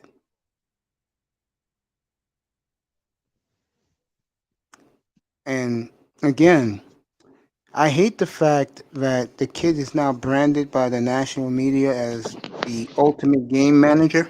I hate that that's a label Tua is going to carry him for the rest of his career. Sad, but I called it. I said that Arizona game is the best you're going to see of Tua.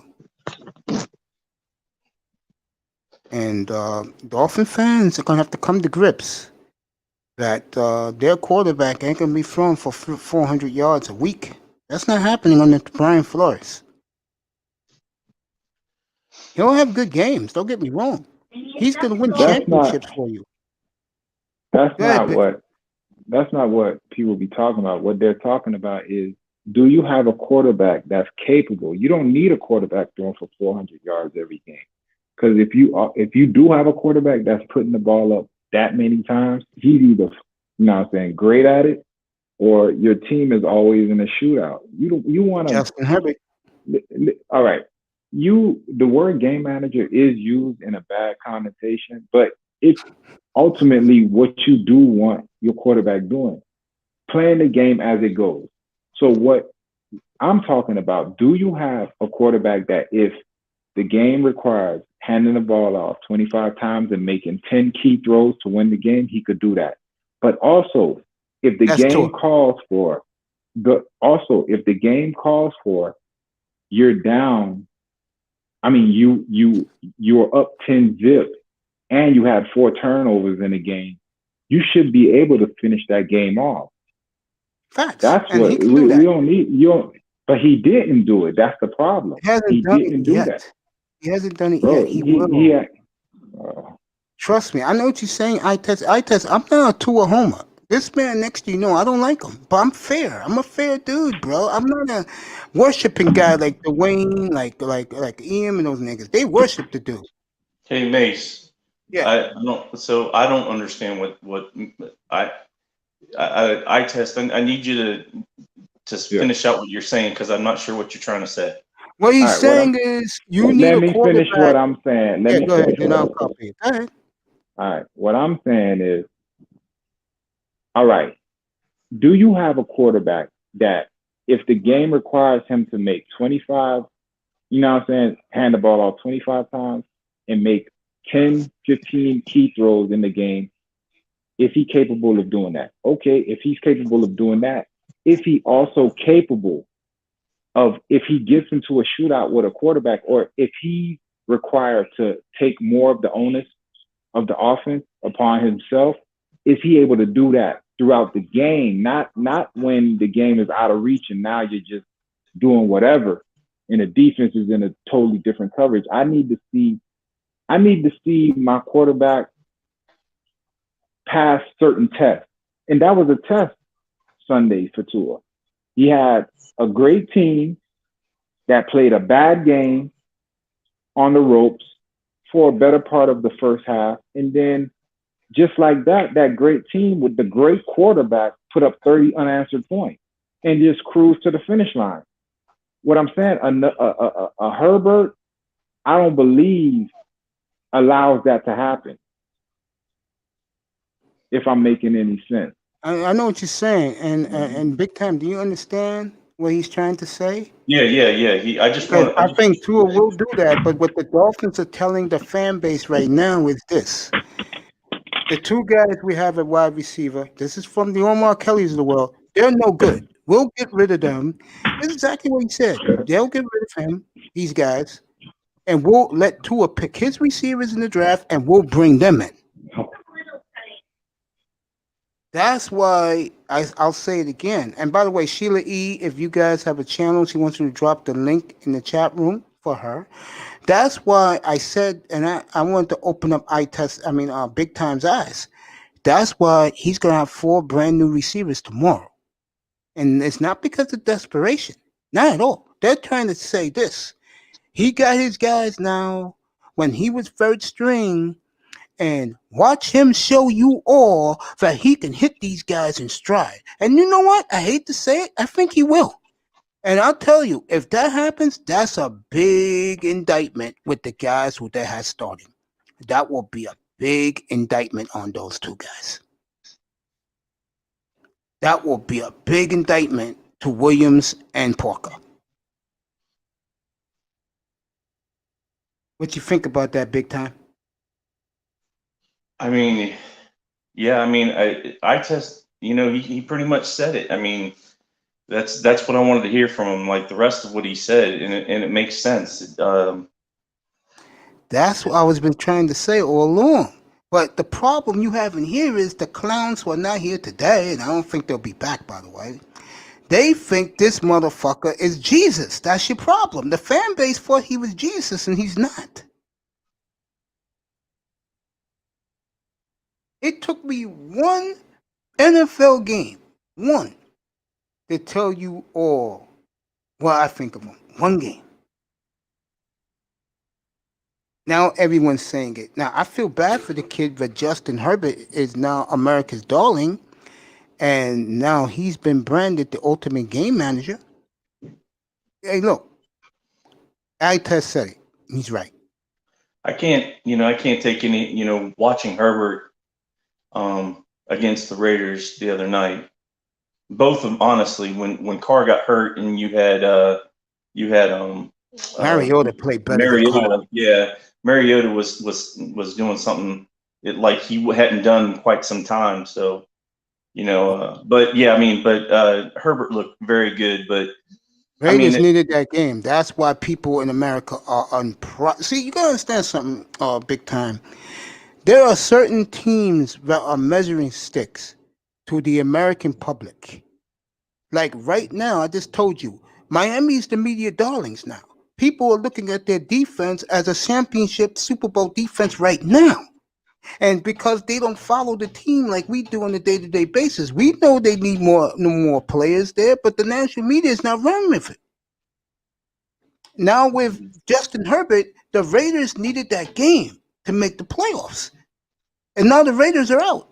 And Justin Herbert did it on primetime television in overtime. Now Justin Herbert's America's darling. If you say something wrong about Justin Herbert, people are going to look at you sideways. Nothing's wrong with Herbert. I think that he's a pure talent for sure. You can tell. Here's one thing that I see in him since he started, before Tua ever even got into the starting position, is that when you look at Herb coming in, actually, if you look at that game, he has no fear. It seems like he just goes in, he does what he needs to do. He doesn't have a problem slinging the ball. If it is a bad pass, whatever, he just gets it out of his system. He has no problem, taking that shot. He is a gunslinger. Now, what I like about it though is that when he's on the bench, he wants back in the game that quick. So he's that competitive. But not to take anything away from Tua in the sense that, Herbert has a lot of weapons there. So without a run game that we do not have, I think that, again, I'm not trying to give Tua any type of, nothing against Tua where, I'm trying to up him. I'm saying that if we can get some type of run game, decent run game, I think the offense will be a lot better than what it is right now. That's why I keep telling you guys, wait till next training camp. You're going to see a different quarterback. Matter of fact, you'll see it tomorrow. Because I think he's going to have a big game tomorrow with the guys he worked with when he was third string. I do. I think he's going to have a big game tomorrow. I do. We're going to need 3 big games, Mace. I mean, I think that I said that. Well, I mean, everybody else probably saying the same thing. We need I'd say that depending on who wins and loses and the losses, we needed two out of the 4, but it'd be nice if we win the next 3. It's gonna be tough. We have a tough road ahead of ourselves right now. We really do. And the Raiders are gonna be no joke. They're gonna be. But here's the thing: I don't want an easy road. It's like somebody said up here that they need to put their big boy pants on. So I think they will. It's all about the matchup. So we need to take it, and we need to go with it. Playing against the best is the best at the right time to show when we get into the playoffs, we're not to be messed with. We need to go in with a chip on our shoulder. I think this is a smart move by Brian Flores. He did 2 things this week, which Test is going to call gangster. Number 1, the media asked him on Wednesday about Tua against Belichick's defense. And you know what Flores said? He said, "When I'm not going to help him with coaches, which is Belichick's defense. He's going to have to learn that on the field on his own." And you talk about a fucking gangster move by Bill Belichick, bro. Basically telling Tua Tagovailoa, "Look, kid, against this coach and this defense, you're going to learn this on your own, and we're not helping you." That was very, very gangster by Brian Flores. Number 2, and I'm going to praise Flores tomorrow morning, for him to let go over Chan Gailey's head and going to play these guys for Tua tomorrow to prove a point that maybe Tua needs these guys going the rest of the way out there for him. That's gonna say a lot about Brian Flores and Tua also. And I think he's gonna have a big game tomorrow. I think the Tua that you guys are dying to see, I think you'll get a little taste of it tomorrow. The part that bothers me is that's a big indictment on Preston Williams and Devontae Parker. I think when Tess said it though, is that is that we've seen it a couple times. It's a question of how consistent we're going to see it going through his progression, as in the next few games and next year. Is that he hasn't seen it enough consistently, and that is true. We haven't seen the games consistently where he's able to play like he has just out of the few games that he's had. I think there's a little bit there, the reason why, but I do agree with him in that sense to where the part I agree with, and the other part that I think that we do need a few more tools to help him out. But you can go by saying, then what was the issue and problem, with Fitzpatrick was doing it, and then you look at Herbert. So the difference is with Fitzpatrick, the players believe in him. The whole team loves him. They'll go through the wall for him. They're not doing that for Tagovailoa. He's got to earn it next spring. Exactly. He got to earn it, bro. Like, you know why Herbert he got the team? Because he came out there and, like Big Tom said, no fear. Bro, my eye test shit, it encompasses a lot, but I gave you a compliment last night, my little brother. But even that, bro, you know what's crazy? I look at quarterbacks' eyes. And the top ones, their eyes are steady. I said this a long time ago when I used to be on TD stream. Mm-hmm. Look at Tom Brady's eyes. Look at Kyler Murray's eyes. Look at Mahomes' eyes. Look at Aaron Rodgers. Their eyes, only times I'll see Aaron Rodgers get flustered because he's one of those quarterbacks. He's so good that he can get flustered and just be out of the game. Like you put a couple sacks. Yeah, you put a couple sacks on Aaron Rodgers, them eyes start to wobble back and forth. But for the most part, the top quarterbacks, their eyes are steady and they show no fear. Justin Herbert, as soon as he got inserted in the lineup, you saw that. I don't give a fuck. I'm throwing this bitch. Yeah, I saw the game live. Tua, when I look in his eyes, I see someone who, I don't know. It's a lot going on in his head, bro. You know what I'm saying? It's like he has pressure from his family. He has this pressure. He has pressure to live up to, you know what I'm saying, for his culture. No, not even that. The culture, the Hawaiian culture thing. He has the pressure of this organization. He had the whole pressure of being the top guy in Alabama for years. You know what I'm saying? Off of one throw. I still say his legend was born off of that Devontae Smith throw. And then they just heaped all this unwarranted praise on him because he didn't earn it. He never really earned it fully in college. Okay, it was just given to him. Yeah. So to me, I'm looking at his eyes. I just see someone with a lot going on up there. Now, could it get better? Of course, with time, progression, and like Big Tom said, more talent, more weapons. Anyone could get better at this point. But again, first impressions mean something to me. And you might say Justin Herbert has more weapons, but I mean, I put them on the same level playing field if I got to stack them up next to each other. So, that's why I don't give you no pushback. And the Dolphins actually have a better defense than San Diego. And like I said, I don't give you pushback. While if four other people was up here, they would give you pushback of what you just said. I don't give you pushback.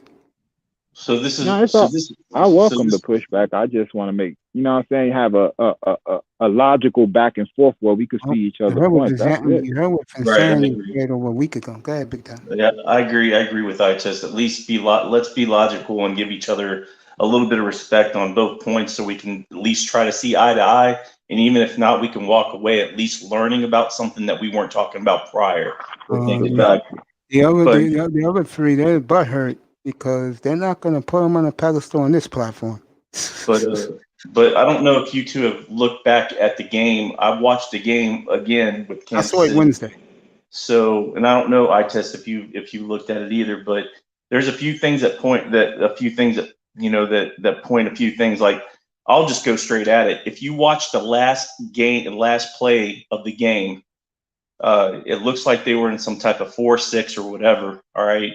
And Van Ginkel was to the left side. And when Mahomes hiked the ball, you had Van Ginkel on top of Tyreek Hill. And I think, who was it? It was the safety. I can't remember who that was on the left side. That was no, it wasn't Jones. It was somebody else. Who was on Tyreek Hill the whole game? Do you know? Bobby McCain. McCain was out already. Who was on Jones on Hill most of the game was Howard. Most of the game. Yeah, they played like they played like a little zone coverage where they had Needham underneath him, and they had, if he'll switch sides, Howard would be on him over the top, or what's his name? Byron Jones. All right, I know what he's talking about. I don't. I mean, I know it wasn't Howard, but it was somebody, anyways. So Van Ginkel was on top of Hill. They go ahead and hike. Mahomes hikes the ball and rolls out a little bit. If you notice, what I don't understand in this situation, Baker is far to the right side. He is not fast enough. That's why I say that if either we go with a linebacker that's faster like Parsons, or somebody that's going to be a fast edge rusher, we need more speed on the edge. Now, I'm not saying that the guy from Miami, Rosario, is going to be the guy to go with. I'm not saying that, but we need more speed on the outside. But if you look at that play, you redo the play. I don't understand why Van Ginkel didn't push Hill off of the line and push him backwards, then go after Mahomes, and then whoever was guarding Tyreek Hill, they pushed back. If you look at them, they brought themselves back. By the time they brought themselves back, Hill kicked off to the right side. By that time, Hill's too fast. If you remember, they did the same play in that Raider game, and they didn't complete it. It was actually Justin Herbert. They did the same exact play. And the Raiders, it was late in the game. It might have been in overtime. They sacked Herbert for like a 5 or 6 yard loss. Same exact play. I did see that. Yeah, you're right. What's up, Jefferson? So, tell me something. Tell me something on this. If you understand what I'm saying, you remember that last play. Why did that work for the Raiders, but it didn't work for Miami? What did they do wrong on personnel, or why didn't it affect? And what did they do wrong? Miami do wrong, where the Raiders did something right in that situation? The Raiders play them twice a year. They know them. They know each other. No, I understand that, but it's the play though. It's how it developed though. It's how the play developed. And maybe, what I'm saying, I gotta watch the play. I'm not gonna sit here and say I know the play, but I'm gonna watch it. I'm gonna watch the whole thing. But I'll say Corey Littleton fits that linebacker you're talking about. He's a sideline to sideline linebacker. So we maybe we don't have that yet.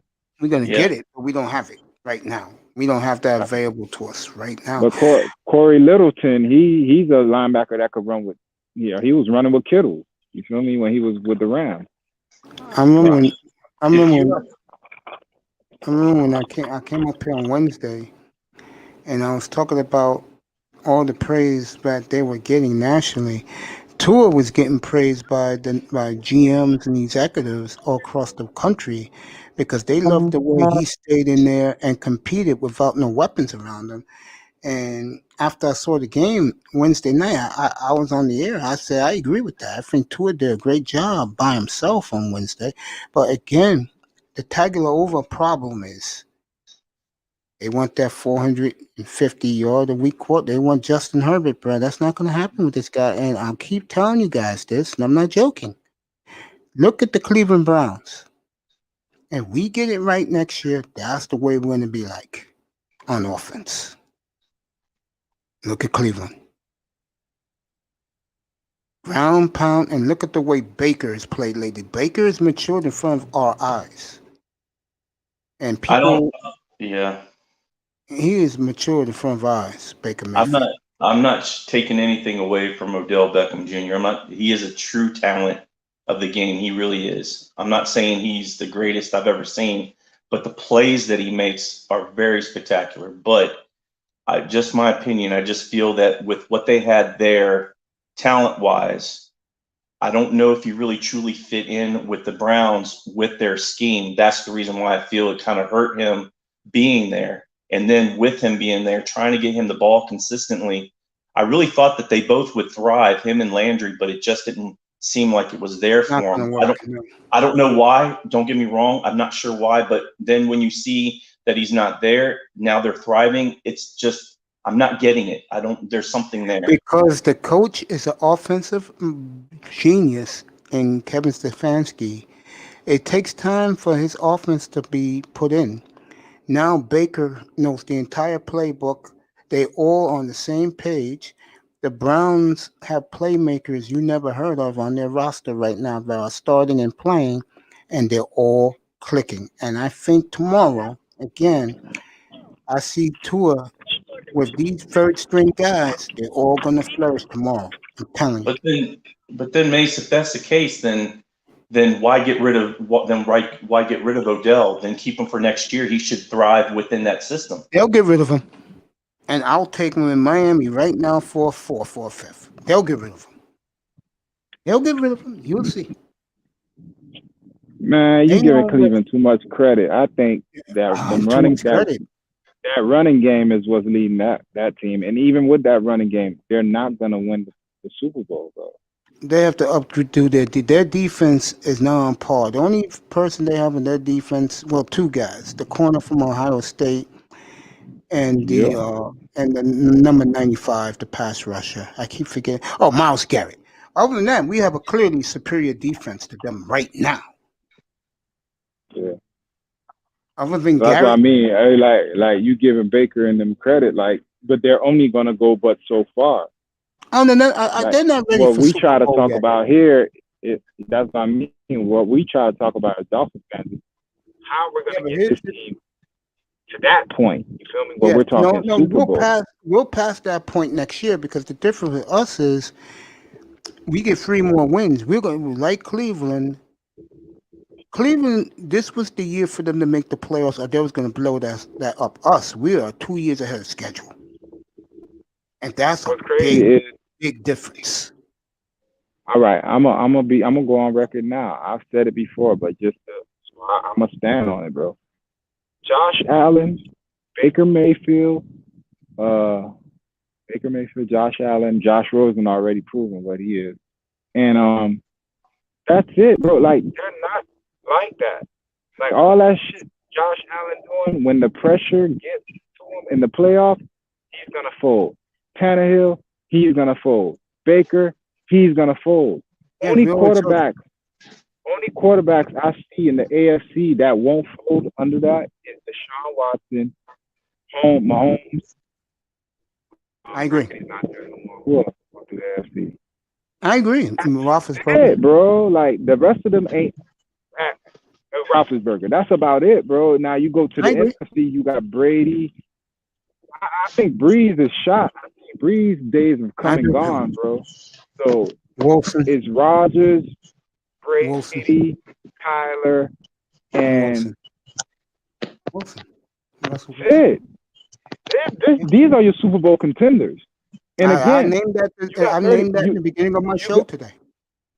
Okay, well, you see how easy I just did it. All I did was name the top quarterback. But there's 32 teams with great players up and down their teams. But what differentiates those other teams opposed to those 6-7 quarterbacks? They have a quarterback. So that's why I harp that the quarterback, you could get the fucking, you know what I mean? You could get all that shit you want, but until you got that guy that could do with those guys, you have nothing. I mean, you don't have nothing. You're just going to be a playoff team that consistently loses in the playoffs. I'm done with that, bro. That's what I preach. Sean Jones in the chat room said, what we forgot about Lamar Jackson? No. The problem with Lamar Jackson is he's very limited in his passing game. And come playoff time, everybody's going to adjust. And then what's crazy is one more playoff loss, you know how the media is. They're gonna jump on his confidence about him losing in the playoffs. You don't know what that does to a young player. You start getting the yips in the playoffs. It's true, bro. I said that when they lost. Look how fickle the NFL is. Let Josh Allen and Baker Mayfield had a bad year this year. They would have got Mariota and Jameis Winston. They would have got rid of them this coming up off season. That's how fickle the NFL is, and that's how fast now the quarterback has to hit. Your quarterback has to hit. Yeah, your quarterback has to hit by year 3. Yep. They're not waiting no more. They got no fucking time to wait no more. If your quarterback can hit by year 3, get the fuck rid of him. Because if you draft one, especially in the first round, he's going to cost you $5 million a year his first 4 years. If you get one lower than that, he's going to cost you like what, $800,000? And don't forget about the jobs he's going to make you. Look how many coaches and people have been in and out of Baker Mayfield's life in his short NFL career. You feel me? Look at Tannehill. Tannehill was notorious. Tannehill had all kind of people in and out the organization. And he left. He left with nothing. We left with nothing. And Tannehill was the blow up of the league, but once Cleveland kicked his ass, no one talks about Tannehill no more. Told people that was gonna happen. Bro, niggas ain't no football. Stop falling for the hype. You know what I'm saying? Like, football is simple, bro. It's whoever's the best, bro. Like, and when you look at the top guys, no matter what, in this NFL, you need that quarterback. I don't care how great your defense is. I don't care how great your running game is. Derrick Henry is a fucking beast. And but you run up on a Mahomes, he gets neutralized, bro. Yeah, and I'll say it again, and I'm only being fair. Let's see the weapons they bring this kid next year, because they're going to do it. They're going to be hell-bent to bring this kid the best in. Man, what they're going to do is LA is going to surround Herbert with weapons. And then it's not even going to be fair. He's doing it with, you know what I mean? Like, he got 2 or weapons 3 right now. But he got Keenan Allen and fucking Mike Williams ain't like that. Henry. He ain't like that.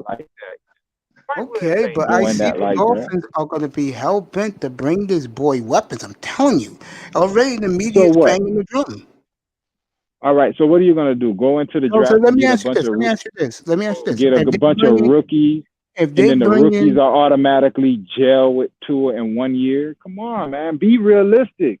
How come let's say they take your boy Chase. You telling me as a 4th pick in the draft he can't start? No, that's a great pick. But you add on to what you have. You don't get rid of Parker and then get Chase. No, that's dumb. In my mind, Parker's going to stay, him and Williams. And Chase and whoever else they bring in would be with all 4 of them. That's what I'll get rid of Williams. He's more trouble. He gets hurt too much? He's hurt too much, and then he's not down the field. He's not a down the field threat like that, bro. You need a Jamar Chase that can work the middle and down the field. Parker's already a high point person, and you need a speed receiver. That's what they said. You know what I'm saying? You need a speed receiver with some size to him, because Jakeem Grant, as fast as he is, he doesn't know how to keep his feet. He's always falling. His body isn't. He's just not like that. He's a specialty guy. You saw these fools. I heard, according to Omar Kelly, fools comparing him to Tyreek Hill, Dolphin fans. What the fuck are they looking at, bro? This is why up here I killed the bandwagon ignorant Dolphin fandom. They come to die here. That counts as 11, right? Go ahead. How many more? That counts as 11, right? Yeah, that's 11. Go ahead. Go ahead, Big Tom. I'm listening. So I just so if let's just say we get rid of Preston Williams, what do you think we can get for him for next year? Preston Williams, with his injury history, he's early in his career, yeah, but even with that, they'll probably try to get a 5th or a 4th for him, a 4th at best. You think? Yeah, like, you look at him, like, he's a good option. Preston Williams, you know what he is? You remember that receiver that used to play with in San Diego with Keenan Allen? Damn, I forgot his name. He got traded to another team, and he never had that same production. I know who you're talking about. But he had a nice little career. But he's faster than Preston Williams. That's the thing. Preston Williams thrives on body positioning and somewhat shielding people off, but he doesn't have that second gear They're to get gonna behind be him. hell bent to give this kid everything he needs to succeed. You can bet on that. Jamar Chase, that'll work. Like two top receivers. I mean, two nice rookie receivers. That'll help. But to say that's gonna put them over the top, remember they're rookies. They have to learn the NFL game, and we already have one of the youngest teams in the NFL. So you have to get quality, bro, if you're gonna go that route. I totally agree. Or get somebody he's comfortable with. Get a Devontae That's Smith. what they told him. They told him that the word is they're gonna let him pick whoever he wants, and that's who they're gonna take. All right. He's gonna work them out, and if he says I feel comfortable with this guy and this guy, they'll go get him. You know. But you know what that does? It's like you making a deal with the devil. If they're gonna do everything that you want for the franchise, they're gonna get rid of Chad Gailey. They're gonna get you your receivers. They're gonna do everything to make you comfortable. They're gonna put you in the best position to succeed, and you still look boo boo. No, then what? I think this is my honest opinion in my heart. We'll move forward next year. He'll be all right. I don't worry about him. What I want to see is who's going to be the running backs we draft. Yeah, that's. I mean, besides, like you were saying, mate, both of you. So here's one I think is that I don't think we're going to have Preston Williams and Parker. One of them's going to be gone next year. That's just. I totally agree. I can be way off on this, and you can throw it in my face next year. No, I'm not going to do that. But when we start getting into free agency and stuff like that, I think whether if Parker or Williams is with us start of the season, I don't think one of them is going to be with us at the end of the season next year. That being said, I do agree that if we're going to get any better, the only way we're going to actually get to a Super Bowl and any chance is having a run game. Because if you look at in the past, mostly every single team that has won the Super Bowl has had a decent run game, if not a dominant run game. And we have to have one. We can't. We're not going to win. We're going to be a joke if we can't get at least a run, some type of good run game going, or a Harris. I don't know if we can get Najee Harris. I mean, it would be nice, but I don't know what will happen. You could do anything between picks 4 and 7. You could do anything. You can get Travis Etienne and Najee Harris if you felt like it. That's Mace's dream, bro, to get them. Hells yeah, bro. That'd be crazy. Dancing from here to Cairo, bro. I'll be doing. But that's what I mean, big time. Like, if you're gonna go all in, go the fuck all in. You get everything, bro. They're gonna do it. Get him a Jamar Chase. You get a Najee Harris. Then you trade back up one of them picks and get a fucking Travis Etienne. You surround his ass. Or you trade that fourth pick and you get a boatload of picks, and then you do what you're saying. Go shopping. Too fast, bro. If that wide receiver core, like you said, I-Test, if you're saying that it's that deep in the draft, then we should have no problem finding some wideouts, especially if we, depending on what we do. Here's your problem, though. Chris Greer is making the picks. Maybe one day. I'll give him this. He made the Xavier Howard pick, and he traded up for that. So yeah, he did. Well, whoever the fuck gave him that tip. They got fucking Xavier Howard and fucking Tunsil in that draft. I know that y'all. Go ahead, big. No, go ahead. Go ahead. Go ahead. No, I was just saying, like, I still to this day like the Cordray Tankersley pick. I just can't understand what the fuck happened to him. Never got the confidence from the coaching staff. Remember, that was that idiot who's now with the Dallas Cowboys. He'll be fired soon. Joe Philbin, he's in Dallas now. And, our coach, Adam Gase, bro. What you going to do? I mean, one mistake Stephen Ross has made, he always has picked first-year coaches. And this one's going to pay off. He should be thanking the gods. But this is a fucking idiot, Stephen Ross. I'll kill him once I start doing my videos. I'll definitely kill him. It's been a fucking 10-year wait. Fucking idiot, bro. Yeah, I mean, I keep telling these guys, again, big time. Your problem is you got guys who come up here who worship the Tua statue, and now they know it's not going to happen, and it kills them, bro. It kills them. Now they'll take the Troy Aikman career because that means you're going to get 2 or 3 championships out of it, and that's why I see of Tua. But putting them up there with the all-time greats, that's not going to happen. Dan Marino could sleep safe at night.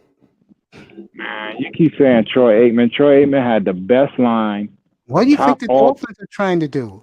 God, the they'll best never offensive get that line. line. They're trying to do it though. All They right. may not have it, but they may have a WEC version of it, which isn't bad. You know why I say that? Because Dallas tried to recreate that, and we've seen how fast that broke apart. That took, what, a year, 2 years? Because At Romo was best. hurt a lot. They let Tony Romo. They ruined Tony Romo's career. That offensive line when they were healthy. Yo, you don't remember for like 2-3 years that was held as the best offensive line in football? How can the best offensive line in football hurt your quarterback? That makes no sense. That's true. You know why? So Because what I'm DeMarco saying is Murray building the thing. What I'm saying is building the best offensive line in the NFL. Dallas Cowboys should be an example. It'll work for a year or two. You'll probably get a rushing champion out of it, but it doesn't last. And they didn't get a Super Bowl out of it. So you got to look at I look at everything, bro. I look at what teams done, what didn't work, and what I see you hold true. Teams with top quarterbacks are in the hunt every year, no matter what's going on. I don't care what's going on in Green Bay. Aaron Rodgers there. Aaron Rodgers, and I'll talk about this tomorrow morning. It will lead off my monologue tomorrow. 5 more laps, bro. Aaron Rodgers can be the first many more you player. got? Aaron No, Rodgers I can need be the 5 first player in NFL history to win the regular season MVP, the Super Bowl MVP, and win the Super Bowl ring. So I'll talk Bro, about what they did to Aaron Rodgers, is what we did to Marino. We had a great quarterback, and instead of surrounding him with what he needed, which was a defense and a running game, I don't know what the fuck they did. They just said, Marino, go out there and win it. That's what they're doing with Aaron Rodgers.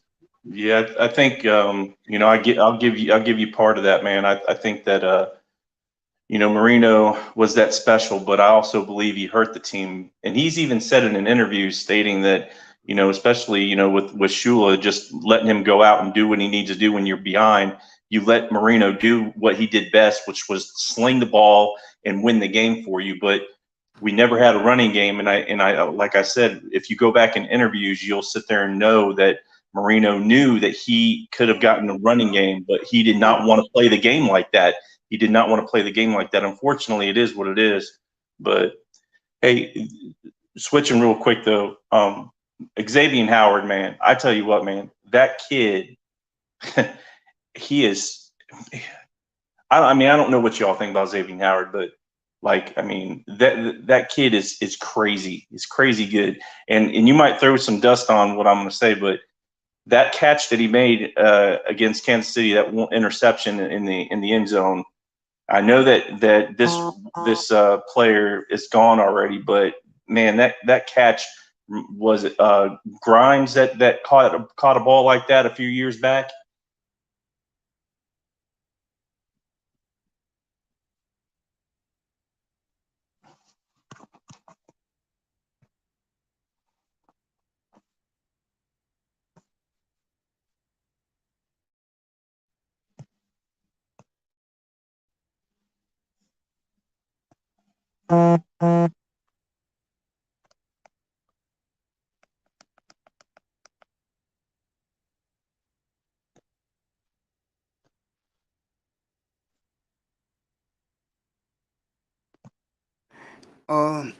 I want to read Hypo real quick. He says it didn't last because the Cowboys went out and started drafting wide receivers like CeeDee Lamb when they should have been investing in their offensive line. I totally agree with that statement. Click that. Oh, I ain't testing that. He's just black right now. I was going to say, yeah, bro.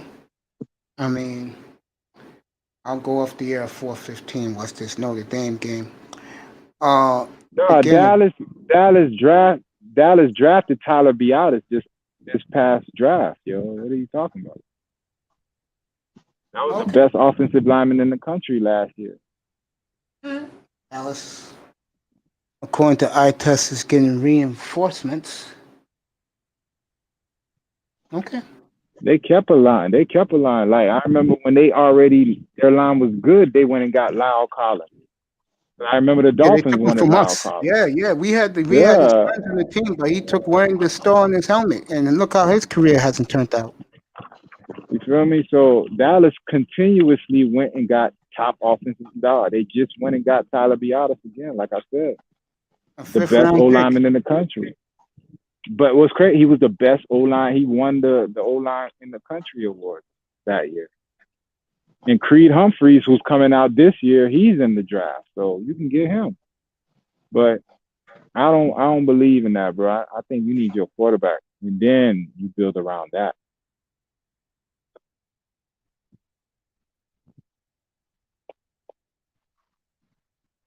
Yeah. Let's see. Heifel says you're talking nonsense.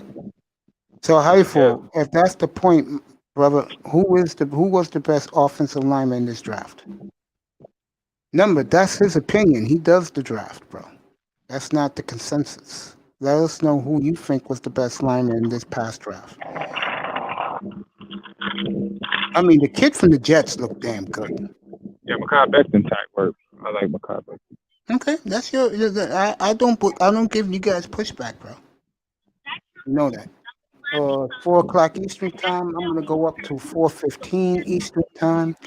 That will give me in the record books a good 5 hours of coverage today. This show has been excellent. I got these two gentlemen here. Thank you so much, fellas. I'm gonna finish it out strong. I just think the draft weekend is gonna be so fascinating up here, bro, in this room. I wish I had food to give you guys because it's gonna be a long couple of days, bro. So my advice to you guys is pack a lunch, pack some dinner, because we're gonna go in it on the long haul. Big time, you watching MMA tonight on ESPN? I'm not sure, Mace. We'll see what happens. Might check out some college football tonight. I'm not sure. So you're gonna watch Alabama? Break. Yeah, I'm gonna try to. Yeah. All right. By the way, Heifel says Cesar Ruiz was the best lineman. Yeah, just put him next to a bunch of great O linemen. He's gonna look great. No, what are you talking about, bro? If I put anybody next to other great players, he's gonna look good too. What is he doing Cowboys ignored individually? that fact. Tyron Smith is never healthy. Frederick retired. Yeah. Come on, the line shit don't work like that, bro. You get some decent bookend, a good center, serviceable guard. You should be all right. But what the Dolphins ignored for years, they got. How can I say? Because Jawan James was kind of soft. Very soft. Laramie Tunsil didn't stick around, and Pouncey was always hurt. Let me ask you a question. They never addressed the guard position after Incognito. Let me go back to Tunsil. You talk about gangster by Brian Flores. Brian Flores said, I don't even want you to dress. I'm going to find some way to get rid of you. And he did. I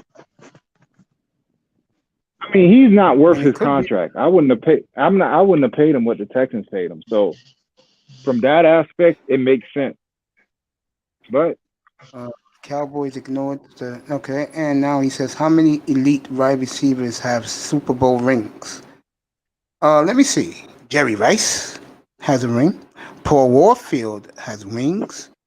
John Stolworth has rings. Let me continue. What's up, fellas? What's up, Pete? Let's see. Michael Irvin has rings. Are we getting the hint?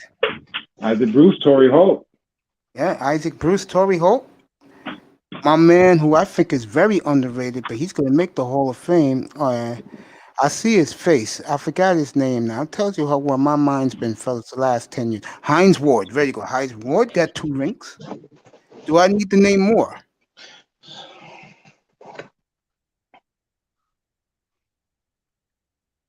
Tyreek Hill's about to get a 2nd ring. So I guess then let's talk about the last 10 years with elite wideouts. We have to make sure that, that we're all on the same page, because sometimes elite wideouts from person to person might be a little different. So you named one. Tyreek Hill would be one. Reggie Wayne. Yep, that's a good one. And his running mate, bro. Marvin Harrison. Yeah. Yeah, we said, Torrey Holt's one of my favorite receivers. I had the honor to talk to Torrey Holt a few years back, and I told him that. And he was flattered. Guy, yeah, he's my guy, too. Love Torrey Holt, bro. Ooh, I just got my comfort fit lair. Yo, Heifel, I just named you some guys, bro. What more do you want? He was trying to make a point. Was Lockett a part of the Super Bowl? No. No, he wasn't. Well, if they win it this year, let's say, then Metcalf will be in that mix. He ain't no top receiver. I think it's way too soon to say that, but I don't know. But for real, he's not no top guy. Yeah. Yo, you take Russell Wilson away from him, I don't think he's all that. Yo. Tell you, Notre Dame is on the way on the field now. Notre Dame is running on the field. The Irish on the way out. Okay. I think, honestly, you need that wide receiver, bro. If you're going to win chips. Gotta have it, bro. You gotta have it. Tyreek Hill won last year. You gotta have it, bro. Sammy Watkins. You gotta have it, bro. That was the problem with San Francisco, who just lost. They don't have. They have it now in Ayuk.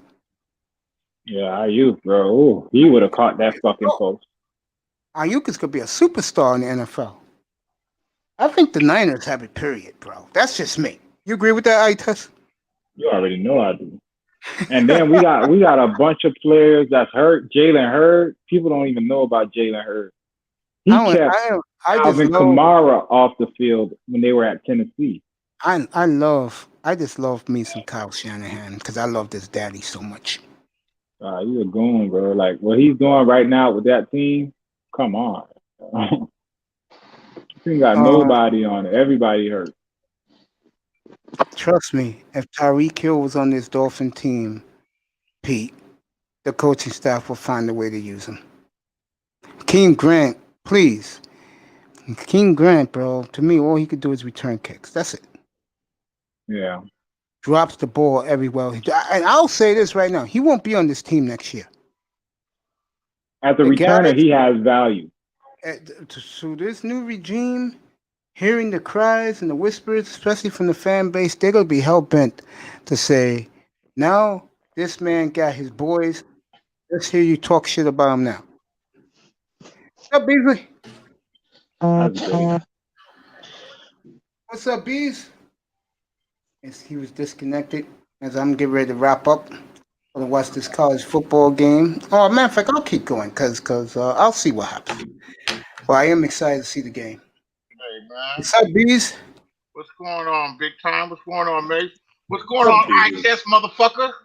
What's up, motherfucker? Motherfucker. Fuck you, nigga. What's up, nigga? Fuck you, Beasley. Man, Yeah, fuck you, motherfucker. You always talking like you know every goddamn thing, man. Fuck that shit. Beasley, I think I ran off my audience now since that tirade I had the other day. Which one? All of them. The tirade. You call him do the spick for no reason? No. Fuck you, motherfucker. If you don't like it, fuck you all, you stick ass wetback beanie motherfucker. I'm like, damn, mate.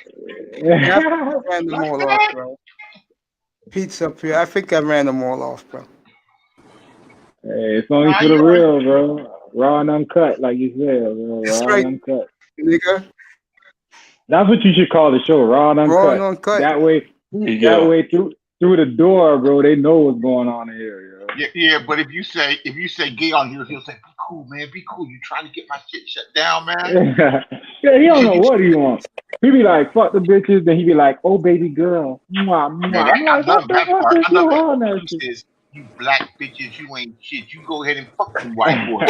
You Hey, fuck them Mason, white so boys that all shit you just want and ain't walk out and going people on. bitch. Matter of fact, Don't ever look at my way again." Oh, Ebony Beauty, what's going on, baby girl? Oh, let me roll out the red carpet for you, honey. I had my baby girl taking care of me. the I had the my red baby carpet hey, girl how rolls was it taking care of me yesterday, 4 Mason? You hours yesterday, motherfuckers bro. can't No, fuck with me. This my channel, nigga. What the fuck no, wrong with y'all? that shit, it's cool, mate. That's what kind of makes you interesting and shit. That nigga bipolar on the air, bro. I told Laurel the other night, these niggas are trying to dress me up. I said, don't worry about it. That's coming. But here's the problem, though. See, I need to get some water. Yeah, I'm getting ready to finish up anyway. As a matter of fact, I'll give us some more time. What the hell? Saturday afternoon. Oh shit. I'm gonna give you some water too in a minute. But go ahead. Pete, take it with Big Time. Big Time. Excuse. Yeah, I you wanted to guys. go over the injury report for this week, and I wanted to hear some of you guys' thoughts on how could it impact the games. Well, if you didn't hear what I said, Brian Flores pulled a gangster move this Not week. just Dolphins, bro. Let's go over game by game, bro. Starting off with the Sunday ones. Yeah, he trying to make his bets, bro. Oh, Well, okay, go ahead. you also I got think some you of the should do that, teams. Mace. I think you should do that like every Sunday or Saturday, bro. You should have like I an always injury do that, bro. Where you report been? segment. I always do the injury report. Where you been, bro?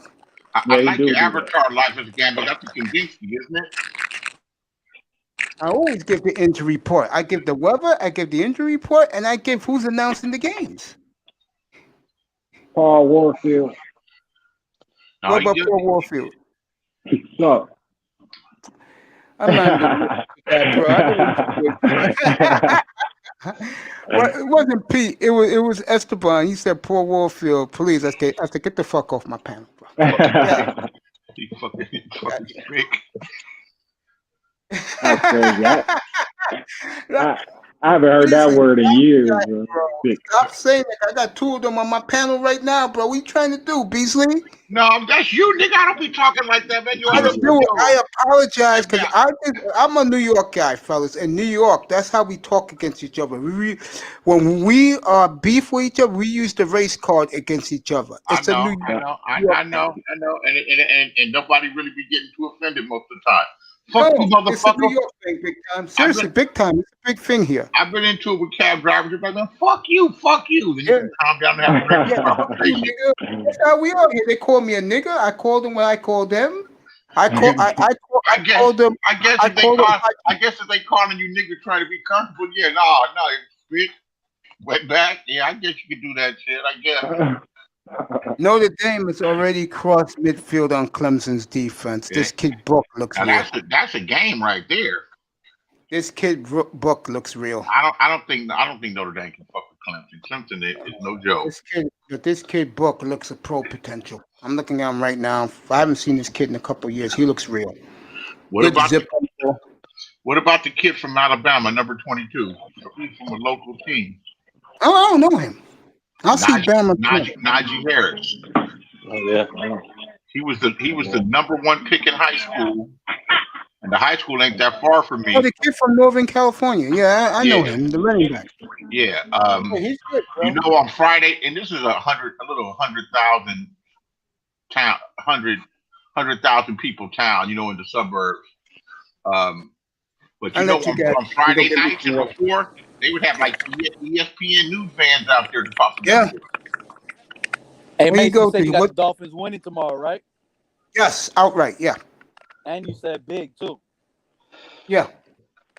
I'm taking the Dolphins in the 2.5. You know we got the 20-17, bro. We got Mr. Broward, what's Plantation Heritage High School King, Mr. Sony Michelle, coming down here to Miami. They just moved him as the main starter. Damian Harris. New England will make us sweat, but we'll pull away tomorrow. The defense will right come at through that for front. They're gonna lose, bro. I don't Miami? see the Dolphins winning, bro. Yeah, Miami I gonna do. lose that shit. I think they'll win. I do. Plus, they cover their face. You know, if I was ugly like some of these women that I see on the board, I would. Who the hell's Look doing at that? Notre Dame is at the Clemson 30. Notre Dame is marching down the field like Clemson's defense ain't shit. Hold on, I'm about to turn on game on. Man. Notre Dame is just marching down the field. It's on ABC. All It's right, marching man. down the field. I tell Everybody you, this out of kid, look, I tell you, he may be a kid that you can steal him in the second, third round as a backup. Man, fuck that. You need a top tier guy, bro. For years, the Dolphins didn't put a top tier guy behind Tannehill to push him. Yo, you know the Bears admitted last week that they didn't give Deshaun Watson a workout. Gee, I wonder why. That's why he's getting fired. Be here Monday, January Turn it down. 4th, 9:30 a.m. Eastern, 6:30 Pacific. I will be telling you which coaches are going to get fired and which coaches and GMs, or it's called Black Monday. I'll have it here.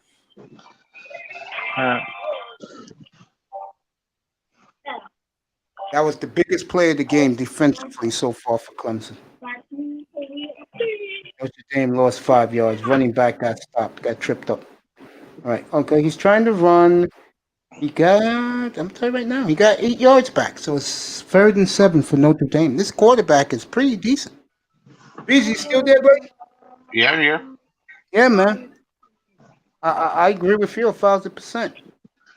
Tomorrow morning in this room, just to let you know, Washington, Seattle, Breeze against Mahomes. Those will be my 2 topping points. Plus, praise to Brian Flores and the job he's done with his drive-bys. And Aaron Rodgers could do something that no other NFL player has ever done before. What's that? Win the regular season MVP, Super Bowl MVP, and a championship. All right, Clemson sacked the Notre Dame quarterback. Notre Dame got to kick a field goal. All right, good job by Clemson holding. Do I feel he's going to struggle against Bill tomorrow, Heifel? A little bit, but I think playing his guys, playing a bunch of third-string guys around him who he knows well and practice every day is going to help too. It's really going to help him. Gonna get his ass Aren't whooped the NFL games going to get harder to pick when a lot of the teams that are already locked for the playoffs and home field advantage, when they start playing their second and third rounders, second or third team players? Beasley, cut that out, bro. What? We haven't clinched anything. We may not even make it, bro. The reason why they're doing that is because they're not satisfied with the receivers that they have, and they want to make Tua more comfortable to open up the offense. I'm not talking about the Dolphins. I'm talking about the teams that are clinched positions. The only team that's clinched, my friend, is Kansas City. Nobody else is clinched. And Pittsburgh. Those are the only teams in football that have clinched the spot. Nobody else. Okay. That's why that Chief game is so big for the Saints. Saints are so desperate to get a bye. They're playing Breeze tomorrow. Huh? They should hurt his ass again. Fuck you. Oh, they belly flop on his ass and break the rest of his ribs. Man. Tomorrow's a boring day, but next week I'm gonna be pumped up. 5 games next week that are very important and good teams going up against each other. Plus the Bengal game against Houston for Miami, the 4th pick of the draft. We need a Bengal win next Sunday. That will clinch it because they're not beating Tennessee. We got the Colts and the Steelers. We got the Rams and the Seahawks. That's for the division title. We got Tennessee and Green Bay at Lambeau. That's the night game. We got Miami and Vegas next Saturday night. And you know I'll do this game. That game I will do here, exclusive. So Dolphin fans, come up in here. I'm going to try and get Dusty up here. Dusty's mad at me right now. And next Monday night is Buffalo and New England. So we got 5 good games next week. Would you still want to dust? You still want to dust these bitches? Huh? Say again? You stole one of his women? Nah, Dusty, they're all those brothers like Laurel and them. They're mad at me because they don't like the fact that I dissed black women, bro. But they go listen to the pimp. They go listen to the fake pimp station. No, they Laurel told me in Cold, he got 4 sisters, bro. They listen to the manosphere. They listen to me, bro. Dusty's lady listens to me. You go light. You ain't lying. Yeah, you go light, man. Some motherfuckers going on. You just have little outbursts and shit. You know, Yeah, that's it, bro. I keep it you have moving, little man. outbursts. Some motherfuckers do 3-hour shows. Yeah, I do 8-hour shows. I talk about women maybe for what, 45 minutes? The rest of the time is sports. Go listen to Black Tommy. Shit. I'm sorry that those guys. Black Tommy don't blamed like everything on a black woman. And the COVID disease because you black bitches. with me, bro. I'm more excited about what's coming in the next coming weeks on this platform, which all you guys are gonna see and appreciate. Right. I'm gonna enjoy the soundproof room that I'm gonna do. I'm gonna enjoy yelling and screaming. You put some styrofoam up or some shit. Some of the Fucking Laurel, I love you, man, but I know me and you're gonna go our separate ways. I don't mind it. He said, "Yo, Mace, God told him I got 3 more microphones coming." And they're like, he's like, "Yo, Mace, you have to have the best microphones, bro, to do your program." Yes, I do. I gotta sound good. I gotta look good. You know, I gotta let my brothers in here up here know that we're together as one, big time. I test yourself, Beasley. We're family, bro. I'm not going to abandon my brothers in here just because I'm going ultra. Fuck it, enjoy it. You upgraded. That's what I'm doing. There you go. I mean, shit, this is a big hobby of yours. You guys gonna do it right. Damn right. Thank you. You're damn right. I'm gonna have fun in here, bro. We're gonna have fun in here. Forget me.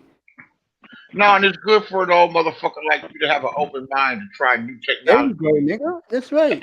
I know that's not easy to do. You have to really slow down, because you could tell yourself like, "Fuck, this little shit I got works good. They can hear me." Yo, We'll take it to a new level. if I could slow down for Little Big Nate, I could slow down for anybody, bro. Shout out to him, by the way. Happy holidays, Little Big Nate. That little motherfucker, boy. That little motherfucker. It's because of liberals. It's because you're liberals. It's because of Democratic politics in Democratic cities. Yeah. They got rats in the cities because of the Democrats. Shout out to Zero. And Zero is right, man. Zero hates right. This shit is about pussy and views. That's all these niggas care about. And drama. That's all they care about. Zero's another obsessed ass weirdo motherfucker. And it's because of feminism. It's because of feminism. And let me tell you about feminism. Man, I hate a one-trick pony, nigga. You know, man. Shout out to Marco Grande. Right. I like Marco though. Marco's from LA, and he's a womanizer. He's straight womanizer. Got some new bitches. He's a bitch. It's about the pussy. Any woman 25 is an old fucking hag to Marco. The old bitch. Any woman that wants to hang out after we fuck, you want to get something to eat, get the fuck out of here, bitch. You know I'm sick of you already. Very honored. I'm not Very hungry. honored to have Marco Grande up here 3 times. He's deep. He got him. Oh, he dropped it. 17. Yeah, bro. I'm flattered of some of the guys who are big content creators in the Black Manospheres come up here to salute me. I appreciate them so much. Tackman is going to work on it for me after the holidays. I will definitely have with Man, Anderson. you take me for granted, man. I'm bigger than all these niggas, man. Edward Anderson. With or without a platform. Edward Anderson will be up here soon, folks. Don't worry. That's going to be fascinating. Couple of hours. Guess who else I'm going to have up here, Beasley?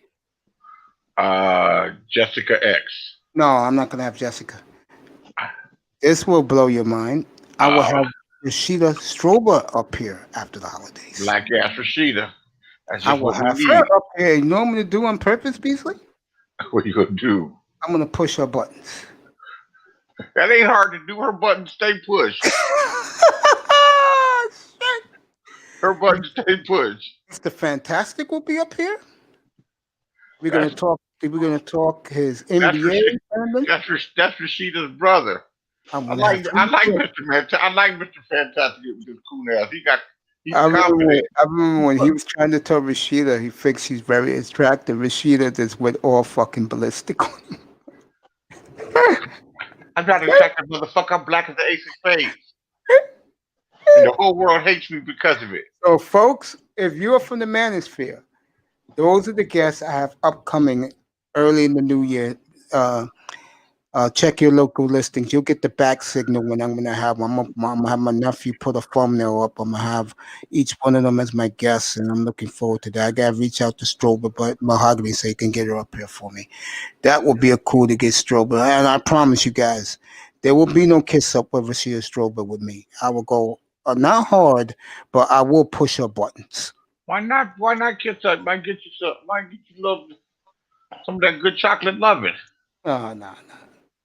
She is, you know what? And I will tell her this. Notre Dame just intercepted Trevor Lawrence. I was going to say that this room, this platform in 2021 will be the way I want it to be. With the live games every night, the live fights around when they put up here. Now guys are spreading it around the Manosphere, Beasley, that I will have championship fights up here. That's good for all of us. We all proud. Yeah. And the reason why I don't say nothing about you, nigga, is because I treat you like you're my cousin, bro. We're boys, bro. You always have a space up here. You should realize that by now. Yeah, that's why I be showing up to come kicking and socializing. That's right, bro, because you was fantastic on election night in here. Those 2 nights, me, you, and the general did for hours was fantastic. Because we were breaking that shit down, man. We were trying to find out. We were trying to get a winner that night. It wasn't happening. Yeah, when I had to leave big time at 4 o'clock in the morning, okay, because I had to go to my clinic. Donald Trump had North Carolina wrapped up. Biden was losing then. That's right. When I got out of my chair at, I'm gonna say like 8:30 Eastern time in the morning. I turned it around. That's when the niggas said he cheated. I'm like, what the fuck happened? That's what they said. That's when all the votes came in. And I had these 2 gentlemen back up here that night, bro, and we went over it again. We stood up all night the second night, bro. We stood up all night. Yeah, we figured out. That nigga Angry Man was mad to the motherfucker, man. He said, I knew I should. People doing the eyeballs, like eye testing here, seeing what we were talking about. We broke down the election, bro. Yeah, we did. I'm not into politics, but this man is, and he helped us big time in here. No, we did. We figured out the different precincts and the ones that they had to count them votes by hand, why it took longer. Yep. And how they reported last, and how they were mostly strong Democratic places like the big cities. And I think Beasley appreciated the fact that I kept my mouth shut and gave him the platform, him and the general. I wasn't just talking. I would do a little research and read beforehand. That's right. Did you see the beautiful Sheila E.'s second rebuttal to Joe Biden? She did it this morning. It's up. Go check it out. And she played most of the audio about him bashing the black leaders, so-called leaders. Let's just say the black puppets. She played the audio, most of it. You should go check it out. Sheila E.'s second one about Joe Biden. She popped it up in the middle of the night. I watched it early this morning.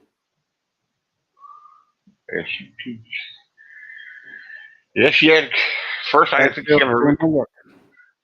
he was just blowing off some steam, but she actually had a reason to say all that shit. Her next video, Beasley, she will destroy the puppets in the room, she said. And you know she's going to get some pushback. She named names, too. And you should know the names. She ain't afraid of the smoke. That's right. And she's going to get some pushback. Vicky Howard. Vicky, I forgot Vicky's name. She's from, Vicky Dillard did a phenomenal job. I watched all of that this morning, right before I popped up the air, bro. I watched all of it. Outstanding job by Vicky Dillard. Did a great job. Let me see what this quarterback just did. He did something. This Notre Dame quarterback is something, boy. Oh yeah. Okay, Is he give him black? back. No, he's white. What's his Doesn't name? matter to me. If you could play, you could play. No, Seriously. I like to see black quarterbacks do well. Of course I do. But I like the white ones too. I'm an Aaron Rodgers groupie. Well, I like good quarterbacks. I'd like to see a black quarterback running shit at a old Wait till school. you see. If you feel that way, wait till you see Trey Lance, bro. Kid from North Dakota State. Wait till you see him. What's that, Division II? Yeah. You're gonna think he's the second coming. We'll see what he steps up and play some good He's a competition. top 5. He's a top 5 kick. We'll see, man. We'll Trey see. Lance. There's a big difference between Division II and Division I. Trey Lance is the next Aaron Rodgers. That's how good that boy. You know what makes you and Beasley should have like an hour, the Mason Beasley hour. And then what you should do is, like, if anybody wants to know, what the fuck we think of you, come up on the show and we'll tell you what the fuck we think of you. Fuck them, fuck you, and fuck everybody. This is what we're gonna fucking tell you. You know who I would do that with? Little Big Nate. Me and Little Big Nate. Don't have nothing nice to say about nobody. You want to come here for an hour? We'll tell you what the fuck's up. Oh, you know who else? Yeah, she get Beasley. You love this. RBR. That lunatic, man. Motherfuckers take that nutcase seriously, man. That motherfucker's a nutcase. They kicked him off the damn manosphere. Me and RBR together up here with Little Big Nate.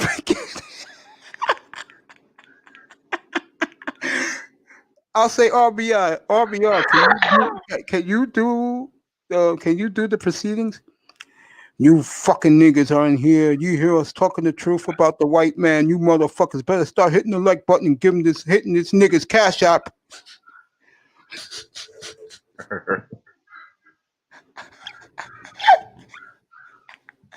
You know what? I should reach out. I know Nate would do it because me and Nate are tight. I should reach out to RBR, get him up here, and have that night, bro. Have his wife be the moderator because his wife does a great job moderating. You ever seen RBR's wife? No. Oh God, she's a hottie, bro. Really? Yeah, she's one of these sisters that kept herself looking good by age. She is a hottie. Yes, she is. I will put her. I'm not lying, Beasley. I will put her on par with Kamala Harris, and you know how I feel about Kamala. Yeah, you think she's attractive? Oh, I love me some Kamala Harris, bro. That's for sure.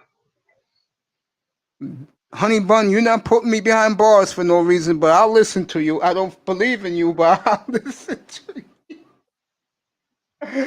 Oh, let's see, Notre Dame, 3rd and goal. He's trying to throw it out of bounds. All right, they're going to kick a field goal. Yeah, man.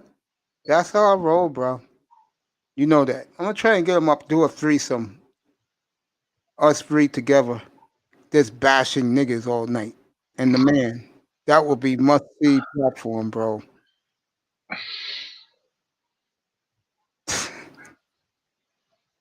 Here you go. Little Big Nate can do the women. And the liberals. RBR could do the white man. And I'll do everybody else. Notre Dame dismissed a fucking 20-yard field goal. Shanked it to the right. You can't make this stuff up. I test his back. You can't make this shit up, bro. You can't. The hold was perfect. He shanked it. This motherfucker sucks, bro. You can't make a 20-yard field goal. Motherfucker, let me tell you, you're not going to get drafted. Fucking piece of shit. Can't make a 20-yard field goal. Fuck out of here. Get out of my sight. Just like the Chargers did Thursday. They told the kicker, get the hell out of my sight. But yeah, bro, I should get that platform up. Reach out to RBI. I know Little Big Nate will do it. This niggas all night. This everybody all night. Who's sleeping up here? Somebody sleeping. Sounds like me, but it's not me. Oh, I'm just laying back. It's hot upstairs, man. I live in a log planet of heat. Nice. Yeah, but it gets hot upstairs. Jefferson's laughing his ass off. You know, I'll call it. Brothers flew over the cuckoo's nest.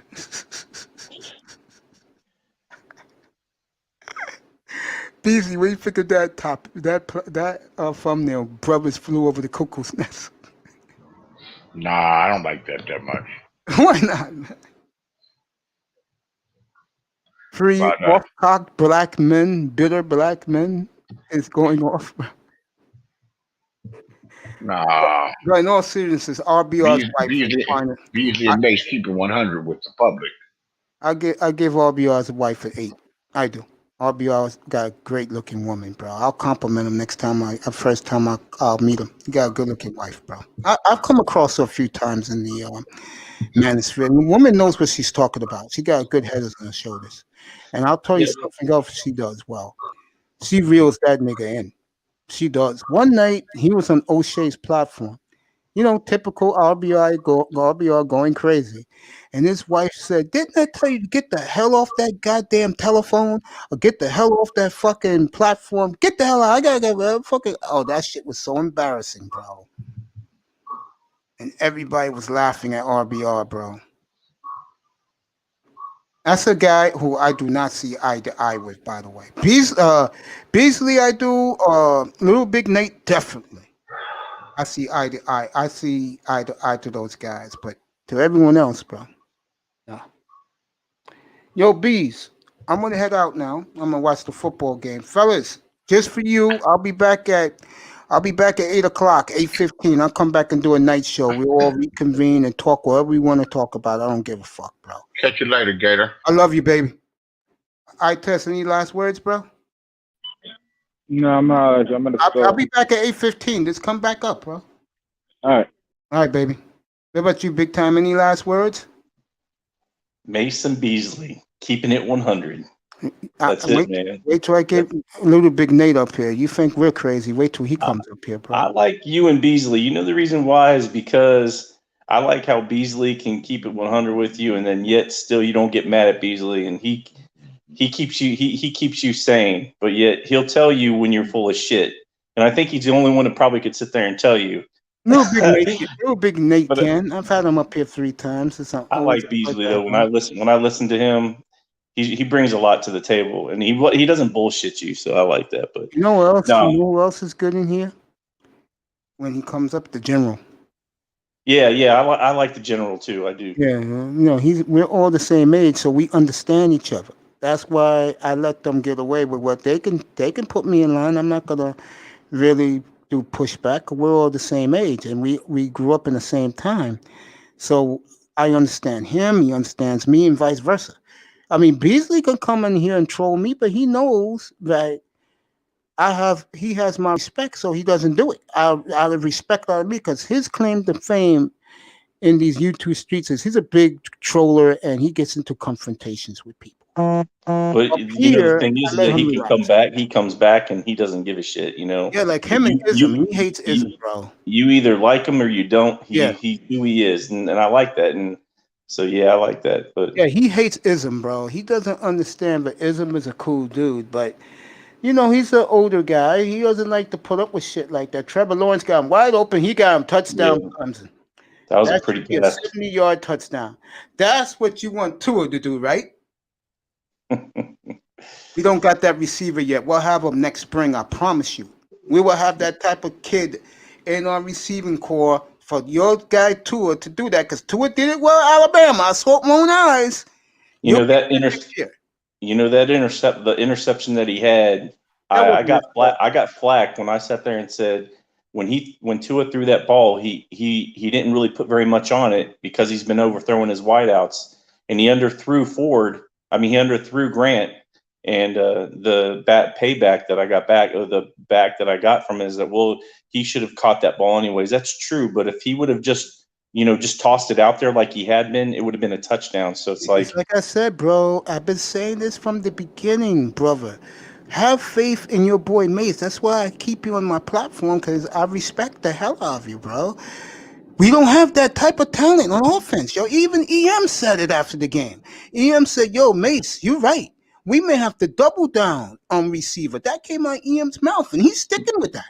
no, I gave you credit on that 2 months ago, if not before when we were getting through the beginning of the season. You said we're not going to have the same whiteout core we did, this season next year, and it's looking like we're going to have a totally different core. So I'll give you that, man. Tomorrow's an example of it. They're going to ride these kids the rest of the way because Tua worked out with these guys when he came on the team. These are Tua's guys for now. But I think that said volumes when Omar Kelly said that they're going to make him pick his guys in the draft. I don't understand why they're not using Malcolm Perry as a punt and kickoff return. I don't get that right now because he's hurt. Oh, is he? Yeah, he got hurt in the what game he got hurt in, Perry?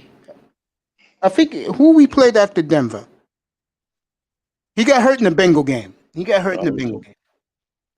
I know EM's not too big on Malcolm Perry, but that's a true talent there. Just me, I don't think if you're not going to use them offensively, use them on special teams. I think he's going to replace the little short guy. What's his name again? Grant. He's going to replace Grant. You'll see. Grant won't be here next year. I think Grant won't be here next year, and I think Williams won't be here next year. I think the guys you see tomorrow, I think 3 of them will be here next year, and and 2 guys are going to replace. They're going to have 2 new guys next year that are going to be pets to Tua. I keep telling you guys, relax on Tua. It's going to be fun. You're going to see the growth next training camp, bro. You're going to be saying, oh, shit. Why? His weaponry is better. Check out that last play of the game, Mace, for me. Just review it and look at it for me and see what Miami could have done better, because I have my thought on it, but yeah, check it out. Yeah, and I'll be if you're back later, I'll sure be in. I'll be back later. I'll be back at 8:15. I'll pop up. I'll fire up a stream. We'll go into the middle of the night, bro. It's Saturday night, bro, and I'll do the Green Bay game live and the Alabama game while I'm on. I'm gonna take me a break, man. I love you, bro. You stay safe. Mate, I'm glad your dog is safe, most importantly. And yeah, I'm sorry I missed it again, man. But next week, I'm here for sure. I got you, bro. I appreciate you, Mace. That's Kid Smooth right there. That's my brother, big time. One of the best. And I'm glad that he found me. Jefferson, Heifel, Pete. See who else is in here today. Don't Smoke Rocks. I expect you in here tomorrow morning, Don't Smoke Rocks, for Redskins preview. The beautiful, ultra sexy and talented. She did a great job exposing Joe Biden. Sheila E. Go watch her second video. Okay? She's done an excellent job. Tack Man was back today. That's right. The Tack Man was back. James Joseph was absolutely outstanding. And a host of others. I love you. Enjoy your afternoon. And make sure that your sweetheart you took out to lunch today, it picked up the tab. Let her pick up the tab, not you. Good afternoon from the Oasis. See you in the evening. I'll be back. See you.